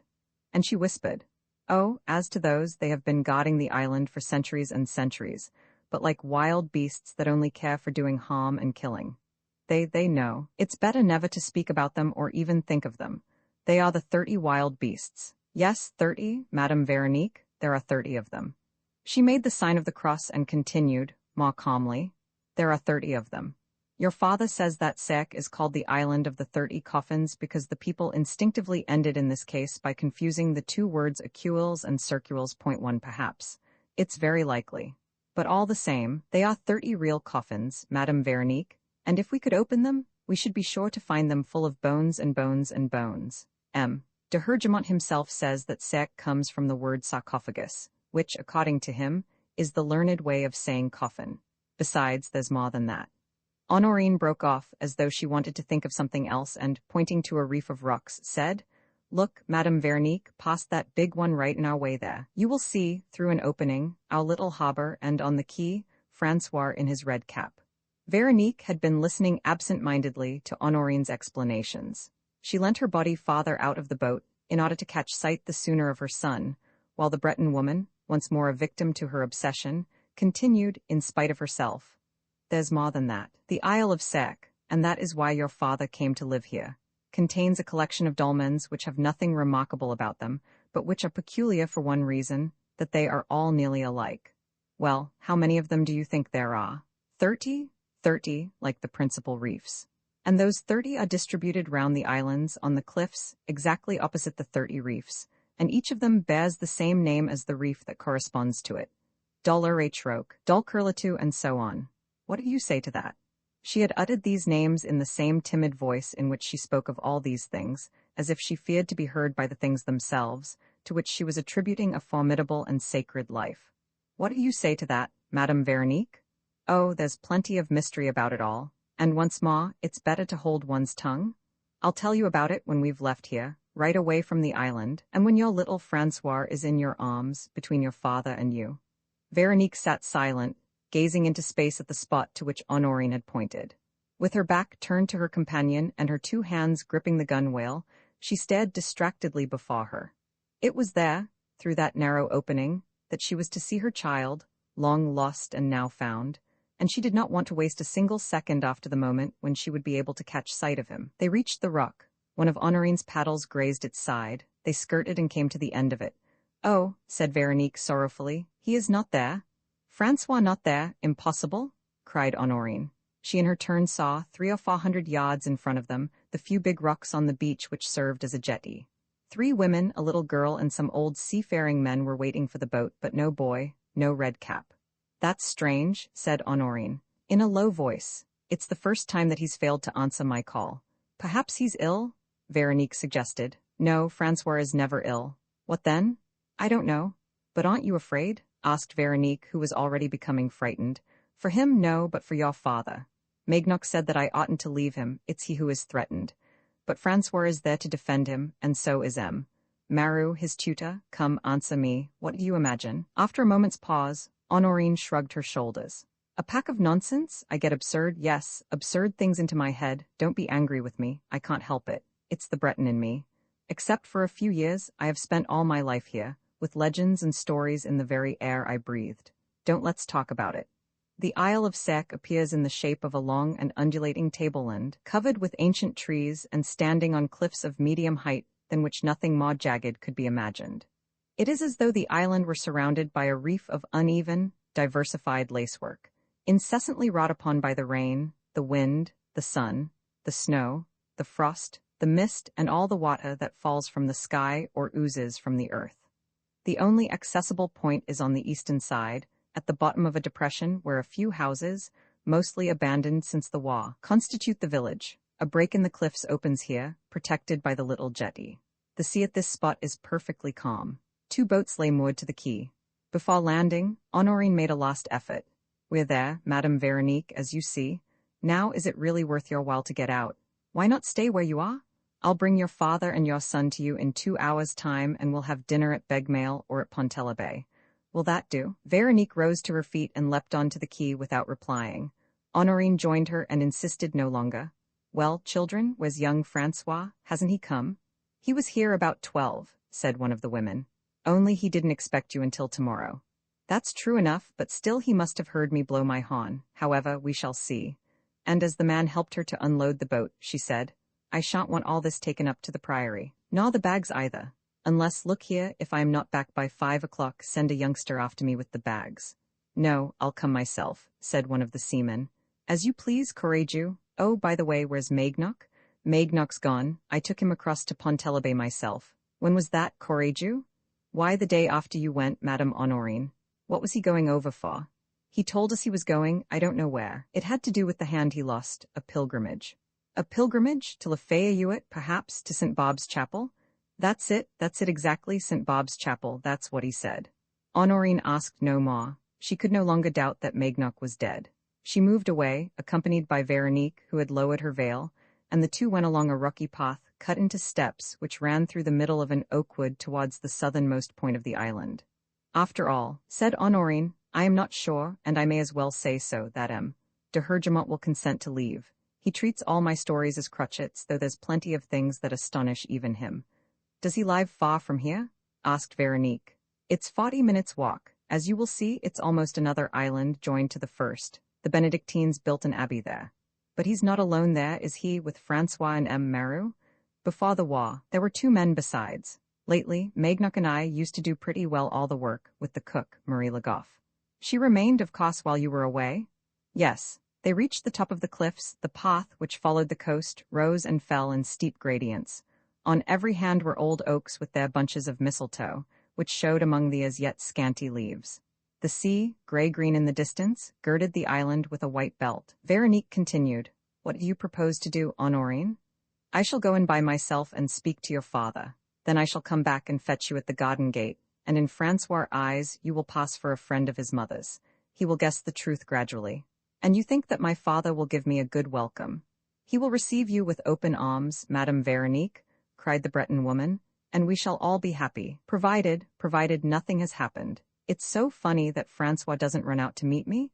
He can see our boat from every part of the island, as far off as the Glennons almost. She relapsed into what de Hergemont called her crotchets, and they pursued their road in silence. Veronique felt anxious and impatient. Suddenly, Honorine made the sign of the cross. You do as I'm doing, Madame Veronique, she said.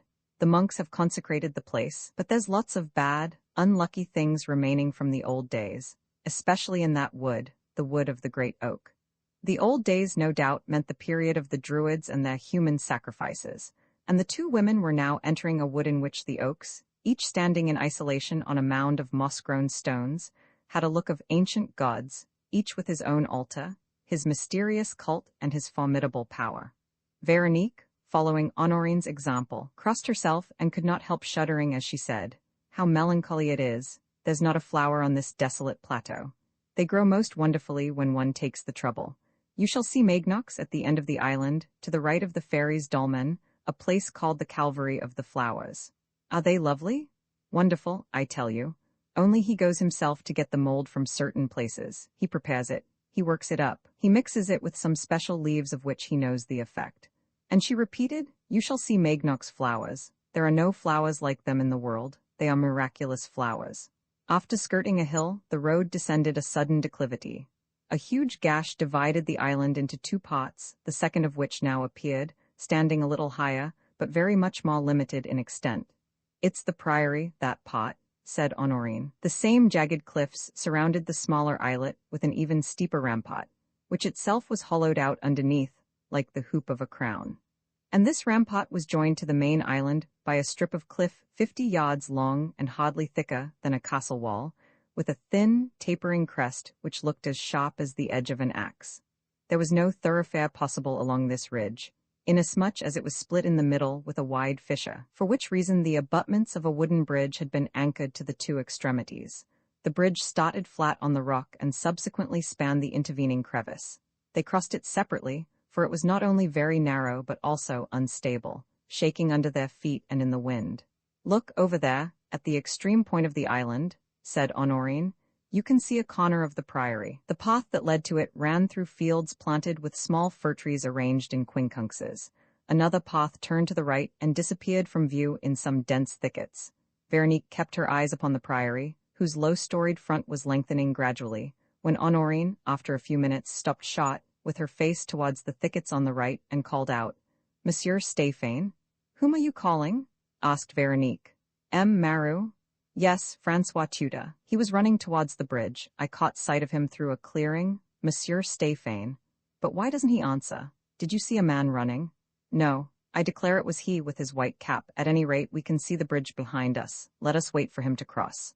Why wait? If anything's the matter, if there's a danger of any kind, it's at the priory. You're right. Let's hurry. They hastened their pace, overcome with forebodings, and then, for no definite reason, broke into a run. So greatly did their fears increase as they drew nearer to the reality. The islet grew narrower again, barred by a low wall which marked the boundaries of the priory domain. At that moment, cries were heard coming from the house. Honorine exclaimed, "They're calling, did you hear?" A woman's cries, "It's the cook, it's Marie Le Goff." She made a dash for the gate and grasped the key, but inserted it so awkwardly that she jammed the lock and was unable to open it. Through the gap, she ordered, "This way on the right." They rushed along, scrambled through the wall and crossed a wide grassy space filled with ruins in which the winding and ill-marked path disappeared at every moment under trailing creepers and moss. Here we are," shouted Honorine. "We're coming?" And she muttered, "The cries have stopped, it's dreadful." Oh, poor Marie Le Goff. She grasped Veronique's arm. "Let's go round. The front of the house is on the other side. On this side the doors are always locked and the window shutters closed." But Veronique caught her foot in some roots, stumbled and fell to her knees. When she stood up again, the Breton woman had left her and was hurrying round the left wing. Unconsciously, Veronique, instead of following her, made straight for the house, climbed the step, and was brought up shot by the door, at which she knocked again and again.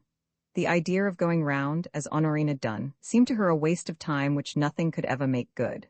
However, realizing the futility of her efforts, she was just deciding to go, when once more cries sounded from inside the house and above her head. It was a man's voice, which Veronique seemed to recognize as her father's. She fell back a few steps. Suddenly, one of the windows on the first floor opened and she saw him. De Hergemont, his features distorted with inexpressible terror, gasping, "Help, help, oh, the monster, help! Father, father," cried Veronique in despair. "It's I." He lowered his head for an instant, appeared not to see his daughter, and made a quick attempt to climb over the balcony. But a shot rang out behind him and one of the window panes was blown into fragments. "Murderer, murderer," he shouted, turning back into the room. Veronique, mad with fear and helplessness, looked around her.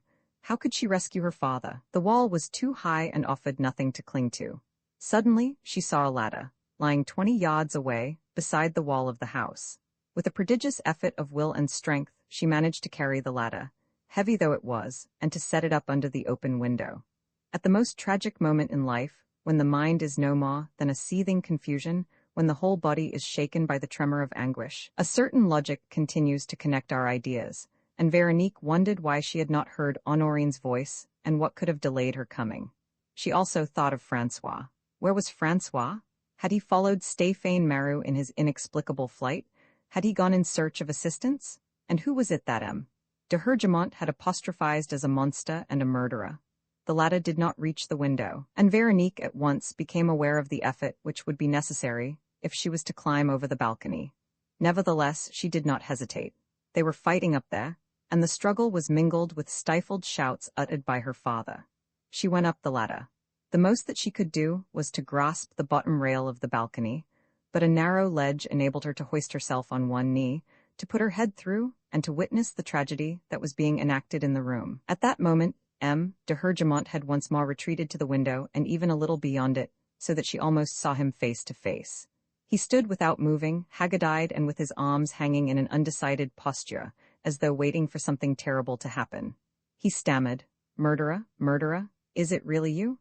Oh, curse you, Francois, Francois." He was no doubt calling upon his grandson for help, and Francois no doubt was also exposed to some attack, was perhaps wounded, was possibly dead. Veronique summoned up all her strength and succeeded in setting foot on the ledge. Here I am, she meant to cry, but her voice died away in her throat. She saw, facing her father, at a distance of 5 paces against the opposite wall of the room, stood someone pointing a revolver at de Hergemont and deliberately taking aim. And that someone was, oh, horror. Veronique recognized the red cap of which Honorine had spoken, the flannel shirt with the gilt buttons. And above all, she beheld, in that young face convulsed with hideous emotions, the very expression which Vosky used to wear at times when his instincts, hatred and ferocity, gained the upper hand. The boy did not see her. His eyes were fixed on the mark which he proposed to hit, and he seemed to take a sort of savage joy in postponing the fatal act. Veronique herself was silent. Words or cries could not possibly avert the peril. What she had to do was to fling herself between her father and her son. She clutched hold of the railings, clambered up and climbed through the window. It was too late. The shot was fired. de Hergemont fell with a groan of pain. And at the same time, at that very moment, while the boy still had his arm outstretched and the old man was sinking into a huddled heap, a door opened at the back. Honorine appeared, and the abominable sight struck her, so to speak, full in the face. Francois, she screamed. You. The boy sprang at her. The woman tried to bar his way. There was not even a struggle. The boy took a step back, quickly raised his weapon and fired. Honorine's knees gave way beneath her and she fell across the threshold, and as he jumped over her body and fled, she kept on repeating, Francois. Francois? No, it's not true. Oh, can it be possible? Francois? There was a burst of laughter outside. Yes, the boy had laughed. Veronique heard that horrible, infernal laugh, so like Vasquez's laugh, and it all agonized her with the same anguish which used to sear her in Vasquez's days. She did not run after the murderer. She did not call out. A faint voice beside her was murmuring her name. Veronique. Veronique. De Hergemont lay on the ground, staring at her with glassy eyes which were already filled with death. She knelt down by his side, but when she tried to unbutton his waistcoat and his blood-stained shirt, in order to dress the wound of which he was dying, he gently pushed her hand aside. She understood that all aid was useless and that he wished to speak to her. She stooped still lower. Veronique, forgive, Veronique.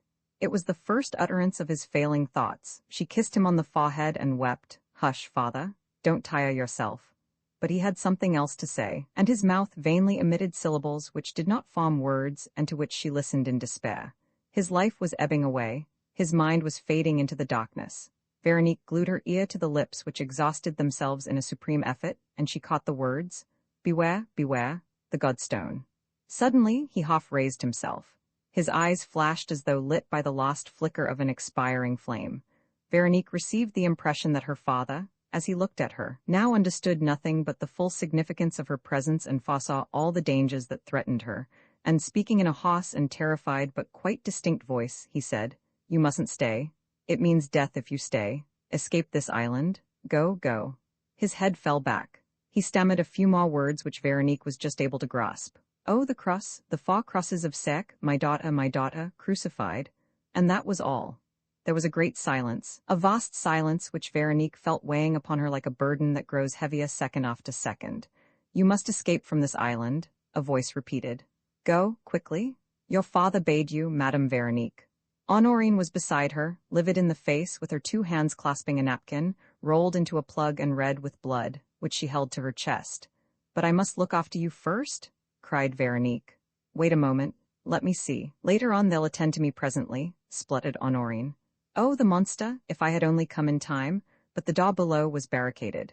Do let me see to your wound, Veronique implored. Lie down. Presently, first Marie Le Goff, the cook, at the top of the staircase. She's wounded too, motley perhaps. Go and see.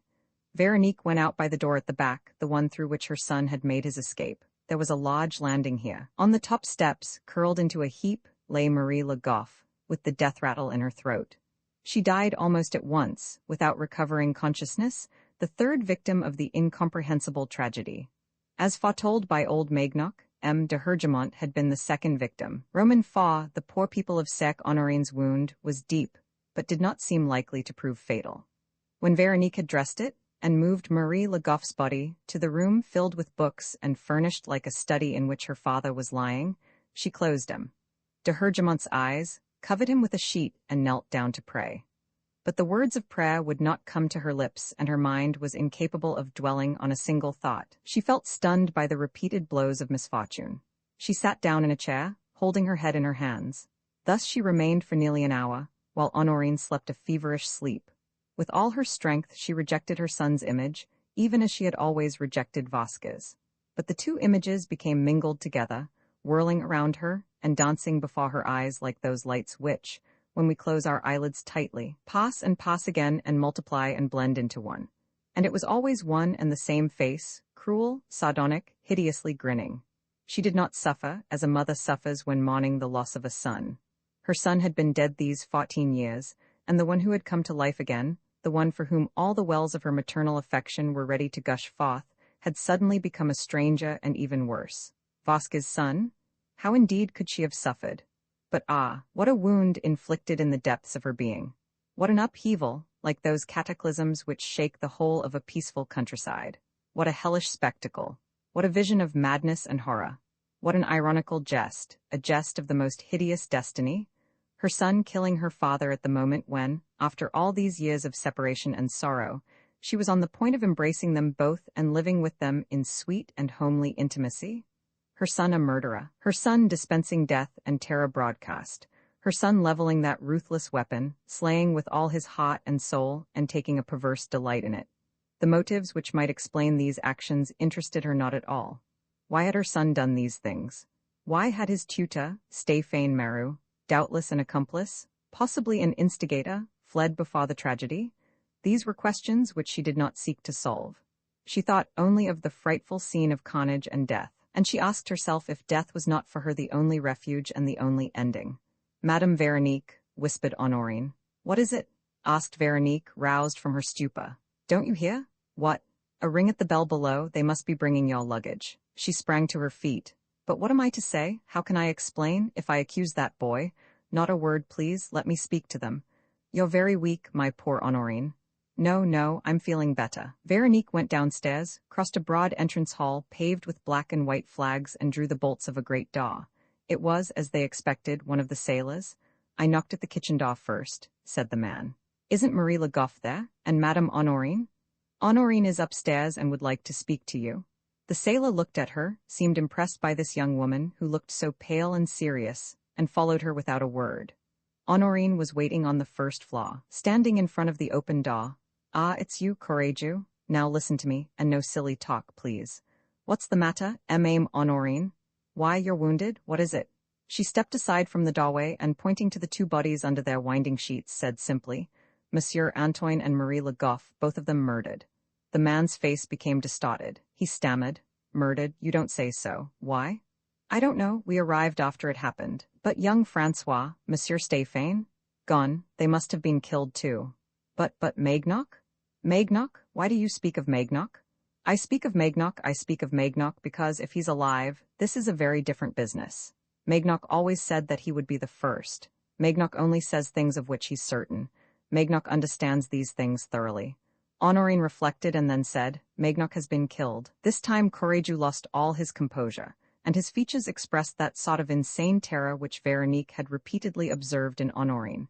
He made the sign of the cross and said, in a low whisper, Then, it's happening, Ma'am Honorine. Magnoc said it would. Only the other day in my boat he was saying, it won't be long now. Everybody ought to get away. And suddenly the sailor turned on his heel and made for the staircase. Stay where you are, Courageux, said Honorine in a voice of command. We must get away. Magnoc said so. Everybody has got to go. Stay where you are, Honorine repeated. Courageux stopped undecidedly, and Honorine continued, We are agreed. We must go. We shall start tomorrow towards the evening. But first we must attend to Monsieur Antoine and to Marie Le Goff. Look here, you go to the sisters Arcagnat and send them to keep watch by the dead. They are bad women, but they are used to doing that. Say that 2 of the 3 must come. Each of them shall have double the ordinary fee. And after that, Ma'am Honorine, you and all the old men will see to the coffins, and at daybreak we will bury the bodies in consecrated ground in the cemetery of the chapel. And after that, Ma'am Honorine, after that you will be free, and the others too. You can pack up and be off. But you, Ma'am Honorine, I have the boat. That's enough talking. Are we agreed? Yes, we're agreed. It means 1 more night to spend here, but I suppose that nothing fresh will happen between this and tomorrow. Why no? Go, Courageux, hurry, and above all don't tell the others that Magnoc is dead, or we shall never keep them here. That's a promise, Ma'am Honorine. The man hastened away. An hour later, 2 of the sisters Arcagnat appeared, 2 skinny, shriveled old hags, looking like witches in their dirty, greasy caps with the black velvet bows. Honorine was taken to her own room on the same floor, at the end of the left wing, and the vigil of the dead began. Veronique spent the first part of the night beside her father's body, and then went and sat with Honorine, whose condition seemed to grow worse.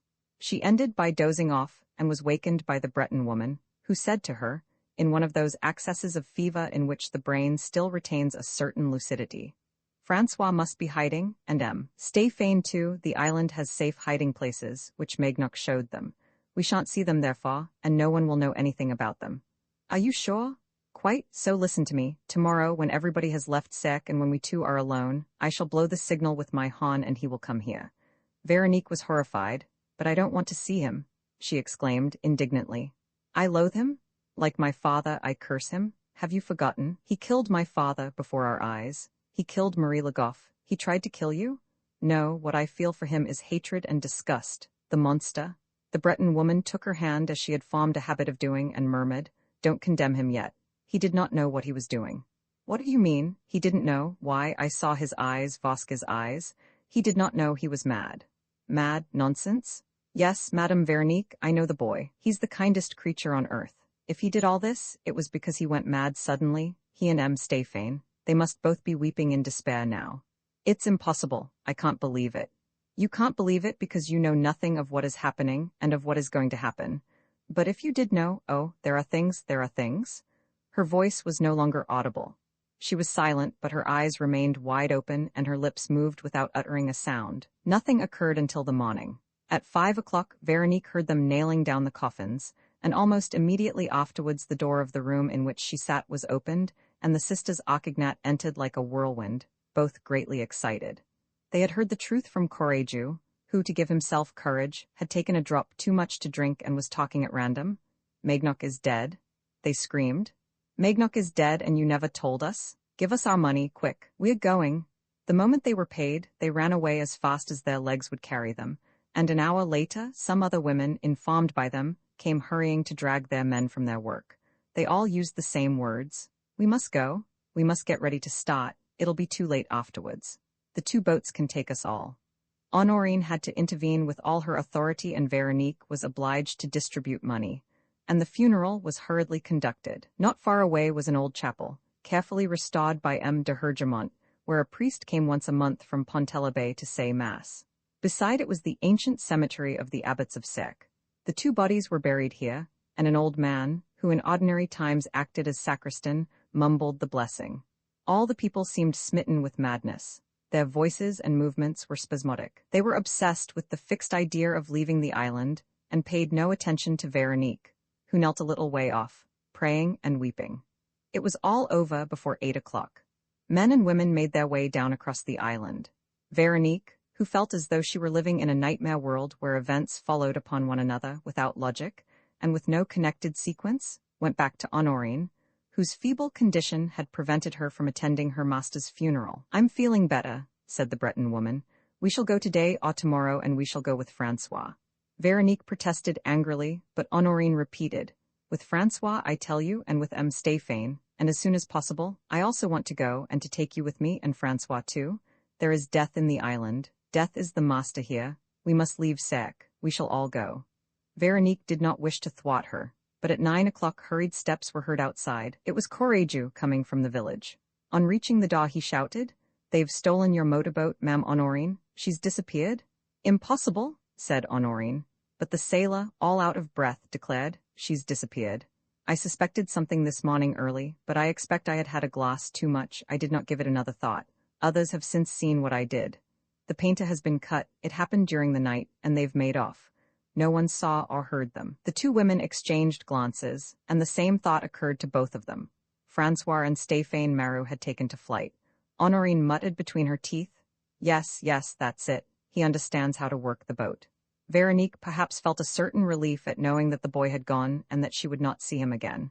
But Honorine, seized with a renewed fear, exclaimed, Then what are we to do? You must leave at once, Ma'am Honorine. The boats are ready, everybody's packing up. There'll be no one in the village by 11 o'clock. Veronique interposed. Honorine's not in a condition to travel. Yes, I am. I'm better, the Breton woman declared. No, it would be ridiculous. Let us wait a day or 2. Come back in 2 days, Courageux. She pushed the sailor towards the door. He, for that matter, was only too anxious to go. Very well, he said. That'll do. I'll come back the day after tomorrow. Besides, we can't take everything with us. We shall have to come back now and again to fetch our things. Goodbye, Ma'am Honorine. Take care of yourself. And he ran outside. Courageux. Honorine was sitting up in bed and calling to him in despair. No, don't go away, Courageux. Wait for me and carry me to your boat. She listened, and as the man did not return, she tried to get up. I'm frightened, she said. I don't want to be left alone. Veronique held her down. You're not going to be left alone, Honorine. I shan't leave you. There was an actual struggle between the 2 women, and Honorine, pushed back on her bed by Main Fosse, moaned helplessly. I'm frightened. The island is accursed. It's tempting Providence to remain behind. Maignac's death was a warning. I'm frightened. She was more or less delirious, but still retained a half-lucidity which enabled her to intersperse a few intelligible and reasonable remarks among the incoherent phrases which revealed her superstitious Breton soul. She gripped Veronique by her two shoulders and declared, I tell you, the island's cursed. Maignac confessed as much himself one day. Sarek is one of the gates of hell, he said. The gate is closed now, but on the day when it opens, every misfortune you can think of will be upon it like a squall. She calmed herself a little at Veronique's entreaty and continued in a lower voice, which grew fainter as she spoke. He loved the island, though, as we all do. At such times he would speak of it in a way which I did not understand. The gate is a double one, Honorine, and it also opens on paradise. Yes, yes, the island was good to live in. We loved it. Maignac made flowers grow on it. Oh, those flowers. They were enormous, 3 times as tall and as beautiful. The minutes passed slowly. The bedroom was at the extreme left of the house, just above the rocks which overhung the sea and separated from them only by the width of the road. Veronique sat down at the window, with her eyes fixed on the white waves which grew still more troubled as the wind blew more strongly. The sun was rising. In the direction of the village she saw nothing except a steep headland. But, beyond the belt of foam studded with the black points of the reefs, the view embraced the deserted plains of the Atlantic. Honorine murmured, drowsily, They say that the gate is a stone and that it comes from very far away from a foreign country. It's the Godstone. They also say that it's a precious stone, the color of gold and silver mixed. The Godstone, the stone that gives life or death. Maignac saw it. He opened the gate and put his arm through, and his hand was burnt to a cinder. Veronique felt oppressed. Fear was gradually overcoming her also, like the oozing and soaking of stagnant water. The horrible events of the last few days, of which she had been a terrified witness, seemed to evoke others yet more dreadful, which she anticipated like an inevitable hurricane that is bound to carry off everything in its headlong course. She expected them. She had no doubt that they would come, unloosed by the fatal power which was multiplying its terrible assaults upon her. "Don't you see the boats?" asked Honorine. "No," she said, "you can't see them from here." "Yes, you can. They are sure to come this way. They are heavy boats, and there's a wider passage at the point." The next moment, Veronique saw the bow of a boat project beyond the end of the headland. The boat lay low in the water, being very heavily laden, crammed with crates and parcels on which women and children were seated. 4 men were rowing lustily. "That's Courageous," said Honorine, who had left her bed, half-dressed. "And there's the other. Look." The second boat came into view, equally burdened. Only 3 men were rowing, with a woman to help them. Both boats were too far away, perhaps 700 or 800 yards, to allow the faces of the occupants to be seen, and no sound of voices rose from those heavy hulls with their cargoes of wretchedness, which were fleeing from death. Oh dear, moaned Honorine. "If only they escape this hell." "What can you be afraid of, Honorine? They are in no danger." "Yes, they are, as long as they have not left the island. But they have left it. It's still the island all around the island. It's there that the coffins lurk and lie in wait. But the sea is not rough. There's more than the sea. It's not the sea that's the enemy. Then what is? I don't know. The 2 boats veered round at the southern point. Before them lay 2 channels, which Honorine pointed out by the name of 2 reefs, the Devil's Rock and the Sarek Tooth. It at once became evident that Courageous had chosen the Devil's Channel. "They're touching it," said Honorine. "They are there. Another 100 yards and they are safe." She almost gave a chuckle. "Ah, all the Devil's machinations will be thwarted, Madame Veronique. I really believe that we shall be saved, you and I, and all the people of Sarek." Veronique remained silent.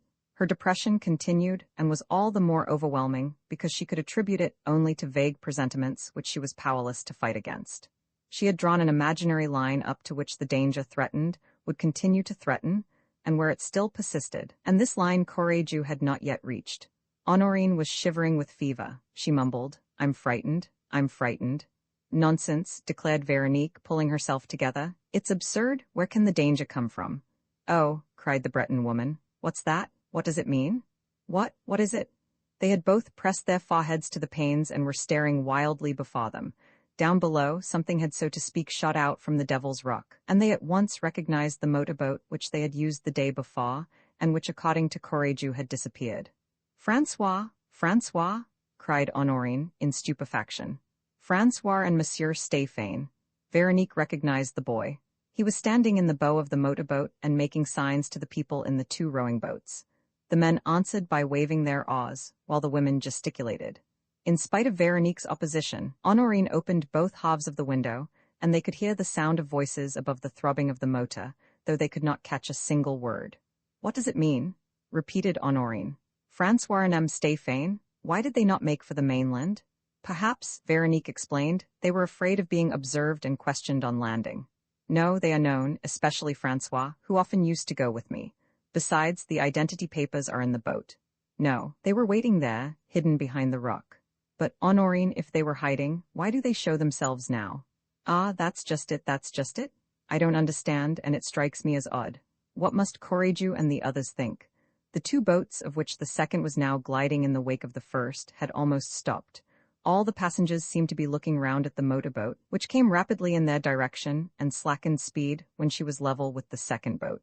In this way, she continued on a line parallel with that of the two boats and 15 or 20 yards away. I don't understand, muttered Honorine. The motor had been cut off, and the motorboat now very slowly reached the space that separated the two fish boats. And suddenly, the two women saw Francois stoop and then stand up again and draw his right arm back, as though he were going to throw something. And at the same time, Stéphane Maru acted in the same way. Then the unexpected, terrifying thing happened. Oh, cried Veronique. She hid her eyes for a second, but at once raised her head again and saw the hideous sight in all its horror. Two things had been thrown across the little space, one from the bow, flung by Francois, the other from the stern, flung by Stéphane Maru. And two bursts of fire at once shot up from the two boats, followed by two whirls of smoke. The explosions re-echoed. For a moment, nothing of what happened amid that black cloud was visible. Then the curtain parted, blown aside by the wind, and Veronique and Honorine saw the two boats swiftly sinking, while their occupants jumped into the sea. The sight, the infernal sight, did not last long. They saw, standing on one of the buoys that mocked the channel, a woman holding a child in her arms, without moving, then some motionless bodies, no doubt killed by the explosion, then two men fighting, mad perhaps. And all this went down with the boats. A few eddies, some black specks floating on the surface, and that was all. Honorine and Veronique, struck dumb with terror, had not uttered a single word. The thing surpassed the worst that their anguished minds could have conceived. When it was all over, Honorine put her hand to her head and, in a hollow voice which Veronique was never to forget, said, "My head's bursting. Oh, the poor people of Sarek. They were my friends, the friends of my childhood, and I shall never see them again. The sea never gives up its dead at Sarek, it keeps them. It has its coffins all ready, thousands and thousands of hidden coffins. Oh, my head is bursting. I shall go mad like Francois, my poor Francois." Veronique did not answer. She was grey in the face. With clutching fingers she clung to the balcony, gazing downwards as one gazes into an abyss into which one is about to fling oneself. What would her son do? Would he save those people, whose shouts of distress now reached her ears? Would he save them without delay? One may have fits of madness, but the attacks pass away at the sight of certain things. The motorboat had backed at first to avoid the eddies. Francois and Stéphane, whose red cap and white cap were still visible, were standing in the same positions at the bow and the stern, and they held in their hands what? The two women could not see clearly, because of the distance, what they held in their hands. It looked like two rather long sticks. Poles to help them, suggested Veronique. All guns, said Honorine. The black specks were still floating. There were 9 of them, the 9 heads of the survivors, whose arms also the two women saw moving from time to time and whose cries for help they heard. Some were hurriedly moving away from the motorboat, but 4 were swimming towards it, and of those 4, 2 could not fail to reach it. Suddenly, Francois and Stéphane made the same movement, the movement of marksmen taking aim. There were 2 flashes, followed by the sound of a single report. The heads of the 2 swimmers disappeared. "Oh, the monsters!" stammered Veronique, almost swooning and falling on her knees.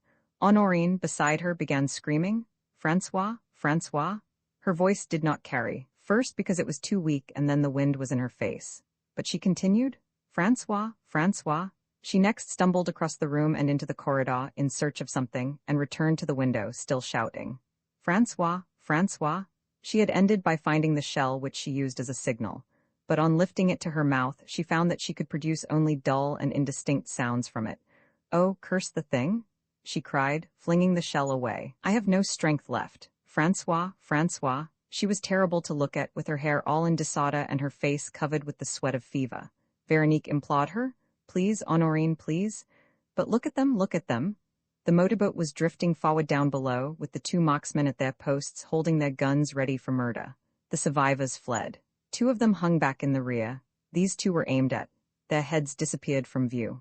But look at them, Honorine said explosively in a hoarse voice. They're hunting them down, they're killing them like game. Oh, the poor people of Sarek. Another shot. Another black speck vanished. Veronique was writhing in despair. She shook the rails of the balcony as she might have shaken the bars of a cage in which she was imprisoned. Vasque, Vasque, she groaned, stricken by the recollection of her husband. He's Vasque's son. Suddenly she felt herself seized by the throat and saw, close to her own face, the distorted face of the Breton woman. He's your son, spluttered Honorine. Curse you, you are the monster's mother and you shall be punished for it. And she burst out laughing and stamping her feet in an overpowering fit of hilarity. The cross, yes, the cross. You shall be crucified with nails through your hands. What a punishment, nails through your hands. She was mad.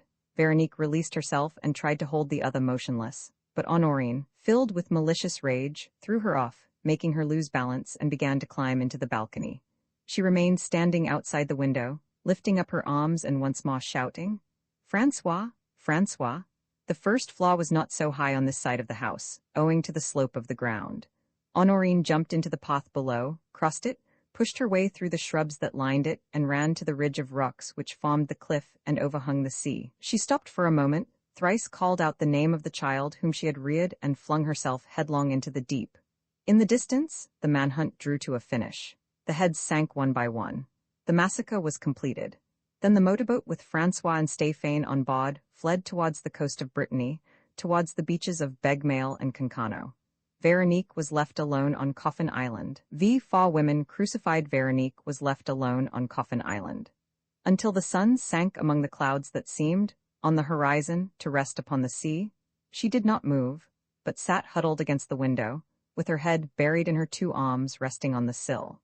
The dread reality passed through the darkness of her mind like pictures which she strove not to see, but which at times became so clearly defined that she imagined herself to be living through those atrocious scenes again. Still she sought no explanation of all this, and formed no theories as to all the motives which might have thrown a light upon the tragedy. She admitted the madness of Francois and of Stéphane Maru, being unable to suppose any other reasons for such actions as theirs, and, believing the 2 murderers to be mad, she did not even try to attribute to them any projects or definite wishes.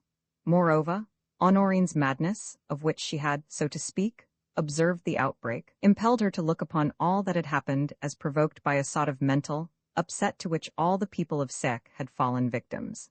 She herself at moments felt that her brain was reeling, that her ideas were fading away in a mist, that invisible ghosts were hovering around her. She dozed off into a sleep which was haunted by these images, and in which she felt so wretched that she began to sob. Also, it seemed to her that she could hear a slight noise which, in her benumbed wits, assumed a hostile significance. Enemies were approaching. She opened her eyes. A couple of yards in front of her, sitting upon its haunches, was a queer animal, covered with long mud-colored hair and holding its forepaws folded like a pair of arms. It was a dog, and she at once remembered Francois' dog, of which Honorine had spoken as a dear, devoted, comical creature. She even remembered his name, All's Well. As she uttered this name in an undertone, she felt an angry impulse and was almost driving away the animal endowed with such an ironical nickname. All's Well?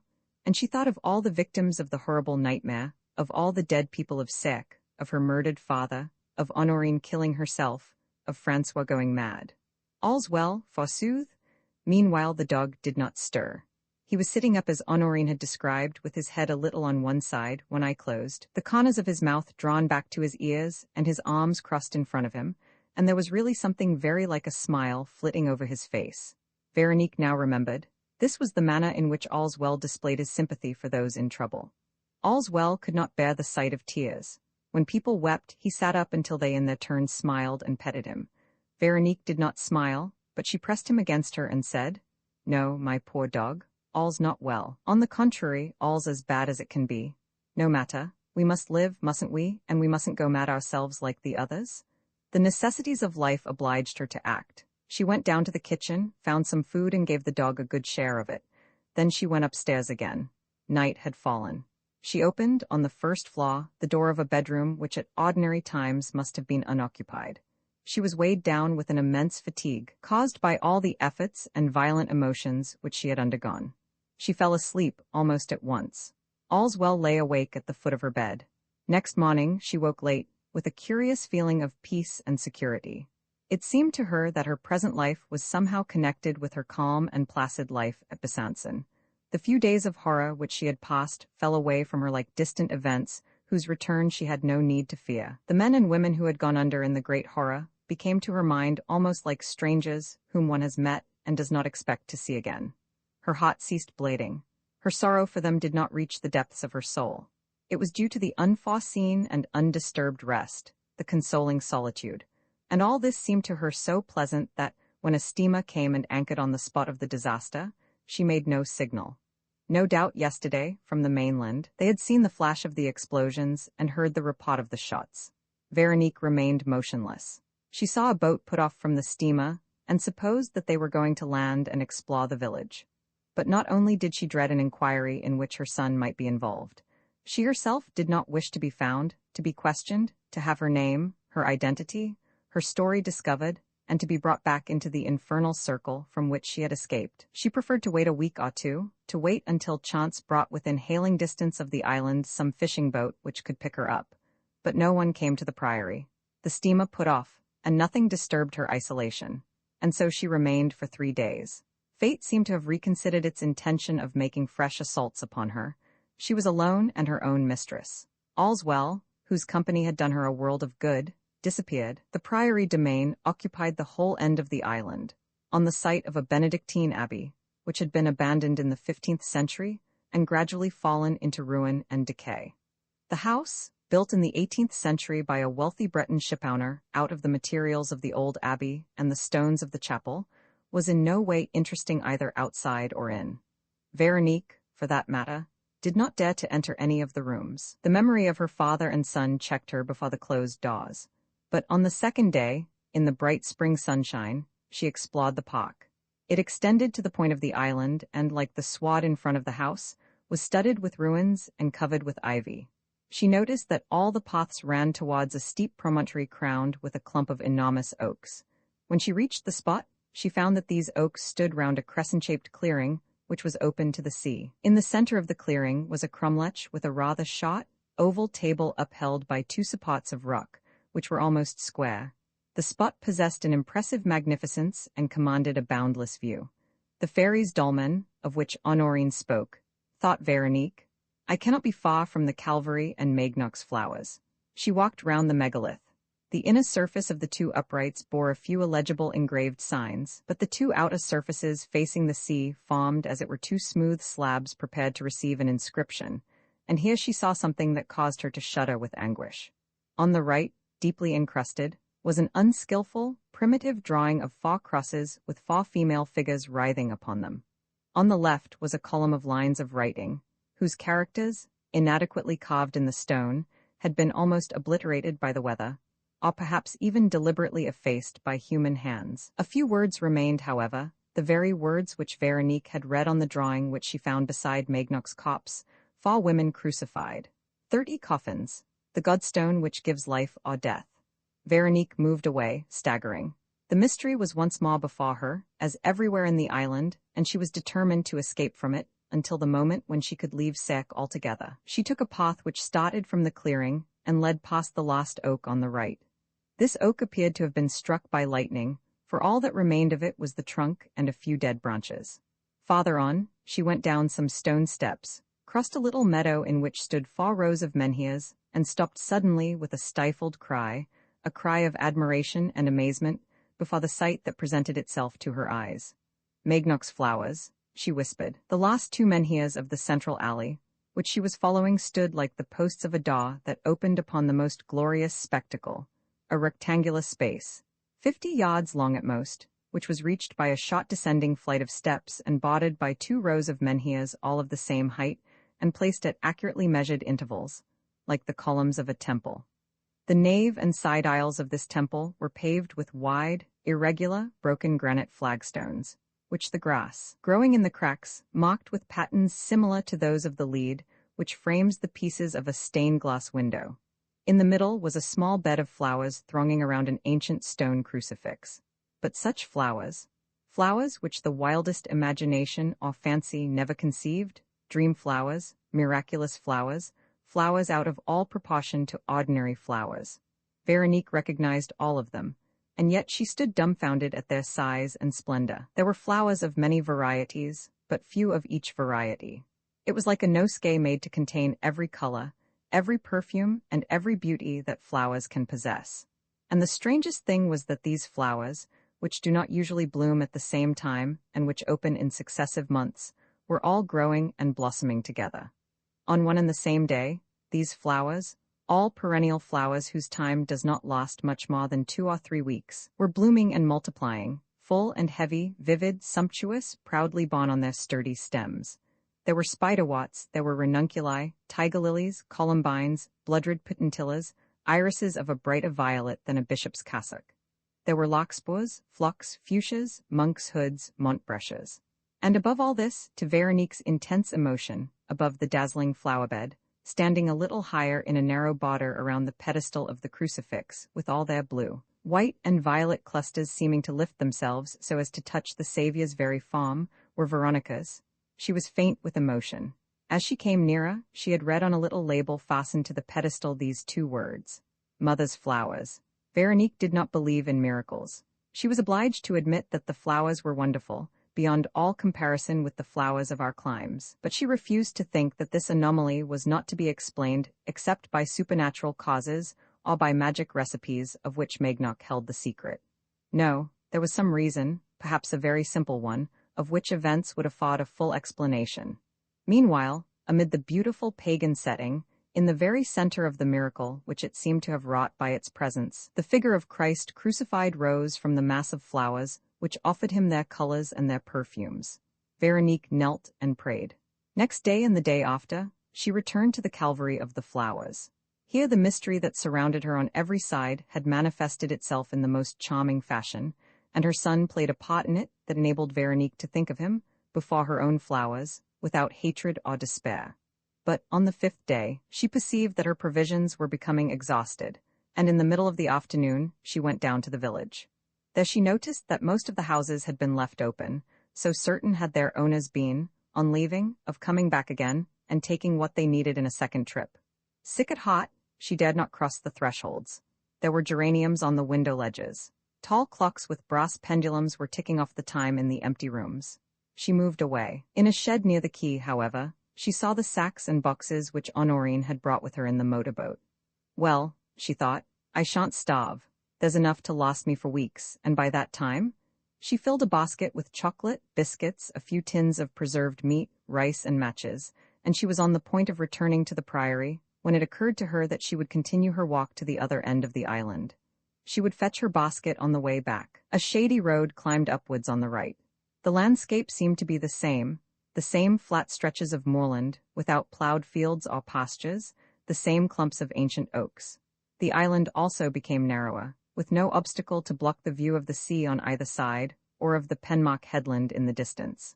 There was also a hedge which ran from one cliff to the other, and which served to enclose a shabby property, with a straggling, dilapidated, tumble-down house upon it, some outhouses with patched roofs, and a dirty, badly kept yard, full of scrap iron and stacks of firewood. Veronique was already retracing her steps when she stopped in alarm and surprise. It seemed to her that she heard someone moan. She listened, striving to plumb the vast silence, and once again the same sound, but this time more distinctly, reached her ears, and there were others, cries of pain, cries for help, women's cries. Then had not all the inhabitants taken to flight? She had a feeling of joy mingled with some sorrow, to know that she was not alone in Sarek, and of fear also, at the thought that events would perhaps drag her back again into the fatal cycle of death and horror. So far as Veronique was able to judge, the noise came not from the house, but from the buildings on the right of the yard. This yard was closed with a simple gate, which she had only to push, and which opened with the creaking sound of wood upon wood. The cries in the outhouse at once increased in number. The people inside had no doubt heard Veronique approach. She hastened her steps. Though the roof of the outbuildings was gone in places, the walls were thick and solid, with old arched doors strengthened with iron bars. There was a knocking against one of these doors from the inside, while the cries became more urgent. Help, help! But there was a dispute, and another, less strident voice grated. Be quiet, Clemence, can't you? It may be them. No, no, Gertrude, it's not. I don't hear them. Open the door, will you? The key ought to be there. Veronique, who was seeking for some means of entering, now saw a big key in the lock. She turned it, and the door opened. She at once recognized the sisters Archignat, half-dressed, gaunt, evil-looking, witch-like. They were in a wash-house filled with implements, and Veronique saw at the back, lying on some straw, a third woman, who was bewailing her fate in an almost inaudible voice, and who was obviously the third sister. At that moment, one of the first two collapsed from exhaustion, and the other, whose eyes were bright with fever, seized Veronique by the arm and began to gasp. "Did you see them? Tell me? Are they there? How is it they didn't kill you? They are the masters of Sarek since the others went off. And it's our turn next. We've been locked in here now for 6 days. Listen, it was on the day when everybody left. We 3 came here to the wash-house to fetch our linen, which was drying, and then they came. We didn't hear them. One never does hear them. And then, suddenly, the door was locked on us. A slam, a turn of the key, and the thing was done. We had bread, apples, and best of all, brandy. We didn't do so badly. Only, were they going to come back and kill us? Was it our turn next? Oh, my dear good lady, how we strained our ears, and how we trembled with fear. My eldest sister's gone crazy. Hark, you can hear her raving. The other, Clemence, has borne all she can. And I, Gertrude had plenty of strength left, for she was twisting Veronique's arm. And Courageux? He came back, didn't he, and went away again. Why didn't anyone come to look for us? It would have been easy enough. Everybody knew where we were, and we called out at the least sound. So what does it all mean? Veronique hesitated what to reply. Still, why should she conceal the truth? She replied. The 2 boats went down. What? The 2 boats sank in view of Sarek. All on board were drowned. It was opposite the priory, after leaving the Devil's Passage. Veronique said no more, so as to avoid mentioning the names of Francois and his tutor, or speaking of the part which these 2 had played. But Clemence now sat up, with distorted features. She had been leaning against the door and raised herself to her knees. Gertrude murmured, and Honorine? Honorine is dead. Dead? The 2 sisters both cried out at once, then they were silent and looked at each other. The same thought struck them both. They seemed to be reflecting. Gertrude was moving her fingers as though counting, and the terror on their 2 faces increased. Speaking in a very low voice, as though choking with fear, Gertrude, with her eyes fixed on Veronique, said, that's it, I've got the total. Do you know how many there were in the boats, without my sisters and me? Do you know? 20. Well, reckon it up. 20, and Magnoc, who was the first to die, and M. Antoine, who died afterwards, and little Francois and M. Stéphane, who vanished, but who are dead too, and Honorine and Marie Le Goff, both dead. So reckon it up, that makes 26. 26, the total's correct, isn't it? Now take 26 from 30. You understand, don't you? The 30 coffins, they have to be filled. So 26 from 30 leaves 4, doesn't it?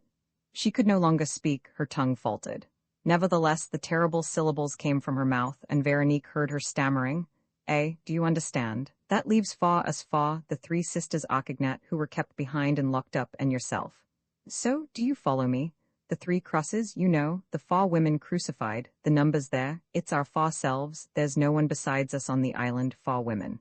Veronique had listened in silence. She broke out into a slight perspiration. She shrugged her shoulders, however.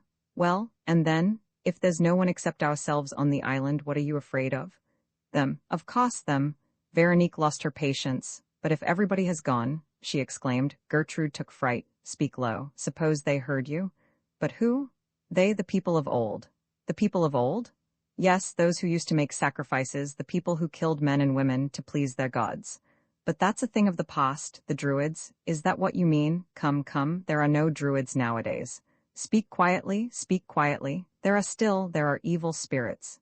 Then they're ghosts? Asked Veronique, horror-stricken by these superstitions.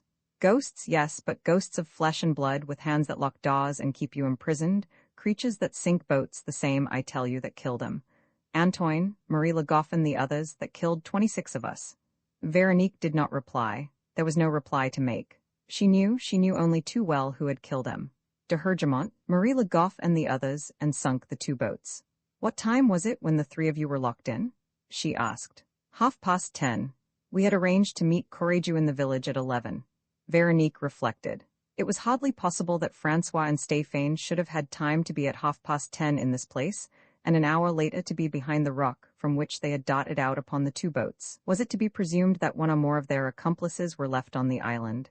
In any case, she said, you must come to a decision. You can't remain in this state. You must rest yourselves, eat something. The second sister had risen to her feet. she said in the same hollow and violent tones as her sister. First of all, we must hide and be able to defend ourselves against them. What do you mean? Asked Veronique. She too, in spite of herself, felt this need of a refuge against a possible enemy. What do I mean? I'll tell you. The thing has been talked about a lot in the island, especially this year, and Maignoc decided that, at the first attack, everybody should take shelter in the priory. Why in the priory? Because we could defend ourselves there. The cliffs are perpendicular, you're protected on every side. What about the bridge?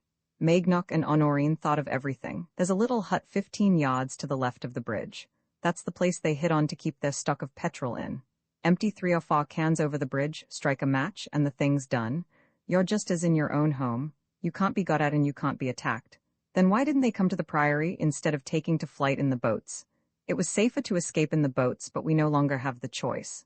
And when shall we start? At once. It's daylight still, and that's better than the dark. But your sister, the one on her back. We have a barrow, we've got to wheel her. There's a direct road to the priory without passing through the village. Veronique could not help looking with repugnance upon the prospect of living in close intimacy with the sisters Archignat. She yielded, however, swayed by a fear which she was unable to overcome. Very well, she said. Let's go. I'll take you to the priory and come back to the village to fetch some provisions. Oh, you mustn't be away long, protested one of the sisters. As soon as the bridge is cut, we'll light a bonfire on Fairy's Dolmen Hill, and they'll send a steamer from the mainland. Today the fog is coming up, but tomorrow? Veronique raised no objection. She now accepted the idea of leaving Sarek, even at the cost of an inquiry which would reveal her name. They started, after the 2 sisters had swallowed a glass of brandy. The madwoman sat huddled in the wheelbarrow, laughing softly and uttering little sentences which she addressed to Veronique as though she wanted her to laugh too. We shan't meet them yet. They're getting ready. Shut up, you old fool, said Gertrude. You'll bring us bad luck. Yes, we shall see some spot. It'll be great fun. I have a cross of gold hung round my neck and another cut into the skin of my head. Look, crosses everywhere. One ought to be comfortable on the cross. One ought to sleep well there. Shut up, will you, you old fool? Repeated Gertrude, giving her a box on the ear. All right, but it's they who'll hit you, I see them hiding. The path, which was pretty rough at first, reached the tableland formed by the west cliffs, which were loftier, but less rugged and wan away than the others. The woods were scarcer, and the oaks were all bent by the wind from the sea. We are coming to the heath which they call the Black Heath, said Clemence Archignat. They live underneath. Veronique once more shrugged her shoulders. How do you know? We know more than other people, said Gertrude. They call us witches, and there's something in it.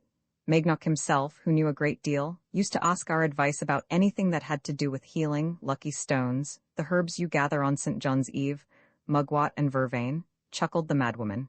They are picked at sunset. Our tradition, too, continued Gertrude. We know what's been said in the island for hundreds of years, and it's always been said that there was a whole town underneath, with streets and all, in which they used to live of old.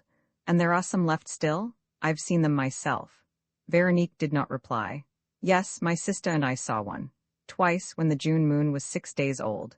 He was dressed in white, and he was climbing the great oak to gather the sacred mistletoe, with a golden sickle. The gold glittered in the moonlight. I saw it, I tell you, and others saw it too, and he's not the only one. There are several of them left over from the old days to guard the treasure. Yes, as I say, the treasure. They say it's a stone which works miracles, which can make you die if you touch it, and which makes you live if you lie down on it. That's all true, Maignoc told us so, all perfectly true. They of old god the stone, the godstone, and they ought to sacrifice all of us this year. Yes, all of us, 30 dead people for the 30 coffins. 4 women crucified, crooned the madwoman. And it will be soon. The 6th day of the moon is near at hand. We must be gone before they climb the great oak to gather the mistletoe. Look, you can see the great oak from here. It's in the wood on this side of the bridge. It stands out above the others. They are hiding behind it, said the madwoman, turning round in her wheelbarrow. They are waiting for us. That'll do, and don't you stir. As I was saying, you see the great oak, over there, beyond the end of the heath. It is. She dropped the wheelbarrow without finishing her sentence. Well, asked Clemence, what's the matter? I've seen something, stammered Gertrude. Something white moving about. Something? What do you mean? They don't show themselves in broad daylight. You've gone cross-eyed. They both looked for a moment and then went on again. Soon the great oak was out of sight. The heath which they were now crossing was wild and rough, covered with stones lying flat like tombstones and all pointing in the same direction. It's their burying ground, whispered Gertrude. They said nothing more. Gertrude repeatedly had to stop and rest. Clemens had not the strength to push the wheelbarrow.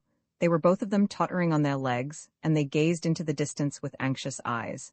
They went down a dip in the ground and up again. The path joined that which Veronique had taken with Honorine on the first day, and they entered the wood which preceded the bridge. Presently, the growing excitement of the sisters Auchignat made Veronique understand that they were approaching the great oak, and she saw it standing on a mound of earth and roots, bigger than the others and separated from them by wider intervals. She could not help thinking that it was possible for several men to hide behind that massive trunk, and that perhaps several were hiding there now. Notwithstanding their fears, the sisters had quickened their pace, and they kept their eyes turned from the fatal tree. They left it behind. Veronique breathed more freely.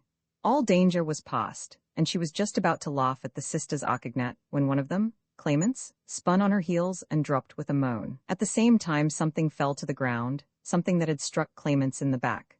It was an axe, a stone axe. "Oh, the thunderstone, the thunderstone!" cried Gertrude. She looked up for a second as if, in accordance with the inveterate popular belief, she believed that the axe came from the sky and was an emanation of the thunder.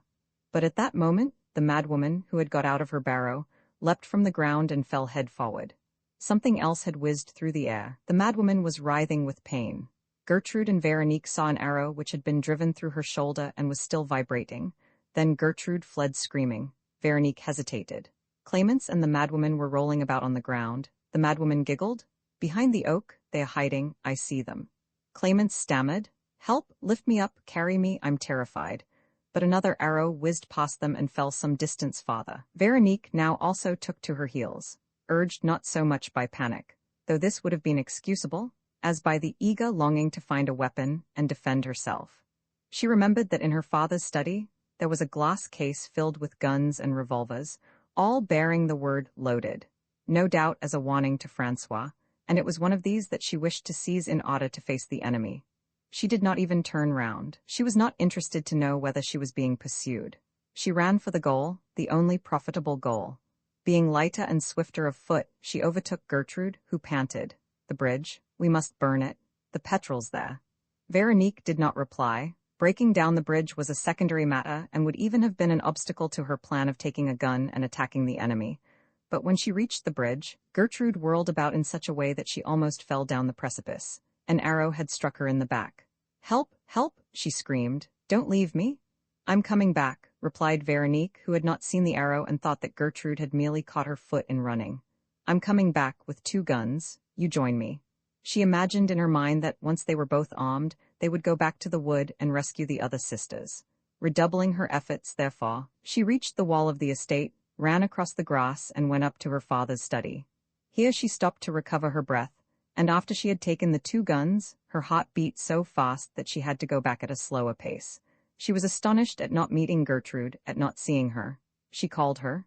No reply, and it was not till then that the thought occurred to her that Gertrude had been wounded like her sisters. She once more broke into a run, but when she came within sight of the bridge, she heard shrill cries pierce through the buzzing in her ears, and on coming into the open opposite the sharp ascent that led to the wood of the great oak, what she saw riveted her to the entrance to the bridge.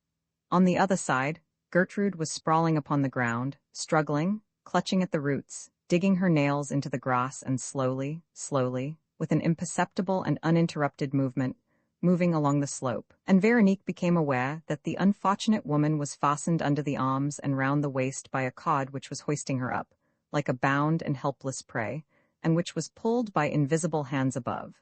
Veronique raised one of the guns to her shoulder. But at what enemy was she to take aim? What enemy was she to fight? Who was hiding behind the trees and stones that crowned the hill like a rampart?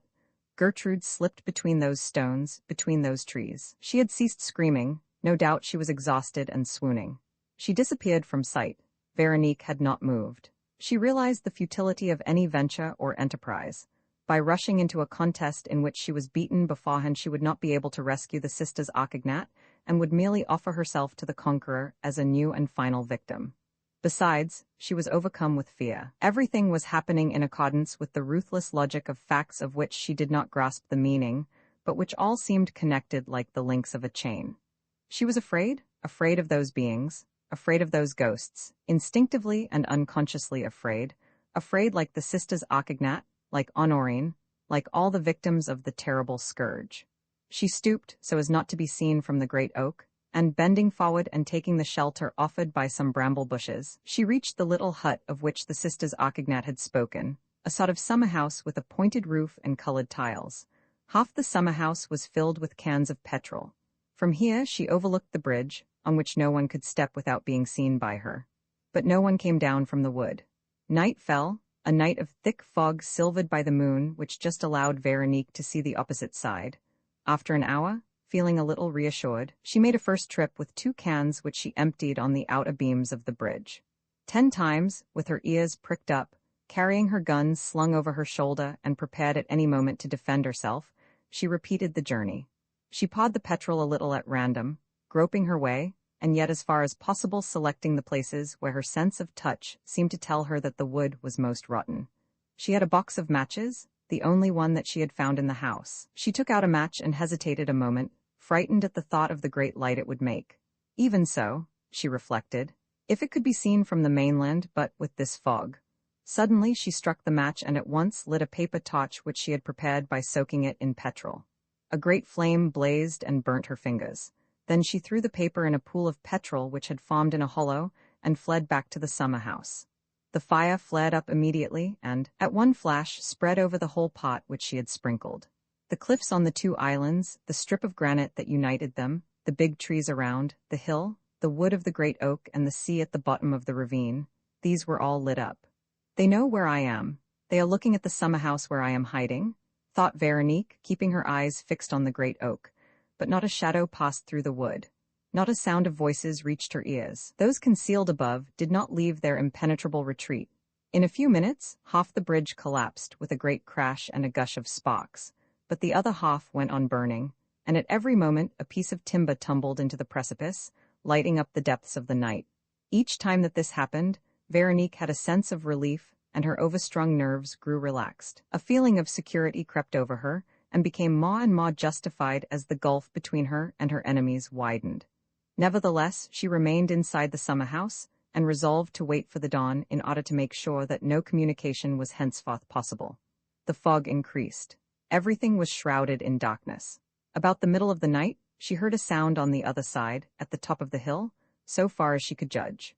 It was the sound of woodcutters felling trees, the regular sound of an axe biting into branches which were finally removed by breaking. Veronique had an idea, absurd though she knew it to be, that they were perhaps building a footbridge, and she clutched her gun resolutely. About an hour later, she seemed to hear moans and even a stifled cry, followed, for some time, by the rustle of leaves and the sound of steps coming and going. This ceased. Once more there was a great silence which seemed to absorb in space every stirring, every restless, every quivering, every living thing. The numbness produced by the fatigue and hunger from which she was beginning to suffer left Veronique little power of thought. She remembered above all that, having failed to bring any provisions from the village, she had nothing to eat. She did not distress herself, for she was determined, as soon as the fog lifted, and this was bound to happen before long, to light bonfires with the cans of petrol. She reflected that the best place would be at the end of the island, at the spot where the dolmen stood. But suddenly, a dreadful thought struck her. Had she not left her box of matches on the bridge? She felt in her pockets but could not find it. All search was in vain. This also did not perturb her unduly. For the time being, the feeling that she had escaped the attacks of the enemy filled her with such delight that it seemed to her that all the difficulties would disappear of their own accord. The hours passed in this way, endlessly long hours, which the penetrating fog and the cold made more painful as the morning approached. Then a faint gleam overspread the sky. Things emerged from the gloom and assumed their actual forms, and Veronique now saw that the bridge had collapsed throughout its length. An interval of 50 yards separated the 2 islands, which were only joined below by the sharp, pointed, inaccessible ridge of the cliff. She was saved, but, on raising her eyes to the hill opposite, she saw, right at the top of the slope, a sight that made her utter a cry of horror. 3 of the nearest trees of those which crowned the hill and belonged to the wood of the great oak had been stripped of their lower branches. And on the 3 bare trunks, with their arms strained backward, with their legs bound, under the tatters of their skirts, and with ropes drawn tight beneath their livid faces, half hidden by the black bows of their caps, hung the three sisters Archignat. They were crucified, vi all's well walking erect, with a stiff and mechanical gait, without turning round to look at the abominable spectacle, without recking of what might happen if she were seen. Veronique went back to the priory. A single aim, a single hope sustained her, that of leaving the Isle of Sarek. She had had her fill of horror. Had she seen 3 corpses, 3 women who had had their throats cut or been shot or even hanged, she would not have felt, as she did now, that her whole being was in revolt. But this torture was too much. It involved an ignominy, it was an act of sacrilege, a damnable performance which surpassed the bounds of wickedness. And then she was thinking of herself, the 4th and last victim. Fate seemed to be leading her towards that catastrophe as a person condemned to death is pushed onto the scaffold. How could she do other than tremble with fear? How could she fail to read a warning in the choice of the hill of the great oak for the torture of the 3 sisters Archignat? She tried to find comfort in words. Everything will be explained. At the bottom of these hideous mysteries are quite simple causes, actions apparently fantastic, but in reality performed by beings of the same species as myself, who behave as they do from criminal motives and in accordance with a determined plan. No doubt all this is only possible because of the war. The war brings about a peculiar state of affairs in which events of this kind are able to take place. But all the same, there is nothing miraculous about it, nor anything inconsistent with the rules of ordinary life. Useless phrases, vain attempts at argument which her brain found difficulty in following. In reality, upset as she was by violent nervous shocks, she came to think and feel like all those people of Sarek whose death she had witnessed. She shared their weakness. She was shaken by the same terrors, besieged by the same nightmares, unbalanced by the persistence within her of the instincts of bygone ages and lingering superstitions, ever ready to rise to the surface. Who were these invisible beings who persecuted her? Whose mission was it to fill the 30 coffins of Sarek? Who was it that was wiping out all the inhabitants of the luckless island? Who was it that lived in caverns, gathering at the fateful hours the sacred mistletoe and the herbs of St. John, using axes and arrows and crucifying women, and in view of what horrible task, of what monstrous duty, in accordance with what inconceivable plans, were they spirits of darkness, malevolent genii, priests of a dead religion, sacrificing men, women, and children to their bloodthirsty gods? Enough, or I shall go mad, she said aloud. I must go. That must be my only thought, to get away from this hell. But it was as though destiny were taking special pains to torture her. On beginning her search for a little food, she suddenly noticed, in her father's study, at the back of a cupboard, a drawing pinned to the wall, representing the same scene as the roll of paper which she had found near Magnoc's body in the deserted cabin. A portfolio full of drawings lay on one of the shelves in the cupboard. She opened it. It contained a number of sketches of the same scene, likewise in red chalk. Each of them bore above the head of the first woman the inscription, V. de Rach. One of them was signed, Antoine de Hergemont. So it was her father who had made the drawing on Magnoc's paper. It was her father who had tried in all these sketches to give the tortured woman a closer and closer resemblance to his own daughter. Enough, repeated Veronique. I won't think, I won't reflect. Feeling very faint, she pursued her search but found nothing with which to stay her hunger. Nor did she find anything that would allow her to light a fire at the point of the island, though the fog had lifted, and the signals would certainly have been observed. She tried rubbing 2 flints against each other, but she did not understand how to go to work, and she did not succeed. For 3 days, she kept herself alive with water and wild grapes gathered among the ruins. Feverish and utterly exhausted, she had fits of weeping which nearly every time produced the sudden appearance of all's well, and her physical suffering was such that she felt angry with the poor dog for having that ridiculous name and drove him away. All's well, greatly surprised, squatted on his haunches farther off and began to sit up again. She felt exasperated with him, as though he could help being Francois' dog. The least sound made her shake from head to foot and covered her with perspiration. What were the creatures in the great oak doing? From which side were they preparing to attack her? She hugged herself nervously, shuddering at the thought of falling into those monsters' hands, and could not keep herself from remembering that she was a beautiful woman and that they might be tempted by her good looks and her youth. But on the 4th day, a great hope uplifted her. She had found in a drawer a powerful reading glass. Taking advantage of the bright sunshine, she focused the rays upon a piece of paper which ended by catching fire and enabling her to light a candle. She believed that she was saved. She had discovered quite a stock of candles, which allowed her, to begin with, to keep the precious flame alive until the evening. At 11 o'clock, she took a lantern and went towards the summer house, intending to set fire to it. It was a fine night, and the signal would be perceived from the coast.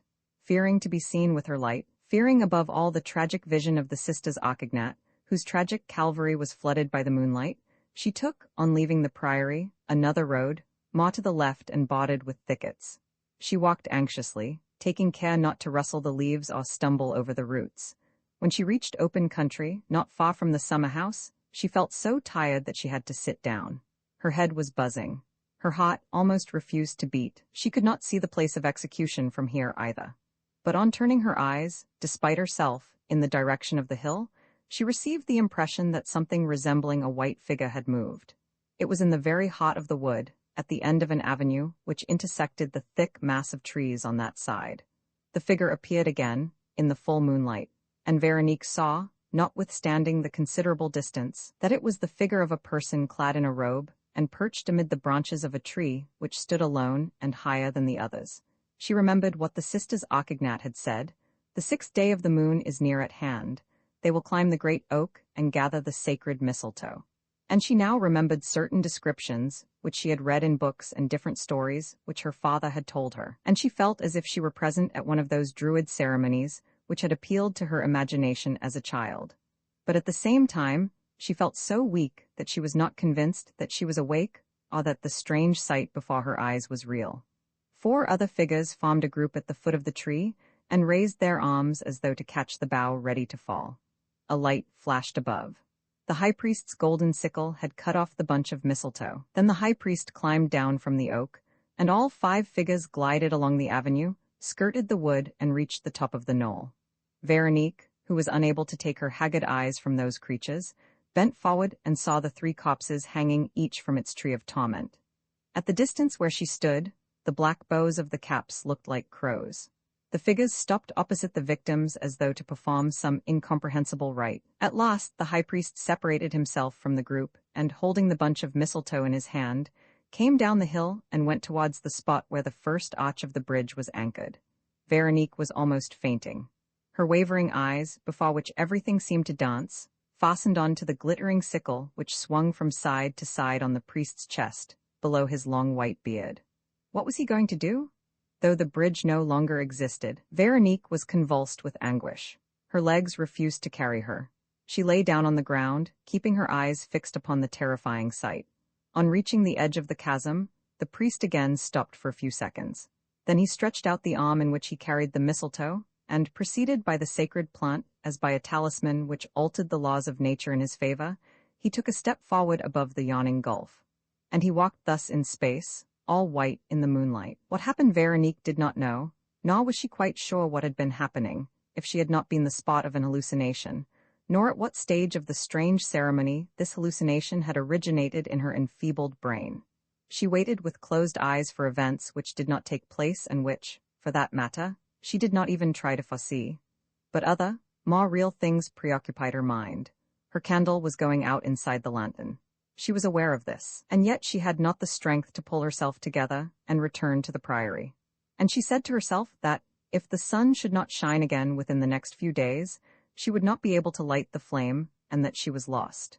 She resigned herself, weary of fighting and realizing that she was defeated beforehand in this unequal contest. The only ending that was not to be endured was that of being captured. But why not abandon herself to the death that offered? Death from starvation, from exhaustion? If you suffer long enough, there must come a moment when the suffering decreases and when you pass, almost unconsciously from life, which has grown too cruel, to death, which Veronique was gradually beginning to desire. That's it, she murmured. To go from Sarek or to die, it's all the same. What I want is to get away. A sound of leaves made her open her eyes. The flame of the candle was expiring, but behind the lantern Allswell was sitting, beating the air with his forepaws, and Veronique saw that he carried a packet of biscuits, fastened round his neck by a string. "Tell me your story, you dear old Allswell," said Veronique next morning, after a good night's rest in her bedroom at the priory. "For after all, I can't believe that you came to look for me and bring me food of your own accord. It was an accident, wasn't it? You were wandering in that direction. You heard me crying and you came to me. But who tied that little box of biscuits round your neck? Does it mean that we have a friend in the island, a friend who takes an interest in us? Why doesn't he show himself? Speak and tell me all's well." She kissed the dog and went on. "And whom were those biscuits intended for? For your master, for Francois, or for Honorine? No, then for Monsieur Stéphane perhaps." The dog wagged his tail and moved towards the door. He really seemed to understand. Veronique followed him to Stéphane Marou's room. All's well slipped under the tutor's bed. There were 3 more cardboard boxes of biscuits, 2 packets of chocolate, and 2 tins of preserved meat, and each parcel was supplied with a string ending in a wide loop, from which All's well must have released his head. "What does it mean?" asked Veronique, bewildered. "Did you put them under there? But who gave them to you? Have we actually a friend in the island, who knows us and knows Stéphane Marou? Can you take me to him?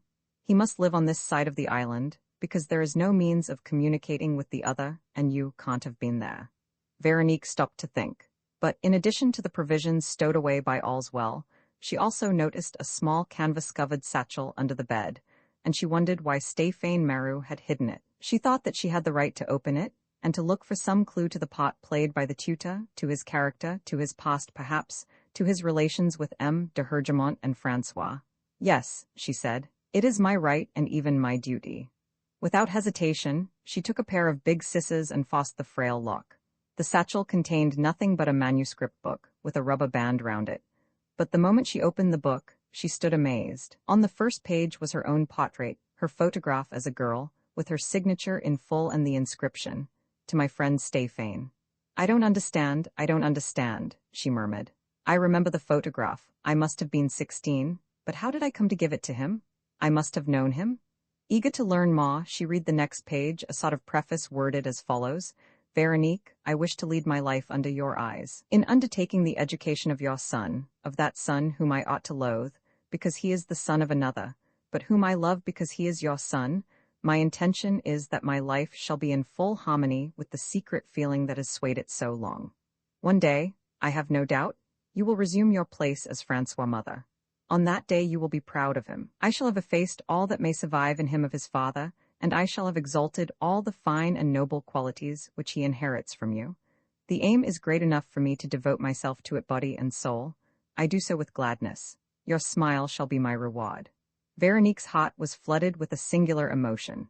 Her life was lit with a calmer radiance, and this new mystery, which she was unable to fathom any more than the others, was at least, like that of Magnoc's flowers, gentle and comforting. As she continued to turn the pages, she followed her son's education from day to day. She beheld the pupil's progress and the master's methods. The pupil was engaging, intelligent, studious, zealous, loving, sensitive, impulsive, and at the same time thoughtful. The master was affectionate, patient, and borne up by some profound feeling which showed through every line of the manuscript. And little by little, there was a growing enthusiasm in the daily confession, which expressed itself in terms less and less restrained. "Francois, my dearly beloved son, for I may call you so, may I not? Francois, your mother lives once again in you. Your eyes are pure and limpid as hers. Your soul is grave and simple as her soul. You are unacquainted with evil, and one might almost say that you are unacquainted with good, so closely is it blended with your beautiful nature." Some of the child's exercises were copied into the book, exercises in which he spoke of his mother with passionate affection and with the persistent hope that he would soon see her again. "We shall see her again, Francois," Stéphane added, "and you will then understand better what beauty means and light and the charm of life and the delight of beholding and admiring." Next came anecdotes about Veronique, minor details which she herself did not remember or which she thought that she alone knew. One day, at the Tuileries, she was only 16, a circle was formed round her by people who looked at her and wondered at her loveliness. Her girl friends laughed, happy at seeing her admired. "Open her right hand, Francois. You will see a long, white scar in the middle of the palm. When she was quite a little girl, she ran the point of an iron railing into her hand, but the last pages were not written for the boy and had certainly not been read by him. The writer's love was no longer disguised beneath admiring phrases. It displayed itself without reserve, ardent, exalted, suffering, quivering with hope, though always respectful." Veronique closed the book. She could read no more. "Yes, I confess, all's well," she said to the dog, who was already sitting up. "My eyes are wet with tears.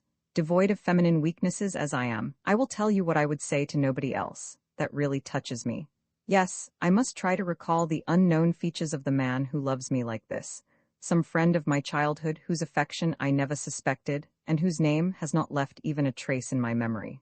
She drew the dog to her. Two kind hearts, are they not? All's well. Neither the master nor the pupil is capable of the crimes which I saw them commit. If they are the accomplices of our enemies here, they are so in spite of themselves and without knowing it. I cannot believe in philters and incantations and plants which deprive you of your reason. But all the same, there is something, isn't there, you dear little dog? The boy who planted Veronicas round the Calvary of Flowers and who wrote, Mother's Flowers, is not guilty, is he? And Honorine was right when she spoke of a fit of madness, and he will come back to look for me, won't he? Stay fain, and he are sure to come back. The hours that went by were full of soothing quiet. Veronique was no longer lonely. The present had no terrors for her, and she had faith in the future. Next morning she said to Allswell, whom she had locked up to prevent his running away, Will you take me there now, my man? Where? Why, to the friend of Cos, who sent provisions to Stay fain Meru. Come along.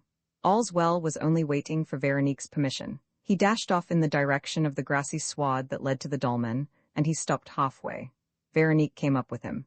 He turned to the right and took a path which brought them to a huddle of ruins near the edge of the cliffs. Then he stopped again. Is it here? Asked Veronique. The dog lay down flat. In front of him, at the foot of 2 blocks of stones leaning against each other, and covered with the same growth of ivy, was a tangle of brambles with under it a little passage like the entrance to a rabbit warren. Allswell slipped in, disappeared, and then returned in search of Veronique, who had to go back to the priory and fetch a billhook to cut down the brambles.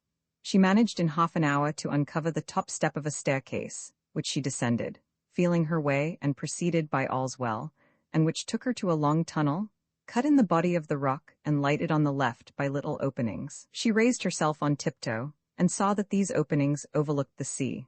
She walked on the level for 10 minutes and then went down some moss steps. The tunnel grew narrower.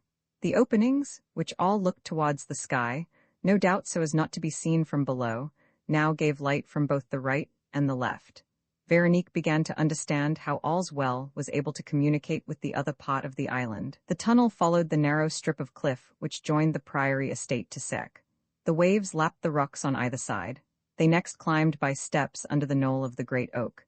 2 tunnels opened at the top. Allswell chose the one on the left, which continued to skirt the sea. Then on the right there were 2 more passages, both quite dark. The island appeared to be riddled in this way with invisible communications, and Veronique felt something clutch at her heart as she reflected that she was making for the pot which the sisters Auchignat had described as the enemy's subterranean domains, under the Black Heath. Allswell trotted in front of her, turning round from time to time to see if she was following. Yes, dear, I'm coming, she whispered. And I am not a bit afraid. I am sure that you are leading me to a friend who has taken shelter down here. But why has he not left his shelter? Why did you not show him the way? The passage had been chipped smooth throughout, with a rounded ceiling and a very dry granite floor, which was amply ventilated by the openings. There was not a mark, not a scratch of any kind on the walls. Sometimes the point of a black flint projected. Is it here? Asked Veronique when Allswell stopped. The tunnel went no farther, and widened into a chamber into which the light filtered more thinly through a narrower window. Allswell seemed undecided. He listened, with his ears pricked up, standing on his hind legs and resting his forepaws against the end wall of the tunnel. Veronique noticed that the wall, at this spot, was not formed throughout its length of the bare granite, but consisted of an accumulation of stones of unequal size set in cement. The work evidently belonged to a different, doubtless more recent period. A regular partition wall had been built, closing the underground passage, which was probably continued on the other side. She repeated, It's here, isn't it? But she said nothing more. She had heard the stifled sound of a voice. She went up to the wall and presently gave a start. The voice was raised higher. The sounds became more distinct. A child was singing, and she caught the words. And the mother said, rocking her child abed, Weep not. If you do, the Virgin Mary weeps with you. Veronique murmured, The song. It was the same that Honorine had hummed at Begmail. Who could be singing it now? A child imprisoned in the island, a boy friend of Francois, and the voice went on, Babes that laugh and sing smiles to the blessed Virgin bring. Fold your hands this way, and to sweet Mary pray. The last verse was followed by a silence that lasted for a few minutes. Allswell appeared to be listening with increasing attention, as though something, which he knew of, was about to take place.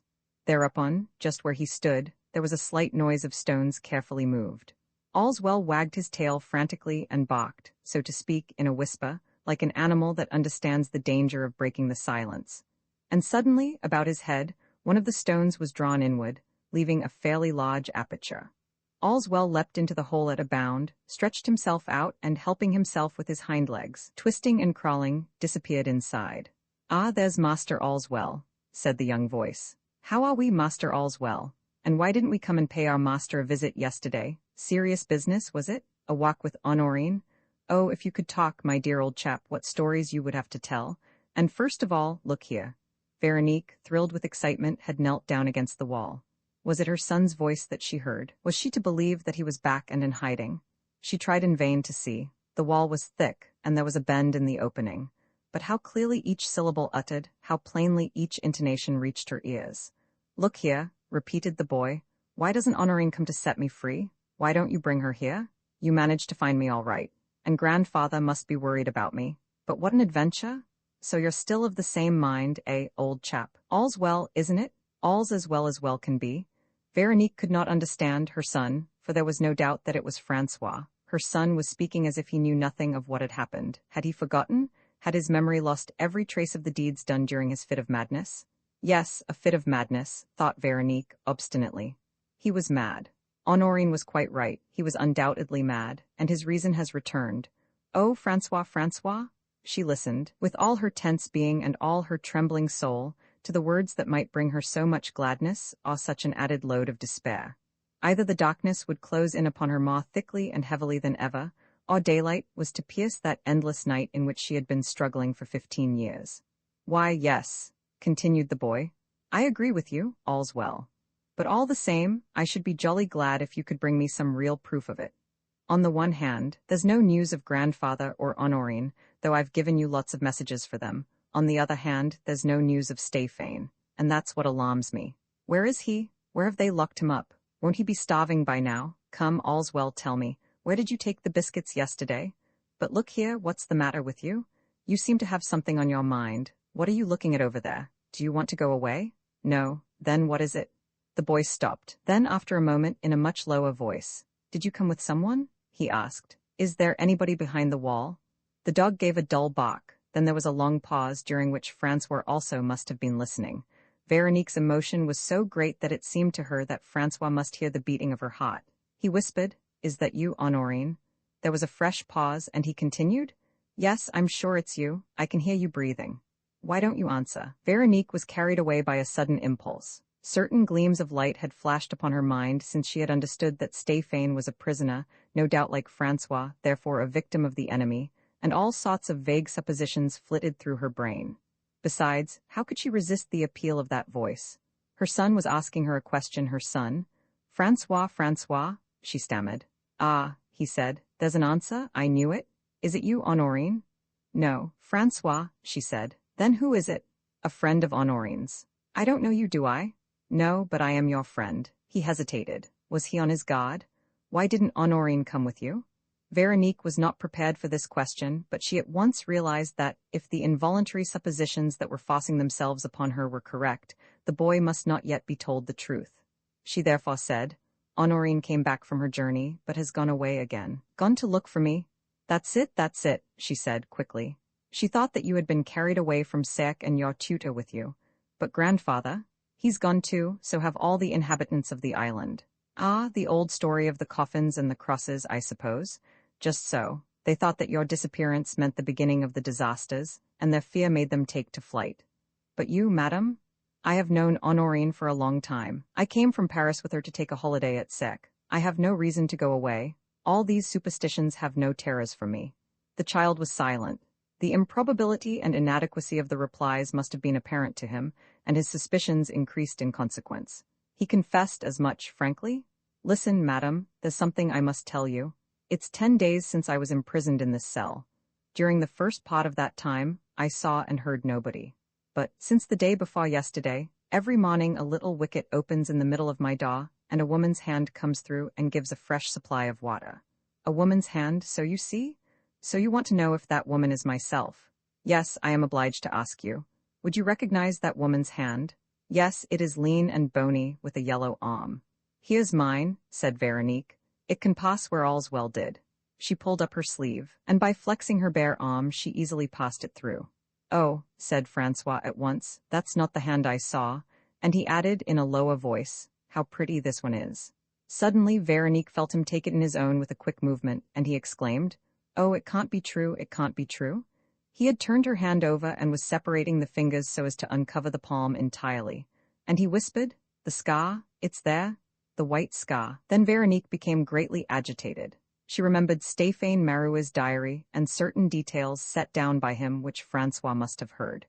One of these details was this scar, which recalled an old and rather serious injury. She felt the boy's lips pressed to her hand, first gently, and then with passionate ardor and a great flow of tears, and heard him stammering, Oh, mother, mother darling, my dear, dear mother. Romans 7. Francois and Stéphane, long the mother and son, remained thus, kneeling against the wall that divided them, yet as close together as though they were able to see each other with their frenzied eyes and to mingle their tears and kisses. They spoke both at once, asking each other questions and answering them at random. They were in a transport of delight. The life of each flowed over into the other's life and became swallowed up in it. No power on earth could now dissolve their union or break the bonds of love and confidence which unite mothers and sons. Yes, all's well, old man, said Francois. You may sit up as much and as long as you like. We are really crying this time, and you will be the first to get tired, for one doesn't mind shedding such tears as these, does one, mother? As for Veronique, her mind retained not a vestige of the terrible visions which had dismayed it. Her son a murderer, her son killing and massacring people. She no longer admitted any of that. She did not even admit the excuse of madness. Everything would be explained in some other way, which she was not even in a hurry to understand. She thought only of her son. He was there. His eyes saw her through the wall. His heart beat against hers. He lived, and he was the same gentle, affectionate, pure and charming child that her maternal dreams had pictured. My son, she kept on repeating, as though she could not utter those marvelous words often enough. My son, it's you, it's you. I believed you dead, 1,000 times dead, more dead than it is possible to be. And you are alive, and you are here, and I am touching you. Oh heaven, can it be true? I have a son, and my son is alive. And he, on his side, took up the refrain with the same passionate fervor. Mother, mother, I have waited for you so long. To me you were not dead, but it was so sad to be a child, and to have no mother. To see the years go by, and to waste them in waiting for you. For an hour, they talked at random, of the past, of the present, of 100 subjects which at first appeared to them the most interesting things in the world, and which they forthwith dropped to ask each other more questions, and to try to know each other a little better, and to enter more deeply into the secret of their lives and the privacy of their souls. It was Francois who first attempted to impart some little method to their conversation. Listen, mother, we have so much to say to each other that we must give up trying to say it all today, and even for days and days. Let us speak now of what is essential and in the fewest possible words, for we have perhaps not much time before us. What do you mean? Said Veronique, instantly alarmed. I have no intention of leaving you. But, mother, if we are not to leave each other, we must first be united. Now there are many obstacles to be overcome, even if it were only the wall that separates us. Besides, I am very closely watched, and I may be obliged at any moment to send you away, as I do all's well, at the first sound of footsteps approaching. Watched by whom? By those who fell upon Stéphane and me on the day when we discovered the entrance to these caves, under the heath on the tableland, the Black Heath. Did you see them? No, it was too dark. But who are they? Who are those enemies? I don't know. You suspect, of course? The Druids? He said, laughing. The people of old of whom the legends speak, rather not ghosts, not that either. They were just simply creatures of today, creatures of flesh and blood. They live down here, though. Most likely. And you took them by surprise? No, on the contrary. They seemed even to be expecting us and to be lying in wait for us. We had gone down a stone staircase and a very long passage, lined with perhaps 80 caves, or rather 80 cells. The doors, which were of wood, were open, and the cells overlooked the sea. It was on the way back, as we were going up the staircase again in the dock, that we were seized from one side, knocked down, bound, blindfolded, and gagged. The whole thing did not take a minute. I suspect that we were carried back to the end of the long passage. When I succeeded in removing my bonds and my bandage, I found that I was locked in one of the cells, probably the last in the passage, and I have been here 10 days. My poor darling, how you must have suffered. No, mother, and in any case not from hunger. There was a whole stack of provisions in one corner and a truss of straw in another to lie on, so I waited quietly. For whom? You promised not to laugh, mother. Laugh at what, dear? At what I'm going to tell you. How can you think? Well, I was waiting for someone who had heard of all the stories of Sarek and who promised grandfather to come. But who was it? The boy hesitated. No, I am sure you will make fun of me, mother. I'll tell you later. Besides, he never came, though I thought for a moment. Yes, fancy, I had managed to remove 2 stones from the wall and to open this hole of which my jailers evidently didn't know. All of a sudden, I heard a noise. Someone scratching. It was Allswell. It was Master Allswell coming by the other road. You can imagine the welcome he received. Only what astonished me was that nobody followed him this way, neither Honorine nor grandfather. I had no pencil or paper to write to them, but after all, they had only to follow Allswell. That was impossible, said Veronique, because they believed you to be far away from Sarek, carried off no doubt, and because your grandfather had left. Just so. Why believe anything of the sort? Grandfather knew, from a lately discovered document where we were, for it was he who told us of the possible entrance to the underground passage. Didn't he speak to you about it?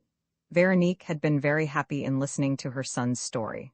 As he had been carried off and imprisoned, he was not the atrocious monster who had killed him. De Hergemont, Marie Le Goff, Honorine and Courageux, and his companions. The truth, which she had already vaguely surmised, now assumed a more definite form, and though still thickly shrouded, was visible in its essential part. Francois was not guilty.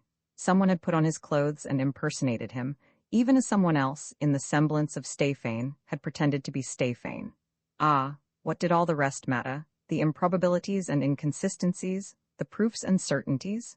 Veronique did not even think about it. The only thing that counted was the innocence of her beloved son, and so she still refused to tell him anything that would sadden him and spoil his happiness, and she said, "No, I have not seen your grandfather. Honorine wanted to prepare him for my visit, but things happened so hurriedly. And you were left alone on the island, poor mother, so you hoped to find me here?" "Yes," she said, after a moment's hesitation. "Alone, but with all's well, of course." "Yes, I hardly paid any attention to him during the first days. It was not until this morning that I thought of following him. And where does the road start from that brought you here?" "It's an underground passage, the outlet of which is concealed between 2 stones near Magnoc's garden."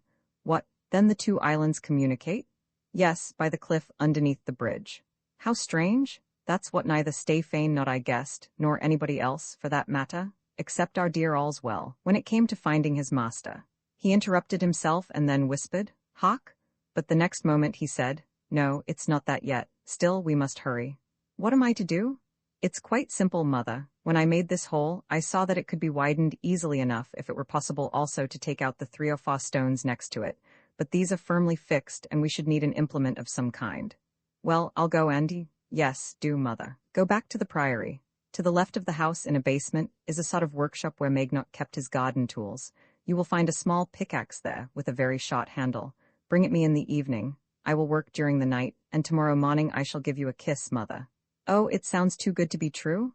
"I promise you I shall. Then all that we shall have to do will be to release Stéphane." "Your tutor? Do you know where he is shut up?"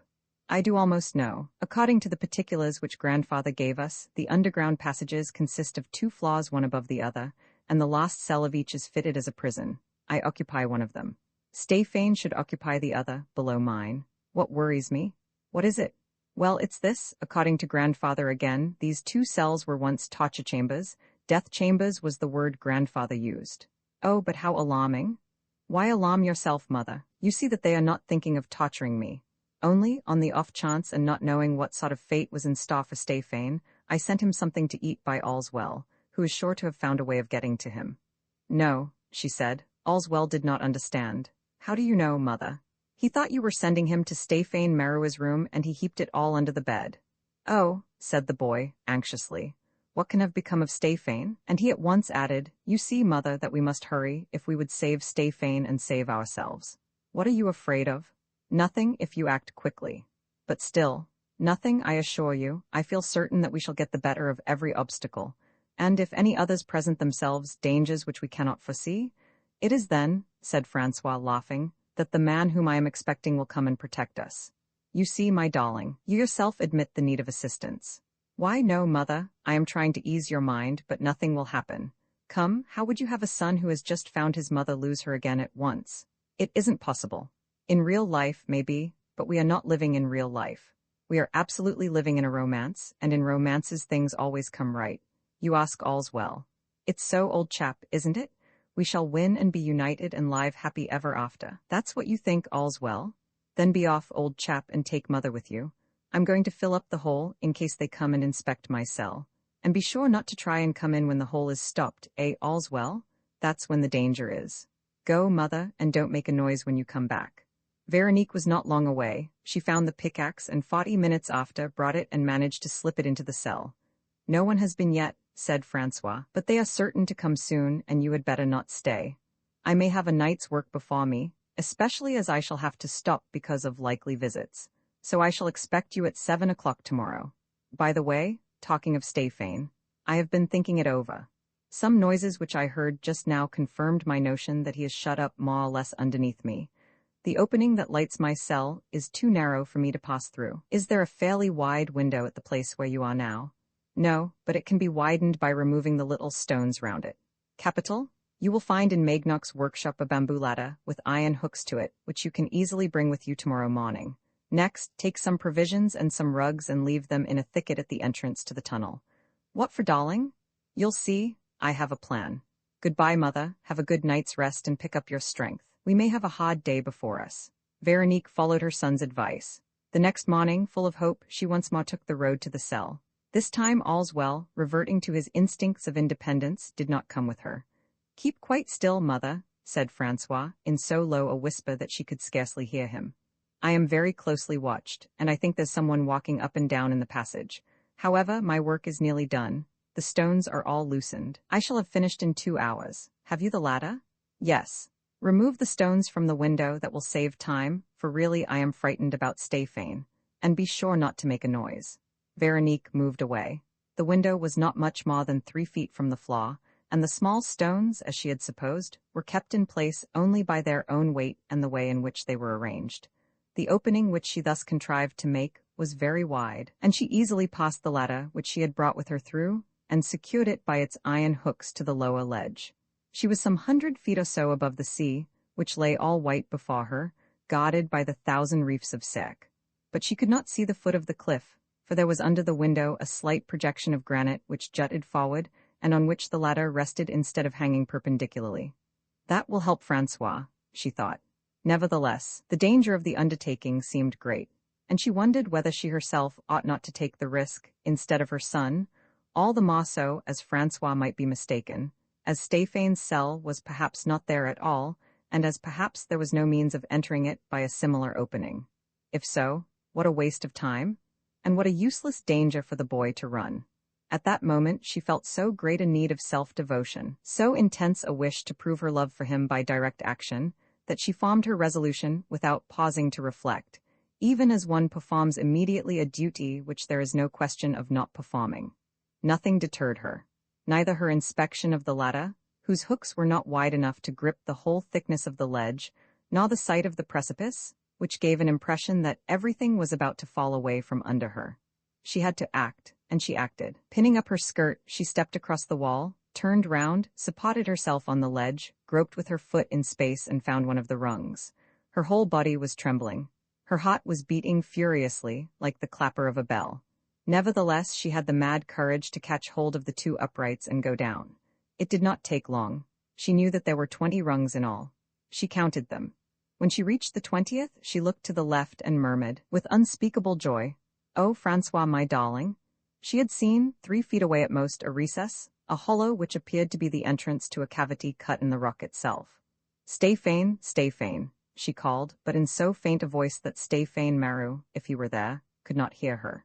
She hesitated a few seconds, but her legs were giving way, and she no longer had the strength either to climb up again or to remain hanging where she was. Taking advantage of a few irregularities in the rock, and thus shifting the ladder, at the risk of unhooking it, she succeeded, by a sort of miracle of which she was quite aware, in catching hold of a flint which projected from the granite and setting foot in the cave. Then, with fierce energy, she made one supreme effort, and, recovering her balance with a jerk, she entered. She at once saw someone, fastened with cords, lying on a truss of straw. The cave was small and not very deep, especially in the upper portion, which pointed towards the sky rather than the sea, and which must have looked, from a distance, like a mere fold in the cliff. There was no projection to bound it at the edge. The light entered freely. Veronique went nearer. The man did not move. He was asleep. She bent over him. Though she did not recognize him for certain, it seemed to her that a memory was emerging from that dim past in which all the faces of our childhood gradually fade away. This one was surely not unknown to her. A gentle visage, with regular features, fair hair flung well back, a broad, white forehead, and a slightly feminine countenance, which reminded Veronique of the charming face of a convent friend who had died before the war. She deftly unfastened the bonds with which the wrists were fastened together. The man, without waking immediately, stretched his arms, as though submitting himself to a familiar operation, not affected for the first time, which did not necessarily interfere with his sleep. Presumably he was released like this at intervals, perhaps in order to eat and at night, for he ended by muttering, "So early? But I'm not hungry, and it's still light." This last reflection astonished the man himself. He opened his eyes and at once sat up where he lay, so that he might see the person who was standing in front of him, no doubt for the first time in broad daylight. He was not greatly surprised, for the reason that the reality could not have been manifest to him at once. He probably thought that he was the spot of a dream or an hallucination, and he said, in an undertone, "Veronique, Veronique." She felt a little embarrassed by his gaze, but finished releasing his bonds, and when he distinctly felt her hand on his own hands and on his imprisoned limbs, he understood the wonderful event which her presence implied, and he said, in a faltering voice, You, can it be? Oh, speak just one word, just one. Can it possibly be you?" He continued, almost to himself, "Yes, it is she, it is certainly she. She is here?" And anxiously aloud, "You at night on the other nights, it wasn't you who came then. It was another woman, wasn't it? An enemy? Oh, forgive me for asking you. It's because I don't understand. How did you come here?" "I came this way," she said, pointing to the sea. "Oh," he said, "how wonderful." He stared at her with dazed eyes, as he might have stared at some vision descended from heaven, and the circumstances were so unusual that he did not think of suppressing the eagerness of his gaze. She repeated, utterly confused, "Yes, this way. Francois suggested it." "I did not mention him," he said, "because with you here, I felt sure that he was free." "Not yet," she said, "but he will be in an hour." A long pause ensued. She interrupted it to conceal her agitation. "He will be free? You shall see him. But we must not frighten him. There are things which he doesn't know." She perceived that he was listening not to the words uttered but to the voice that uttered them, and that this voice seemed to plunge him into a sort of ecstasy, for he was silent and smiled. She thereupon smiled too and questioned him, thus obliging him to answer. "You called me by my name at once. So you knew me. I also seem to, yes, you remind me of a friend of mine who died." "Madeleine Ferrand?" "Yes, Madeleine Ferrand. Perhaps I also remind you of her brother, a shy schoolboy who used often to visit the parlor at the convent and who used to look at you from a distance." Yes, she declared. "I remember. We even spoke to each other sometimes. You used to blush." "Yes, that's it. Your name was Stéphane. But how do you come to be called Maru? Madeleine and I were not children of the same father." "Ah," she said, "that was what misled me." She gave him her hand.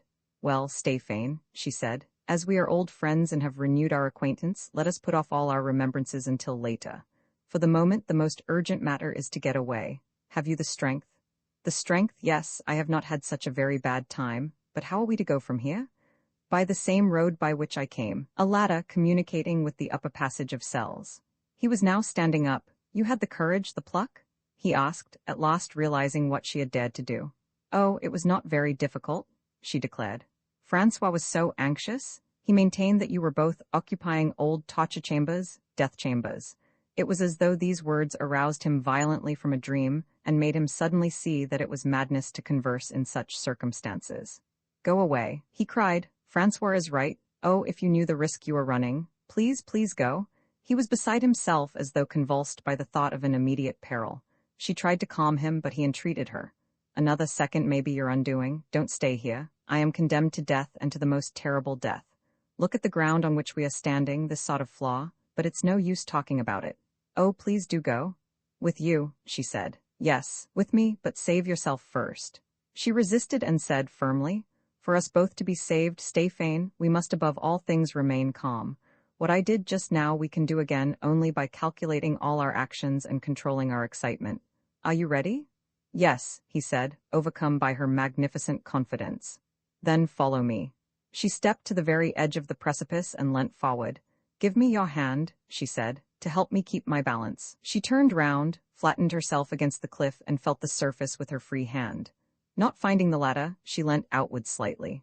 The ladder had become displaced. No doubt, when Veronique, perhaps with too abrupt a movement, had set foot in the cave, the iron hook of the right-hand upright had slipped and the ladder, hanging only by the other hook, had swung like a pendulum. The bottom rungs were now out of reach. Roman 8 anguish had Veronique been alone. She would have yielded to one of those moods of despondency which her nature, brave though it was, could not escape in the face of the unrelenting animosity of fate.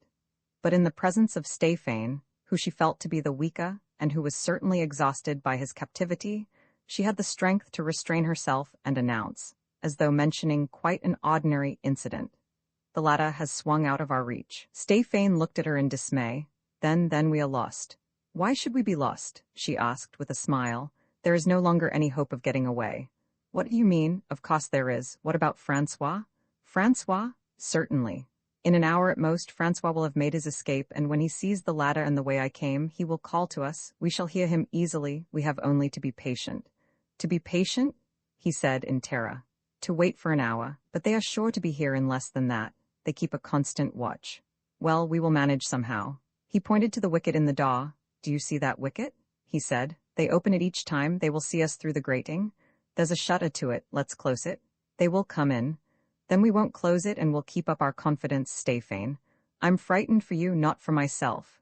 You mustn't be frightened either for me or for yourself. If the worst comes to the worst, we are able to defend ourselves," she added, showing him a revolver which she had taken from her father's rack of arms and carried on her ever since. "Ah," he said, "what I fear is that we shall not even be called upon to defend ourselves. They have other means." "What means?" He did not answer. He had flung a quick glance at the floor, and Veronique for a moment examined its curious structure. All around, following the circumference of the walls, was the granite itself, rugged and uneven. But outlined in the granite was a large square. They could see, on each of the far sides, the deep crevice that divided it from the rest. The timbers of which it consisted were worn and grooved, full of cracks and gashes, but nevertheless massive and powerful. The farther side almost skirted the edge of the precipice, from which it was divided by 8 inches at most. "A trapdoor?" she asked with a shudder. "No, not that," he said. "It would be too heavy." "Then what?" "I don't know. Very likely it is nothing but a remnant of some past contrivance which no longer works. Still what? Last night, or rather this morning, there was a creaking sound down below there. It seemed to suggest attempts, but they stopped at once. It's such a long time since. No, the thing no longer works and they can't make use of it." "Who's they?" Without waiting for his answer, she continued. "Listen, Stéphane, we have a few minutes before us, perhaps fewer than we think. Francois will be free at any moment now, and will come to our rescue.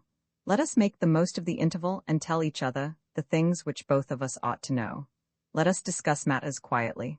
We are threatened with no immediate danger, and the time will be well employed."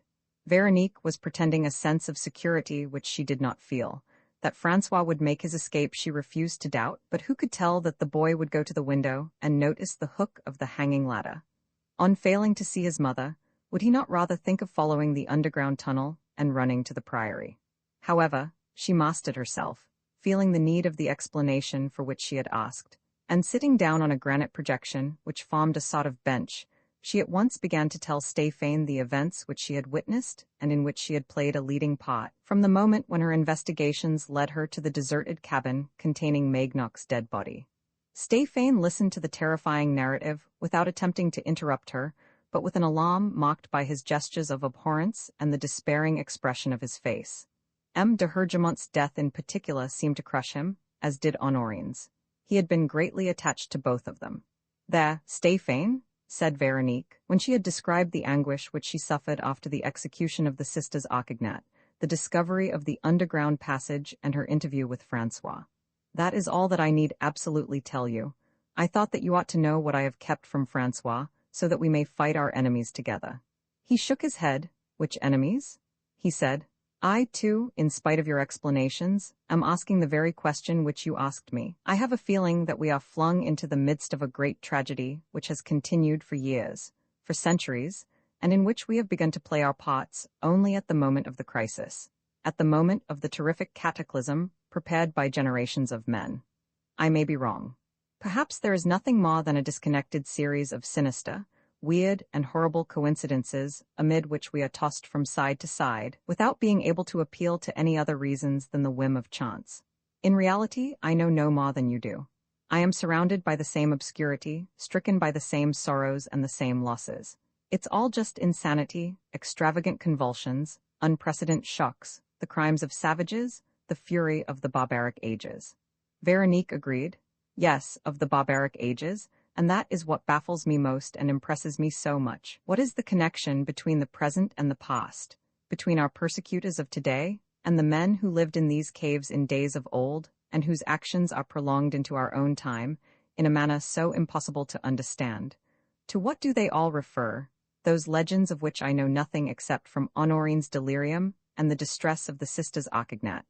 They spoke low, with their ears always on the alert. Stéphane listened for sounds in the corridor. Veronique concentrated her attention on the cliff, in the hope of hearing Francois' signal. They are very complicated legends, said Stéphane, very obscure traditions in which we must abandon any attempt to distinguish between what is superstition and what might be truth. Out of this jumble of old wives' tales, the very most that we can disentangle is two sets of ideas, those referring to the prophecy of the 30 coffins and those relating to the existence of a treasure, or rather of a miraculous stone. Then they take as a prophecy, said Veronique, the words which I read on Magnoc's drawing and again on the fairy's dolmen. Yes, a prophecy which dates back to an indeterminate period and which for centuries has governed the whole history and the whole life of Sarek. The belief has always prevailed that a day would come when, within a space of 12 months, the 30 principal reefs which surround the island, and which are called the 30 coffins, would receive their 30 victims, who were to die a violent death, and that those 30 victims would include 4 women who were to die crucified. It is an established and undisputed tradition, handed down from father to son, and everybody believes in it. It is expressed in the line and part of a line inscribed on the fairy's dolmen. 4 women crucified, and for 30 coffins victims 30 times. Very well, but people have gone on living all the same, normally and peaceably. Why did the outburst of terror suddenly take place this year? Magnoc was largely responsible. Magnoc was a fantastic and rather mysterious person, a mixture of the wizard and the bone setter, the healer and the charlatan, who had studied the stars in their causes, and whom people liked to consult about the most remote events of the past as well as the future. Now Magnoc announced not long ago that 1917 would be the fateful year. Why? Intuition, perhaps presentiment, divination, or subconscious knowledge. You can choose any explanation that you please. As for Magnoc, who did not despise the practices of the most antiquated magic, he would tell you that he knew it from the flight of a bird or the entrails of a fowl. However, his prophecy was based on something more serious. He pretended, quoting evidence collected in his childhood among the old people of Sarek, that at the beginning of the last century, the first line of the inscription on the fairy's dolmen was not yet obliterated, and that it formed this, which would rhyme with 4 women shall be crucified on tree, in Sarek's Isle, in year 14 and 3. The year 14 and 3 is the year 17.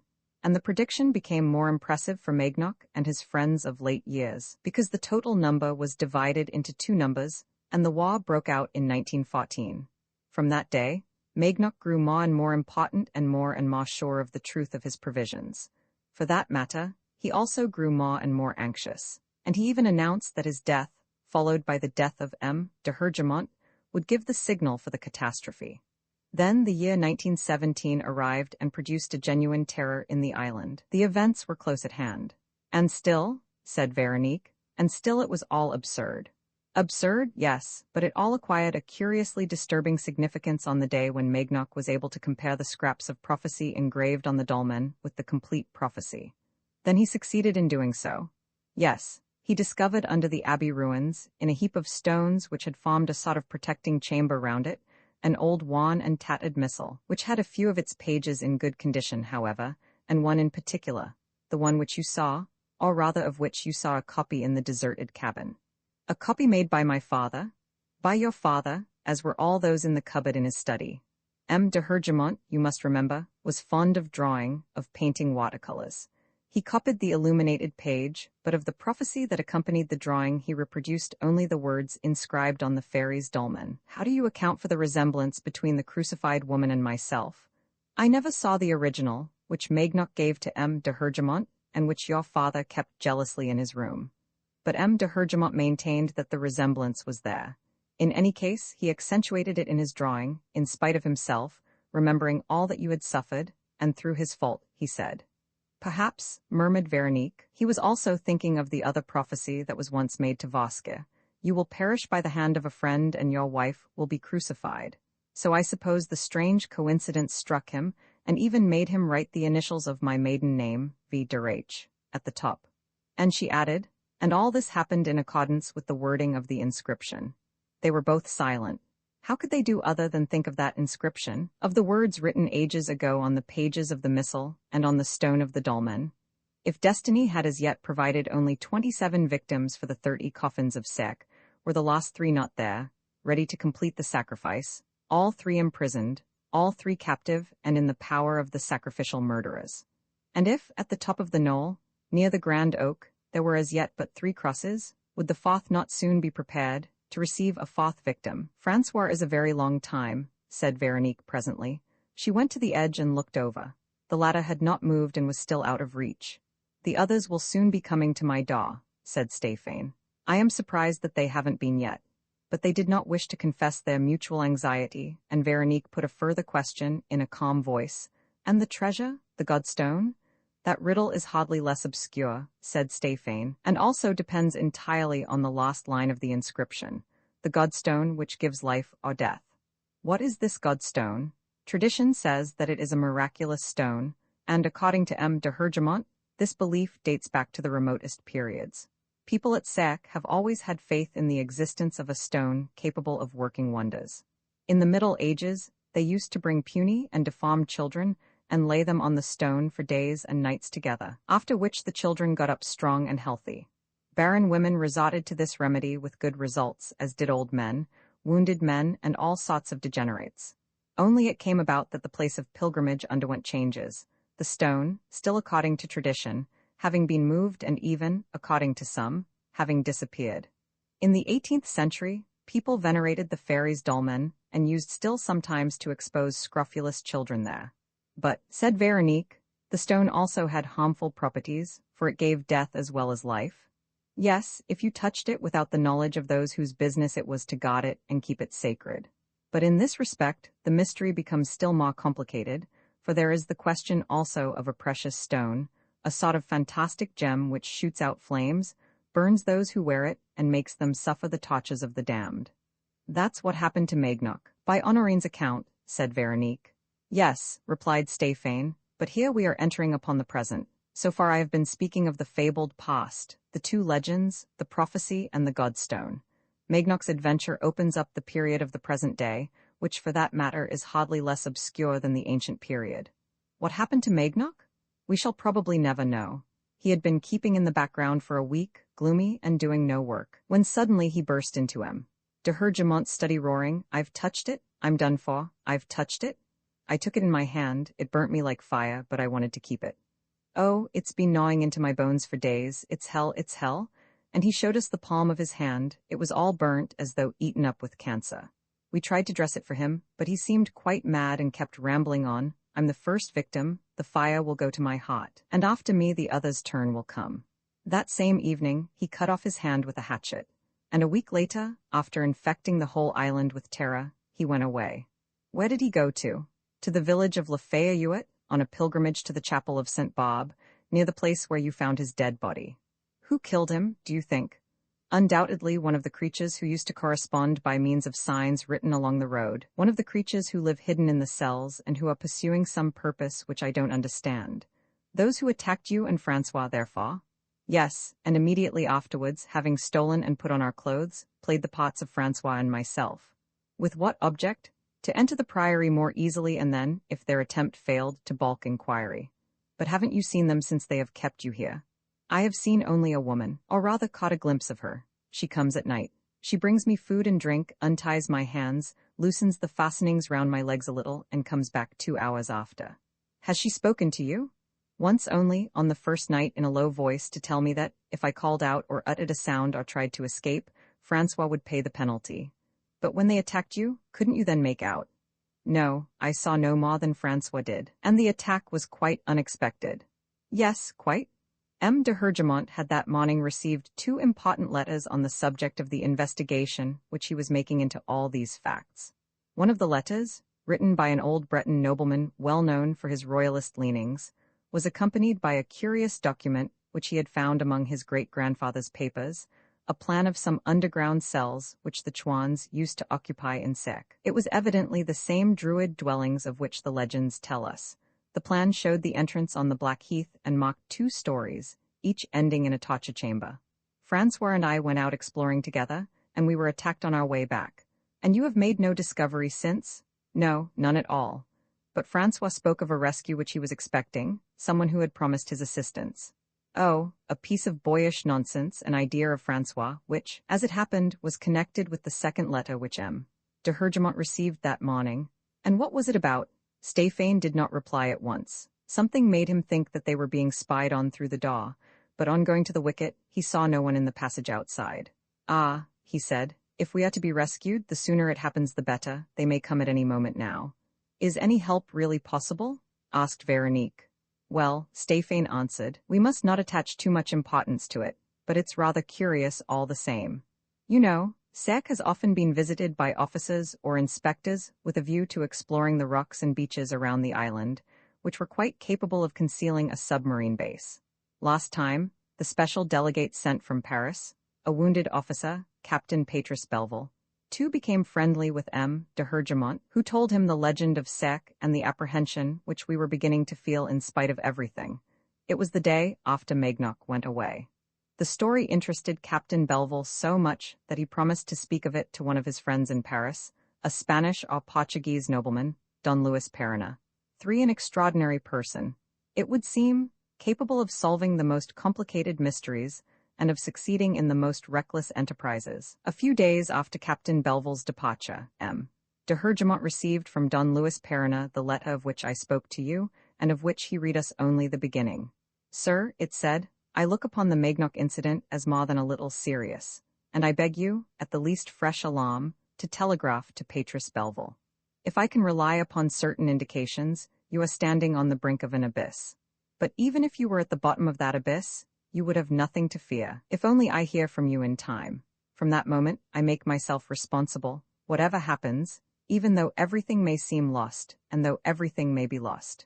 As for the riddle of the Godstone, it is simply childish, and I am astonished that, with the very ample data which you gave Belville, it should for an instant be regarded as impossible of explanation. I will tell you in a few words what has puzzled so many generations of mankind. Well, said Veronique, eager to know more. As I said, M. de Hergemont did not tell us the end of the letter. He read it in front of us, saying, with an air of amazement, can that be it? Why, of course it is. How wonderful! And when we asked him, he said, I'll tell you all about it this evening, when you come back from the Black Heath. Meanwhile, you may like to know that this most extraordinary man, it's the only word for him, discloses to me, without more ado or further particulars, the secret of the Godstone and the exact spot where it is to be found, and he does it so logically as to leave no room for doubt. And in the evening, Francois and I were carried off, and M. de Hergemont was murdered. Veronique paused to think. I should not be surprised, she said, if they wanted to steal that important letter from him. For after all, the theft of the Godstone seems to me the only motive that can explain all the machinations of which we are the victims. I think so too, but M. de Hergemont, on Don Luis Perina's recommendation, tore up the letter before our eyes. So, after all, Don Luis Perina has not been informed? No. Yet Francois does not know of his grandfather's death and does not suspect that M. de Hergemont never heard of our disappearance and therefore never sent a message to Don Luis Perina. If he had done so, Don Luis, to Francois' mind, must be on his way. Besides, Francois has another reason for expecting something. A serious reason? No, Francois is still very much of a child. He has read a lot of books of adventure, which have worked upon his imagination. Now Captain Belleville told him such fantastic stories about his friend Perronner, and painted Perronner in such strange colors, that Francois firmly believes Perronner to be none other than Arsène Lupin. Hence his absolute confidence and his certainty that, in case of danger, the miraculous intervention will take place at the very minute when it becomes necessary. Veronique could not help smiling. He is a child, of course, but children sometimes have intuitions which we have to take into account. Besides, it keeps up his courage and his spirits. How could he have endured this ordeal at his age if he had not had that hope? Her anguish returned. In a very low voice, she said, "No matter where the rescue comes from, so long as it comes in time and so long as my son is not the victim of those dreadful creatures." They were silent for a long time. The enemy, present though invisible, oppressed them with his formidable weight. He was everywhere. He was master of the island, master of the subterranean dwellings, master of the heaths and woods, master of the sea around them, master of the dolmens and the coffins. He linked together the monstrous ages of the past and the no less monstrous hours of the present. He was continuing history according to the ancient rites and striking blows which had been foretold 1,000 times. But why? With what object? What does it all mean? Asked Veronique in a disheartened tone. What connection can there be between the people of today and those of long ago? What is the explanation of the work resumed by such barbarous methods? And after a further pause, she said, for in her heart of hearts, behind every question and reply and every insoluble problem, the obsession never ceased to torment her. Ah, if Francois were here? If we were all three fighting together? What has happened to him? What keeps him in his cell? Some obstacle which he did not foresee? It was Stéphane's turn to comfort her. An obstacle? Why should you suppose so? There is no obstacle, but it's a long job. Yes, you are right. A long, difficult job. Oh, I'm sure that he won't lose heart. He has such high spirits and such confidence. A mother and son who have been brought together cannot be parted again, he said. They may still persecute us, but separate us, never. We shall win in the end. He was speaking truly. Wasn't he, Stéphane? I've not found my son again, have I, only to lose him? No, it would be too unjust and it would be impossible. Stéphane looked at her, surprised to hear her interrupt herself. Veronique was listening to something. What is it? Asked Stéphane. I hear sounds, she said. He also listened. Yes, you're right. Perhaps it's Francois, she said. Perhaps it's up there. She moved to rise. He held her back. No, it's the sound of footsteps in the passage. In that case, said Veronique. They exchanged distraught glances, forming no decision, not knowing what to do.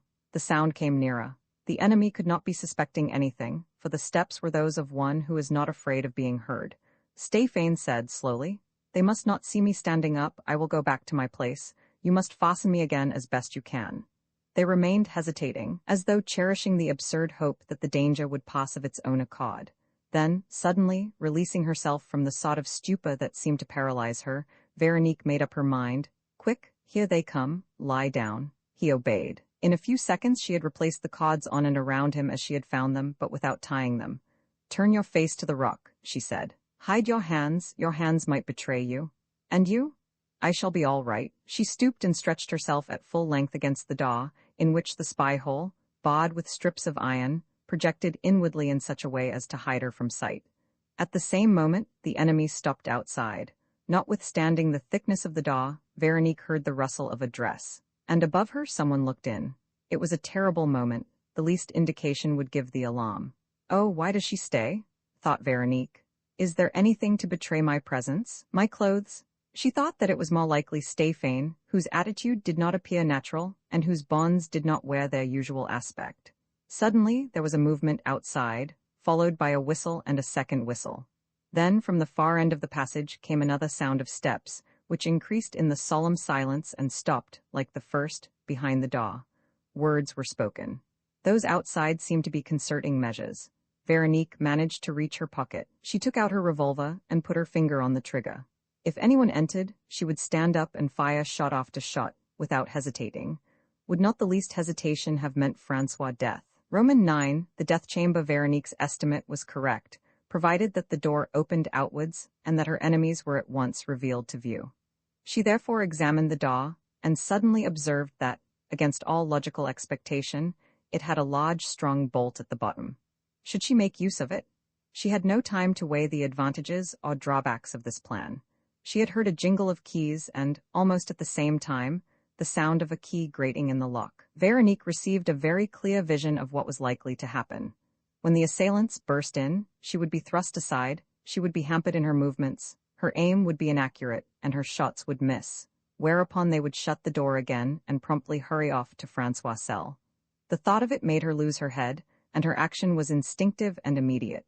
First, she pushed the bolt at the foot of the door.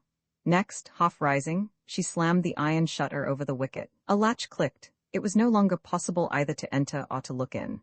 Then at once she realized the absurdity of her action, which had not opposed any obstacle to the menace of the enemy.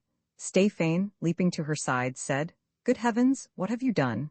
Why, they saw that I was not moving and they now know that I am not alone." "Exactly," she answered, striving to defend herself. "They will try to break down the door, which will give us the time we want." "The time we want for what?" "To make our escape." "Which way?" "Francois will call out to us, Francois will—" She did not complete her sentence. They now heard the sound of footsteps moving swiftly down the passage. There was no doubt about it. The enemy, without troubling about Stéphane, whose flight appeared impossible, was making for the upper floor of cells. Moreover, might he not suppose that the two friends were acting in agreement, and that it was the boy who was in Stéphane's cell and who had barred the door? Veronique therefore had precipitated events and given them a turn which she had so many reasons to dread, and Francois, up above, would be caught at the very moment when he was preparing to escape. She was utterly overwhelmed. "Why did I come here?" she muttered. "It would have been so simple to wait. The two of us would have saved you to a certainty." One idea flashed through the confusion of her mind. Had she not sought to hasten Stéphane's release because of what she knew of this man's love for her? And was it not an unworthy curiosity that had prompted her to make the attempt? A horrible idea which she at once rejected, saying, "No, I had to come. It is fate which is persecuting us."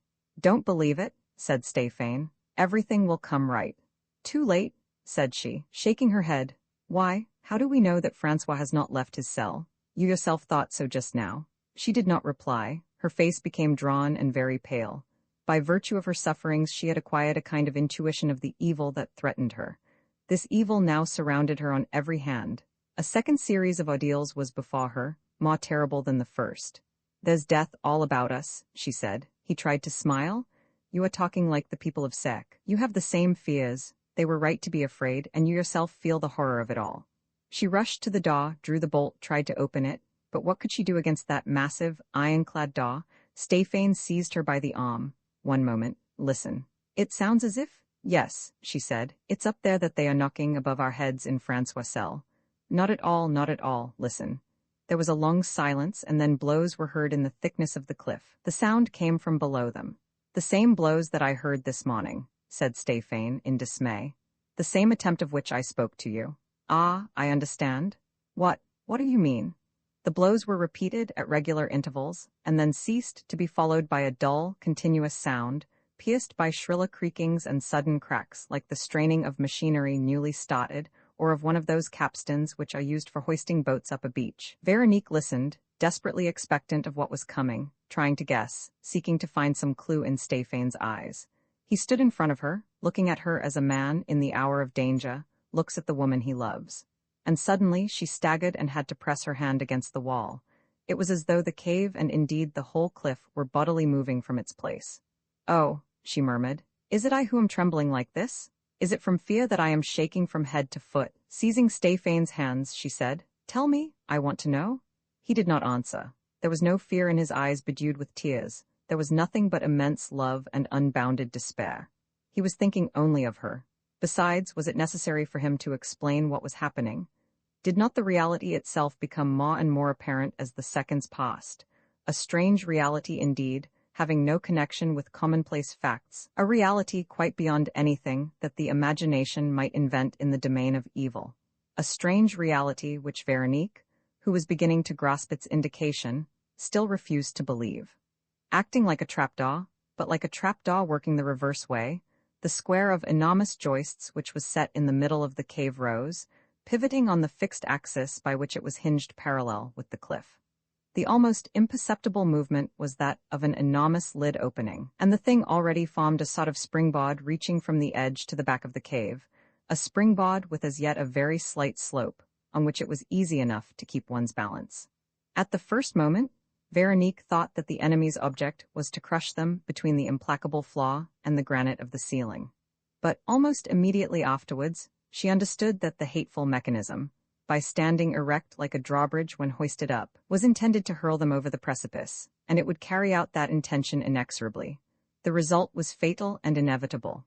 Whatever they might try, whatever efforts they might make to hold on, a minute would come when the floor of that drawbridge would be absolutely vertical, forming an integral part of the perpendicular cliff. It's horrible, she muttered. Their hands were still clasped. Stéphane was weeping silent tears. Presently she moaned, "There's nothing to be done, is there?" "Nothing," he replied. "Still, there is room beyond that wooden flaw. The cave is round. We might? The space is too small. If we tried to stand between the sides of the square and the wall, we should be crushed to death. That has all been planned. I have often thought about it. Then, we must wait." "For what? For whom?" "For Francois." "Oh, Francois," she said with a sob. "Perhaps he too is doomed, or perhaps he is looking for us and will fall into some trap. In any case, I shall not see him, and he will know nothing, and he will not even have seen his mother before dying." She pressed Stéphane's hands and said, "Stéphane, if one of us escapes death, and I hope it may be you." "It will be you," he said, in a tone of conviction. "I am even surprised that the enemy should condemn you to the same torture as myself, but no doubt he doesn't know that it's you who are here with me." "It surprises me too," said Veronique. "A different torture is set aside for me, but what does it matter, if I am not to see my son again? Stéphane, I can safely leave him in your charge, can't I? I know all that you have already done for him." The flaw continued to rise very slowly, with an uneven vibration and sudden jerks. The slope became more accentuated. A few minutes more and they would no longer be able to speak freely and quietly. Stéphane replied, "If I survive, I swear to fulfill my task to the end. I swear it in memory." "In memory of me," she said in a firm voice, "in memory of the Veronique whom you knew and loved." He looked at her passionately. "So you know?" "Yes, and I tell you frankly, I have read your diary. I know your love for me, and I accept it." She gave a sad smile. "That poor love which you offered to the woman who was absent, and which you are now offering to the woman who is about to die." "No, no," he said, eagerly, "don't believe that. Salvation may be near at hand. I feel it. My love does not belong to the past, but to the future." He stooped to put his lips to her hands. "Kiss me," she said, offering him her forehead. Each of them had been obliged to place one foot on the brink of the precipice, on the straight edge of granite which ran parallel with the fourth side of the springboard. They kissed gravely. "Hold me firmly," said Veronique. She leant back as far as she could, raising her head and called in a muffled voice, "Francois, Francois." But there was no one at the upper opening, from which the ladder was still hanging by one of its hooks, well out of reach. Veronique bent over the sea. At this spot the swell of the cliff did not project as much as elsewhere, and she saw, in between the foam-topped reefs, a little pool of still water, very calm and so deep that she could not see the bottom. She thought that death would be gentler there than on the sharp-pointed rocks, and yielding to a sudden longing to have done with it all and to avoid a lingering agony, she said to Stéphane, "Why wait for the end? Better die than suffer this torture." "No, no," he exclaimed, horrified at the thought that Veronique might disappear from his sight. "Then you are still hoping?" "Until the last second, since it's your life that's at stake." "I have no longer any hope." Nor was he borne up by hope, but he would have given anything to lull Veronique's sufferings and to bear the whole weight of the supreme ordeal himself. The flaw continued to rise. The vibration had ceased, and the slope became much more marked, already reaching the bottom of the wicket, halfway up the door. Then there was a sound like a sudden stoppage of machinery, followed by a violent jolt, and the whole wicket was covered. It was becoming impossible for them to stand erect. They lay down on the slanting flaw, bracing their feet against the granite edge. 2 more jerks occurred, each time pushing the upper end still higher. The top of the inner wall was reached, and the enormous mechanism moved slowly forward, along the ceiling, towards the opening of the cave. They could see very plainly that it would fit this opening exactly and close it hermetically, like a drawbridge. The rock had been hewn in such a way that the deadly task might be accomplished without leaving any loophole for chance. They did not utter a word. With hands tight clasped, they resigned themselves to the inevitable. Their death was assuming the aspect of an event decreed by destiny. The machine had been constructed far back in the centuries, and had no doubt been reconstructed, repaired, and put in order at a more recent date. And during those centuries, worked by invisible executioners, it had caused the death of culprits, of guilty men and innocent, of men of Armorica, Gaul, France or foreign lands. Prisoners of war, sacrilegious monks, persecuted peasants, renegade chouans, and soldiers of the revolution. One by one the monster had hurled them over the cliff.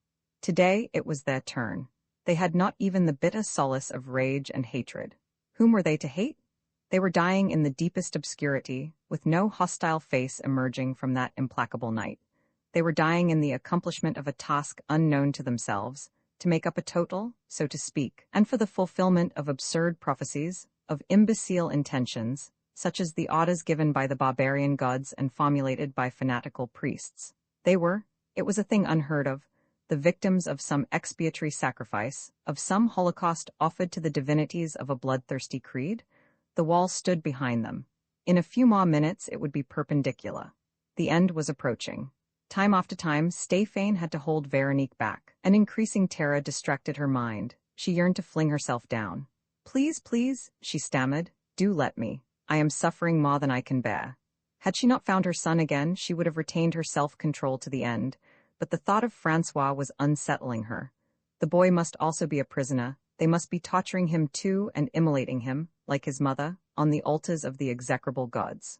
"No, no, he will come," Stéphane declared. "You will be saved, I will have it so. I know it," she replied wildly. "He is imprisoned as we are. They are burning him with torches, driving arrows into him, tearing his flesh. Oh, my poor little son. He will come, dear, he told you he would. Nothing can separate a mother and son who have been brought together again. We have found each other in death, we shall be united in death. I wish it might be at once. I don't want him to suffer." The agony was too great. With an effort she released her hands from Stéphane's and made a movement to fling herself down. But she immediately threw herself back against the drawbridge, with a cry of amazement which was echoed by Stéphane. Something had passed before their eyes and disappeared again. It came from the left. "The ladder?"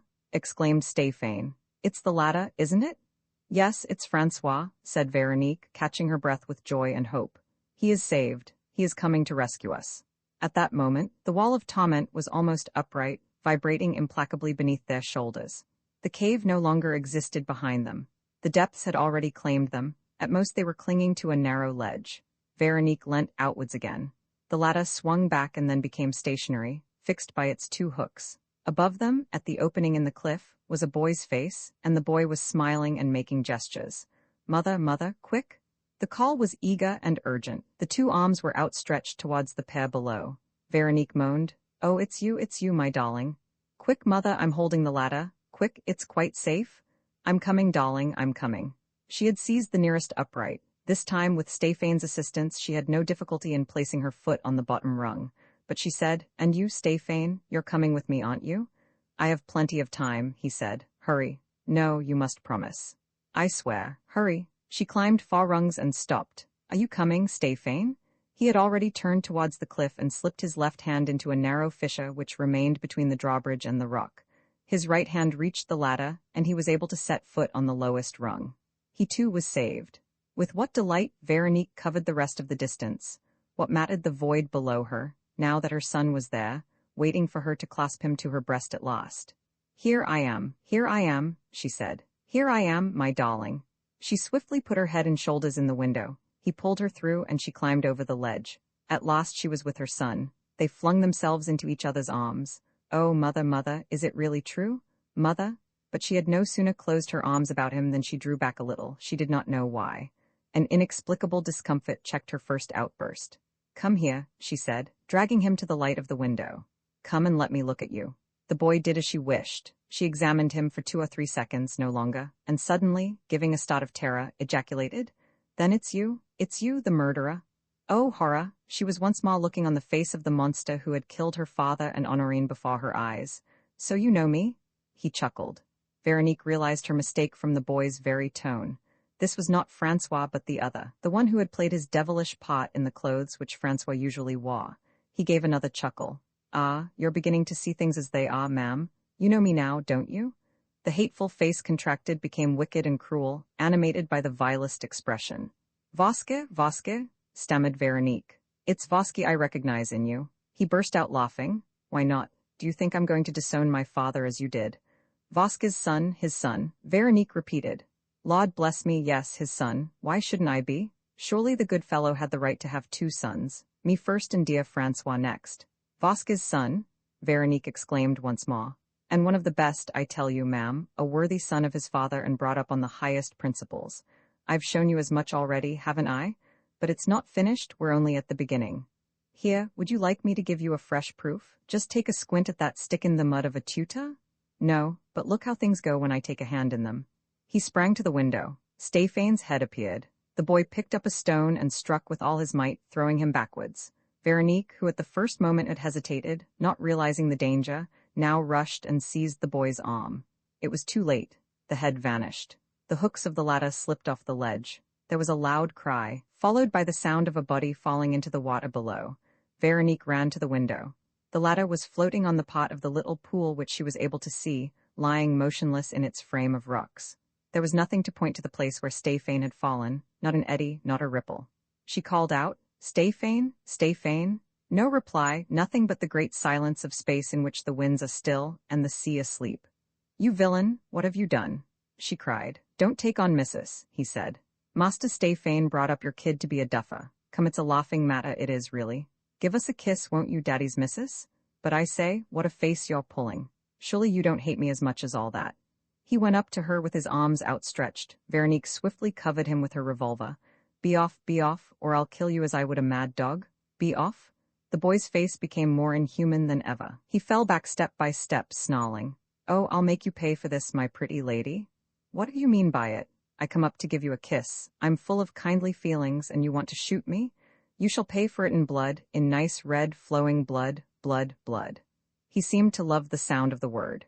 He repeated it time after time, then once more gave a burst of evil laughter and fled down the tunnel which led to the priory, shouting, "The blood of your son, Mother Veronique, the blood of your darling Francois."